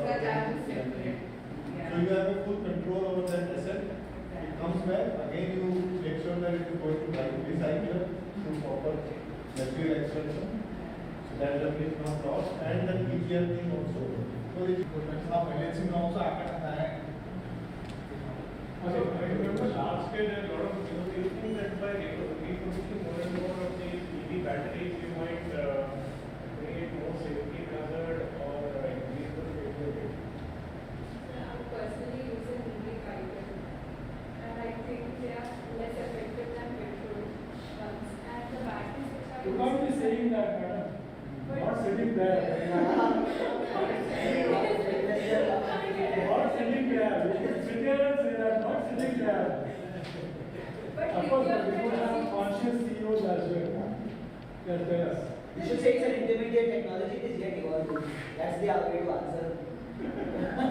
No, what? The lithium that is used inside the electric batteries are also not imported, and many countries are actually banned using EV batteries. So this is also a tricky question. no, it's a good point, and then they know. So find some other work. Find another job. You're not going to So they are not going to invest too much Yeah, in they're not investing, because then if the business beyond 3, 4, 5 years does not venture, they will not invest so much. Okay, one more question. So what is more efficient?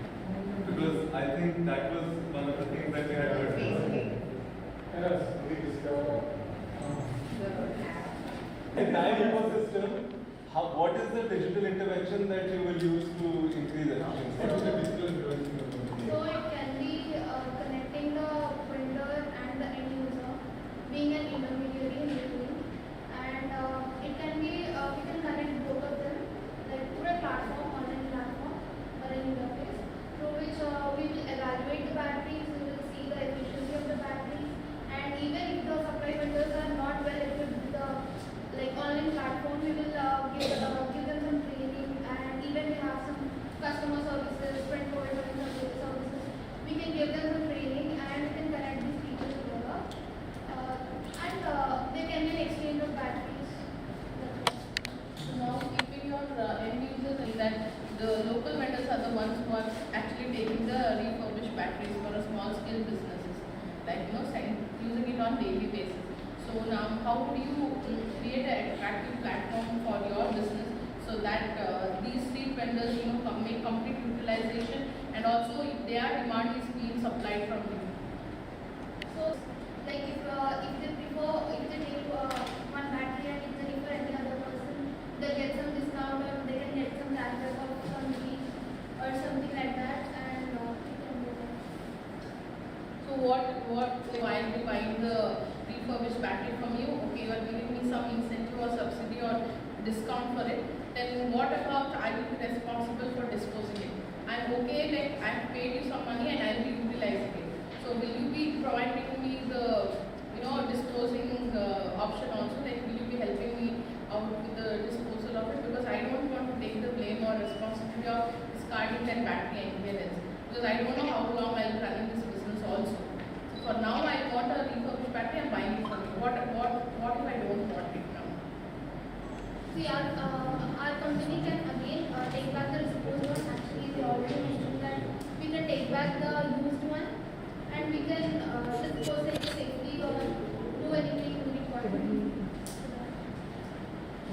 Okay, we have one more. We see that with a lot of Bro. other things. So maybe from environmental point of view, they could be hazardous, and they'll say that this kind of refurbishing is no more safe and that it has to be stopped and you can't be doing a refurbished. There's a change in law, that only you and that these kind of from this year onwards, all these other batteries they can't come back to circulation again. Then what will you do to the stock and how will you do it? We handle the both the industry as well as It's like a car, like the BS6 car, which is running on right? So BS. My best attempt at it is this, that I think one of the things that definitely can be done on a policy level is that the company that issues is responsible for dealing with the taking back of products of that nature. That's one thing. And second, I think that's a very relevant question to us as an economy, because in India, like हम लोग जितना चला सकते हैं उतना चलाते हैं. That's why there has to be a government mandate that okay, this no longer works. I think one of the things that's coming to mind for me at least is that the companies that are the manufacturers of that unit are responsible for taking it back, and because they know best what can be taken back from it and then re-punched into the system and what has to be discarded and dealt with accordingly. So I think if there was a policy like that, I think the most ethical thing would be that each device of that nature goes back to the original manufacturers, or even if it is collected in bulk, it be redistributed back to those responsible is what's coming to mind. So if I come here to and say that तुम फिर government system बनाओ, you don't want us, then the government should put a process in place. हमारा धंधा नहीं जाना चाहिए. We should not go out of business. Give us a solution. You want to make a policy? Give us a solution for it. You set up things which will take it back. The business industry is very strong, and the ministers are sitting to service them because they support the elections and whatever. So your that your business doesn't go and whatever.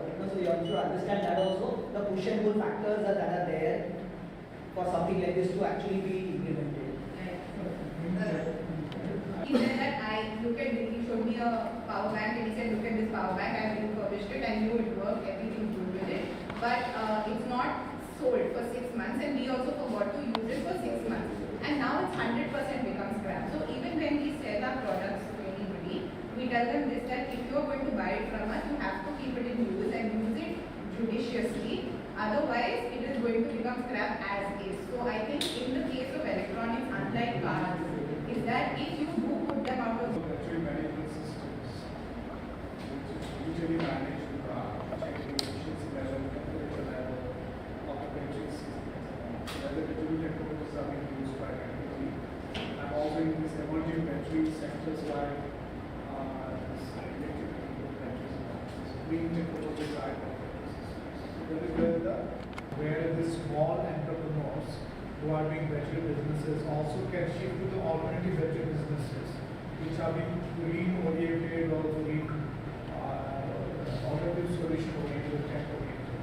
So that is where they have to also shift, because already they have the battery ecosystem understanding. So they need to already gain certain knowledge aspect of this transitioning of the battery composition and the structures, where the green component is coming in.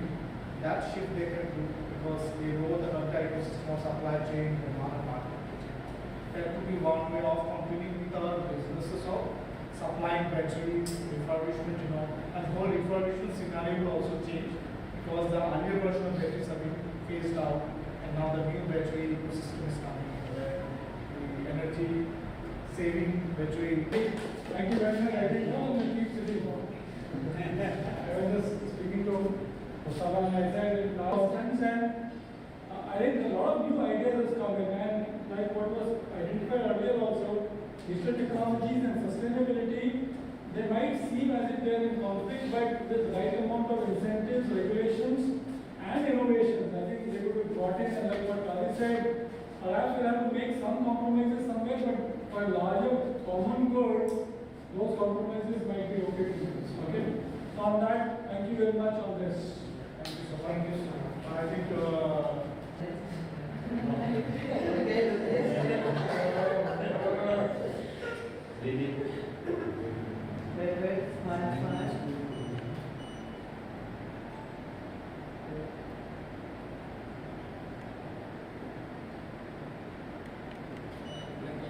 Should you also hold the digit? Sir, look here. Video निकाल रहे हैं. I don't digital stuff.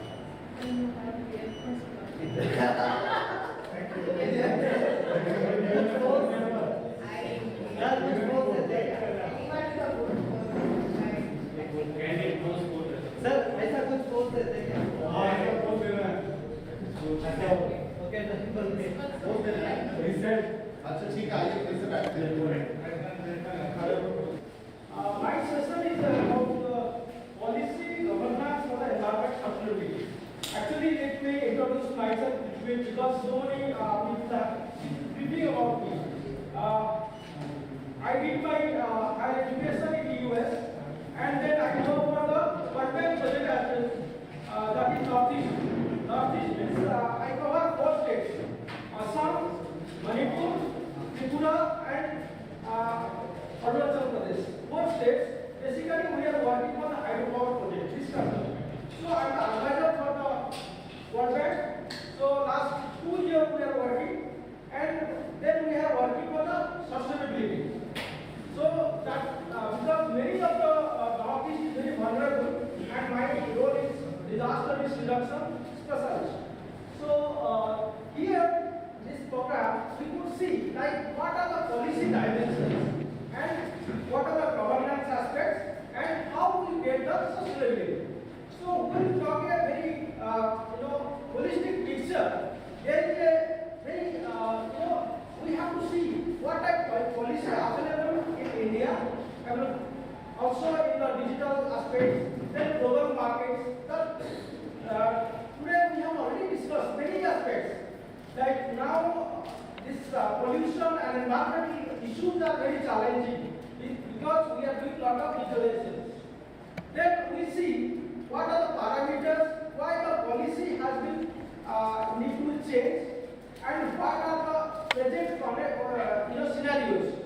So because I have some presentations, but I just giving the briefing. Then we will make it 2 groups. So one group will be more focused on policy dimensions. Second group will discuss more about the governance. Like governance, we were talking about the transparency, accountability, and like these things. So these 2 aspects, and we can make 2 groups because we don't have much time.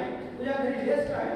Then we will later discuss various conceptual issues and the future dimensions of digitalization and how it affects the social and environmental issues, even some of the climate change issues. Because I am dealing with the climate change of Northeast as well as Southeast Asia. So we will give it some aspects.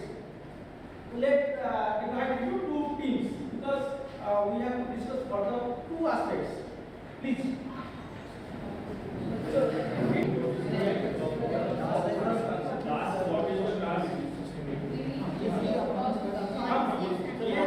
हमने 2 group किए हैं.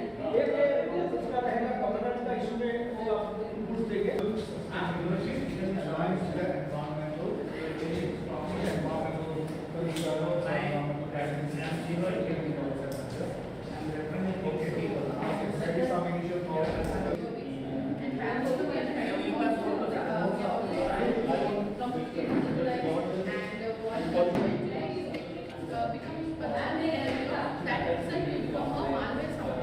So that is the life cycle of unused data is reduction or proper governance on or proper control on the data that we generate.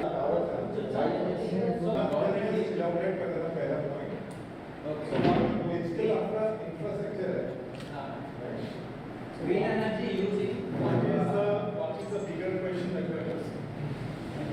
Yes, policy को focus करके बोलना.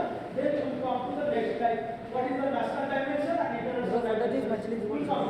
This how you discuss them today. This is the governance issue, not a policy issue. This is the governance issue, it's not a policy issue. Yeah. Okay. Now, no issue. It's very clear after that. Using greenery energy from the manufacturing level, that will give a greenery digital future, and also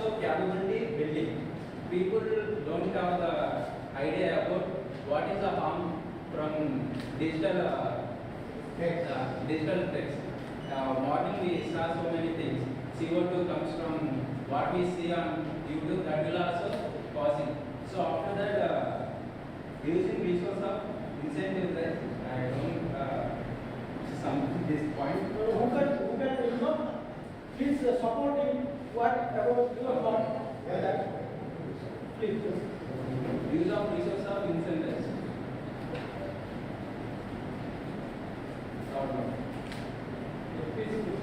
So using alternative resources like if we are using some raw material which is harmful, we can substitute it with another which is eco-friendly or which is environmental friendly. So even for green energy, it's like using solar energy or anything which is good for environment. That can help the like it could be a good policy which can be implemented in the country.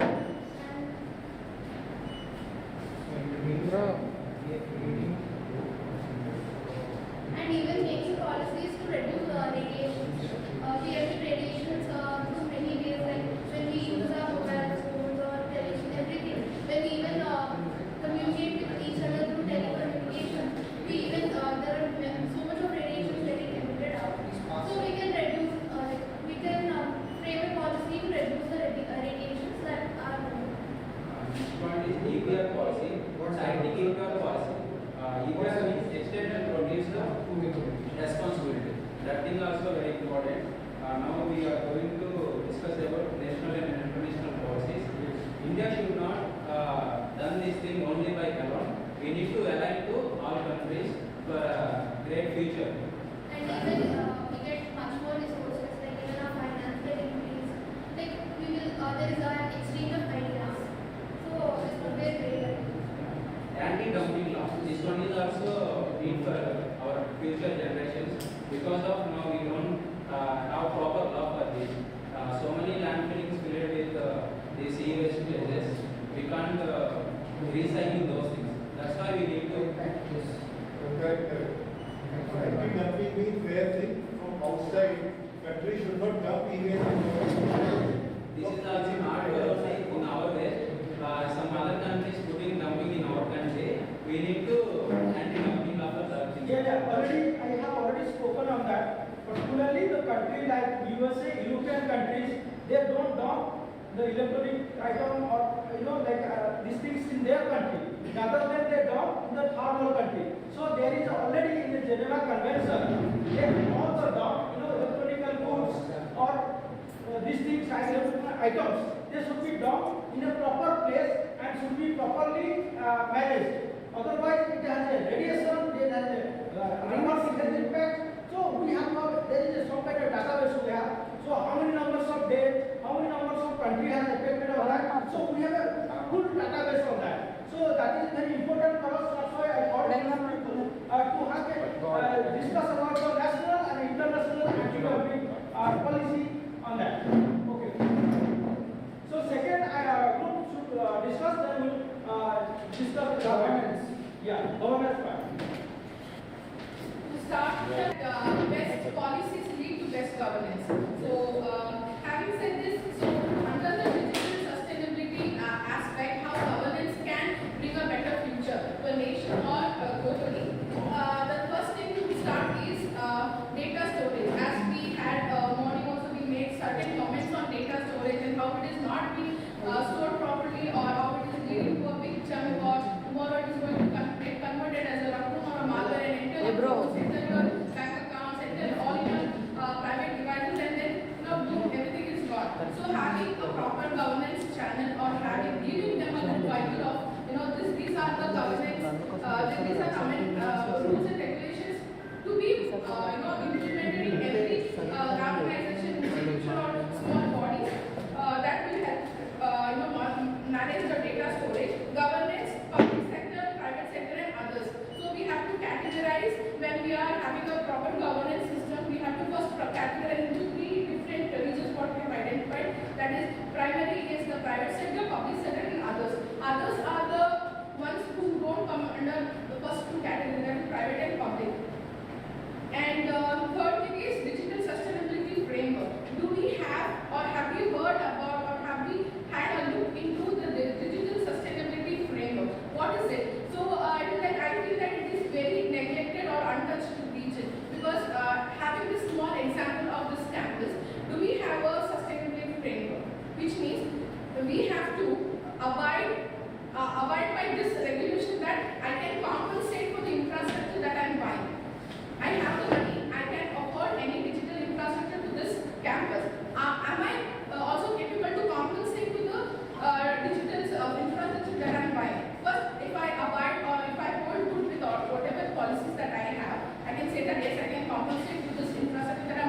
then only I should be allowed to buy that infrastructure to my campus is what we thought we can add to the governance, and sensitizing the management of digital technology, which is very much needed, because mindfulness or mindful act on purchase or procurement or utilization of the infrastructure becomes a key factor, because we might buy it, but am I using it right? As with respect to our previous under the reference of our previous discussion, so are we making a full utilization of the gadget that I'm buying? No. After a certain years, we're just letting it go to a email. So that should not happen. So we must have a mindfulness to use it to its complete capacity. And community ownership community ownership. We thought community ownership is also a good feature to or a good subject to introduce, because we come for example, sir was telling my students keep using the social media throughout their classes. So that should not happen. Can we have some regulations to cut down their usage on social media? We can do that when we have give the authority to small communities. For example, having a community radio. What happens? Instead of scrolling down the internet to see what are the latest feeds, we can have a radio system which is more eco-friendly than using the electronic devices. Yes, sir, may explain it much better. Actually, all the data centers and the digital platform. This much amount of, whatever you are writing, whether it is social friendly or it is some kind of vulgar content. So that is already regulated. So that is very important for providing information or sharing information. That is very important.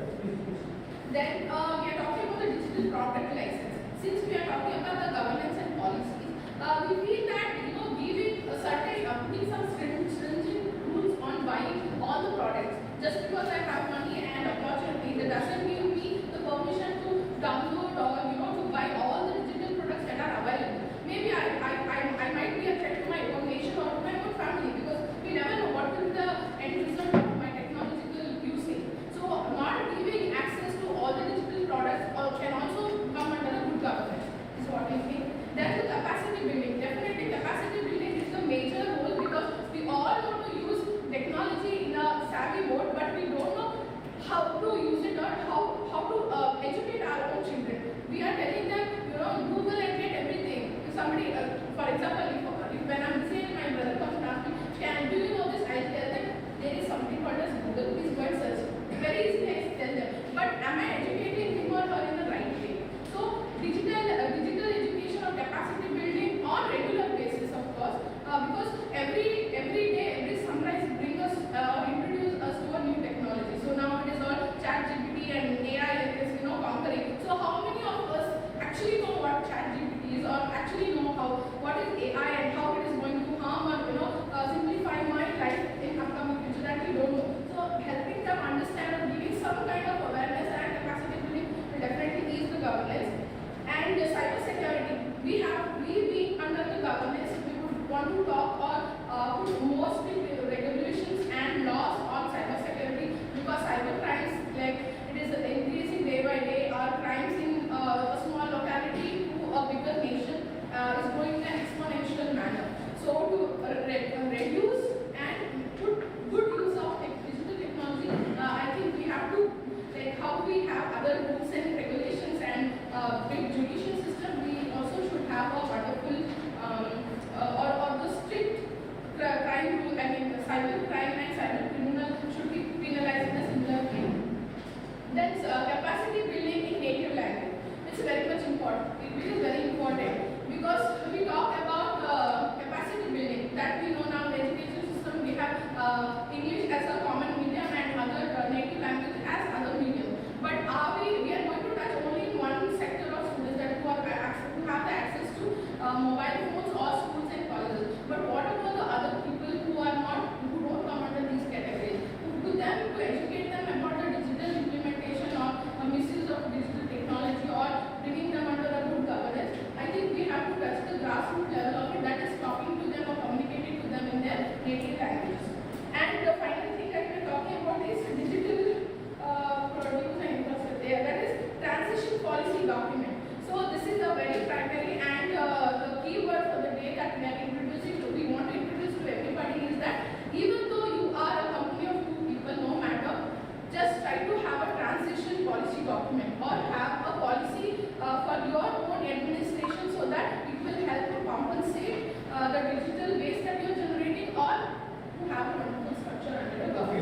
आपका तो one point है and last point digital equity for persons with disability. Because your question was ऐसे हम लोग एक digital sustainable framework. When the word sustainable comes in, certainly the environment comes into mind. Very sensitive about that. So I feel that one small example or small anecdote could be that as a campus. Yes. For example, this is an institution. Does this institution, as you mentioned, has a digital sustainable framework or as a policy document for the next 5 years, for example? जिसमें it's all clearly mentioned कि हम procurement कैसे करेंगे, कैसा सामान procure करेंगे, digital सामान कैसे use करेंगे, how will be the digital communications within the campus. Because digital communication is also important aspect of the environment also. Whether because media can go for more fanciful communication, which is very energy consumptive and also emission consumptive. Just an example, media where it's a normal media file versus a very sophisticated drawn design, web design, model drawn design file. So another aspect is the network system, digital network system within the campus. We mentioned about Wi-Fi campus, so that Wi-Fi campus का data use हो, and also connectivity use हो, and that will also Network also and it could be maybe more digitalization. and also that will also have the waste, the product का जो आपका जो phasing out है, उसका policy of phasing out कैसे होगा, disposal, you can repair it within the campus possible or not, expose as an output or इसमें उतना बड़ा इंतजाम community है, 5-6 बच्चे हैं, repairing का facility भी आपको हो सकता है क्या? Those kind of small steps within every institution, whether an NGO is also using digital, a university is also using digital, Both are very interlinked. Okay, because when we deliver the things to the students, we have very much giving some kind of objectives and outcomes. That is very important. When you talk about the policy leads to the good governance or a governance also vice versa. It's to the good policy. So we in the final conclusion, if you are touching all points like rule of law, transparency, accountability, participation, community approach, as well as personal, individual, like personal effort for making the things better. That is very important for a better governance system. Because when we talk about the larger picture, because there are a number of countries, they have everything digitalized. But when in the ground level, we don't see that. So if you bring the policy level dimensions and you implement it in the ground level, individual level, and it will be more successful. So in this, we can say we have to have a such a mechanism so that the policy, good policy, could lead to the good governance, and the things should be do better for the individual as nation wants. That's all for this today's presentation, and thank you very much.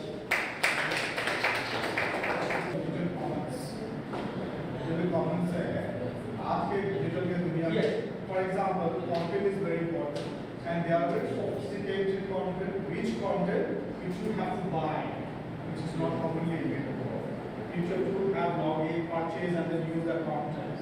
उससे क्या होता है कि one policy की, if in this room you have separate account to go to a certain platform to get the content, which means we are consuming individually separate accounts and using that kind of energy or the emissions or whatever. So why not have a common access to a resource which could really dilute the kind of negativity of the usage of that content. So if the digital commons is also integrated in some policies in the law, that could also help in terms of, because otherwise क्या होगा, उससे क्या होगा, only some people will be able to getting the access, which is also digital divide kind of, because they cannot procure and purchase, they are not getting the wonderful, beautiful, or very rich content which is necessary for the development. जैसे बहुत सारे journals हो गए, इतना costly है, वो नहीं सकते हैं.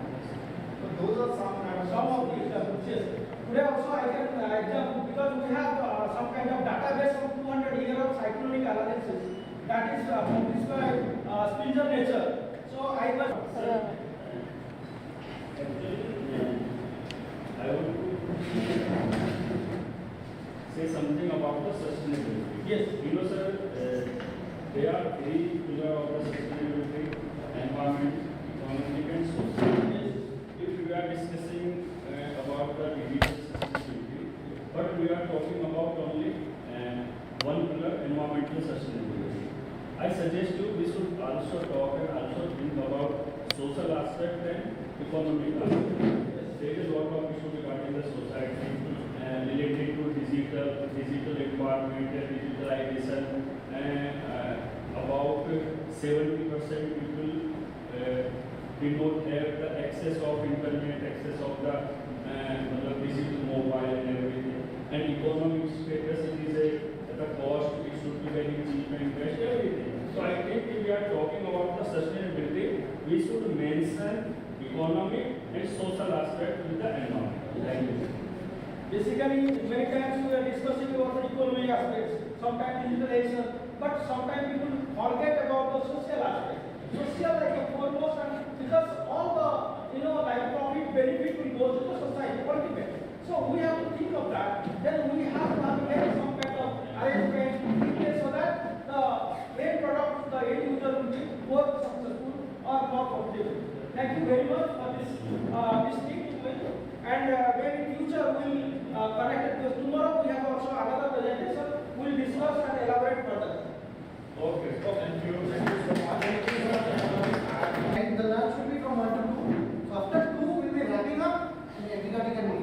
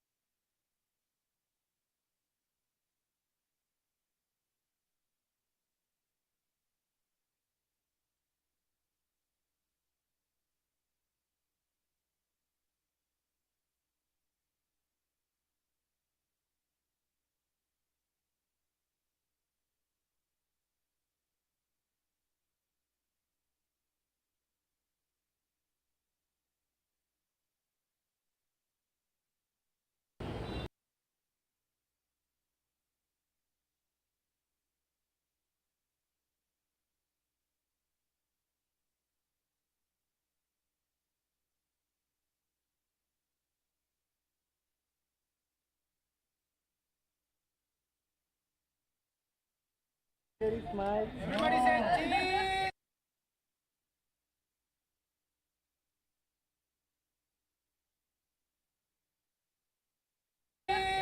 cheese. Cheese. Smile. जल्दी खींचो वरना पिघल जाएंगे ये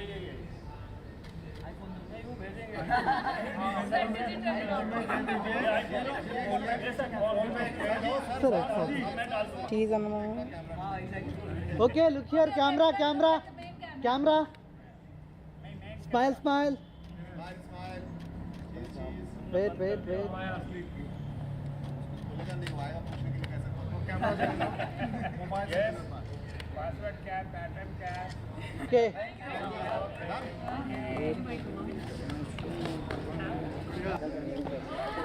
Smile, sir.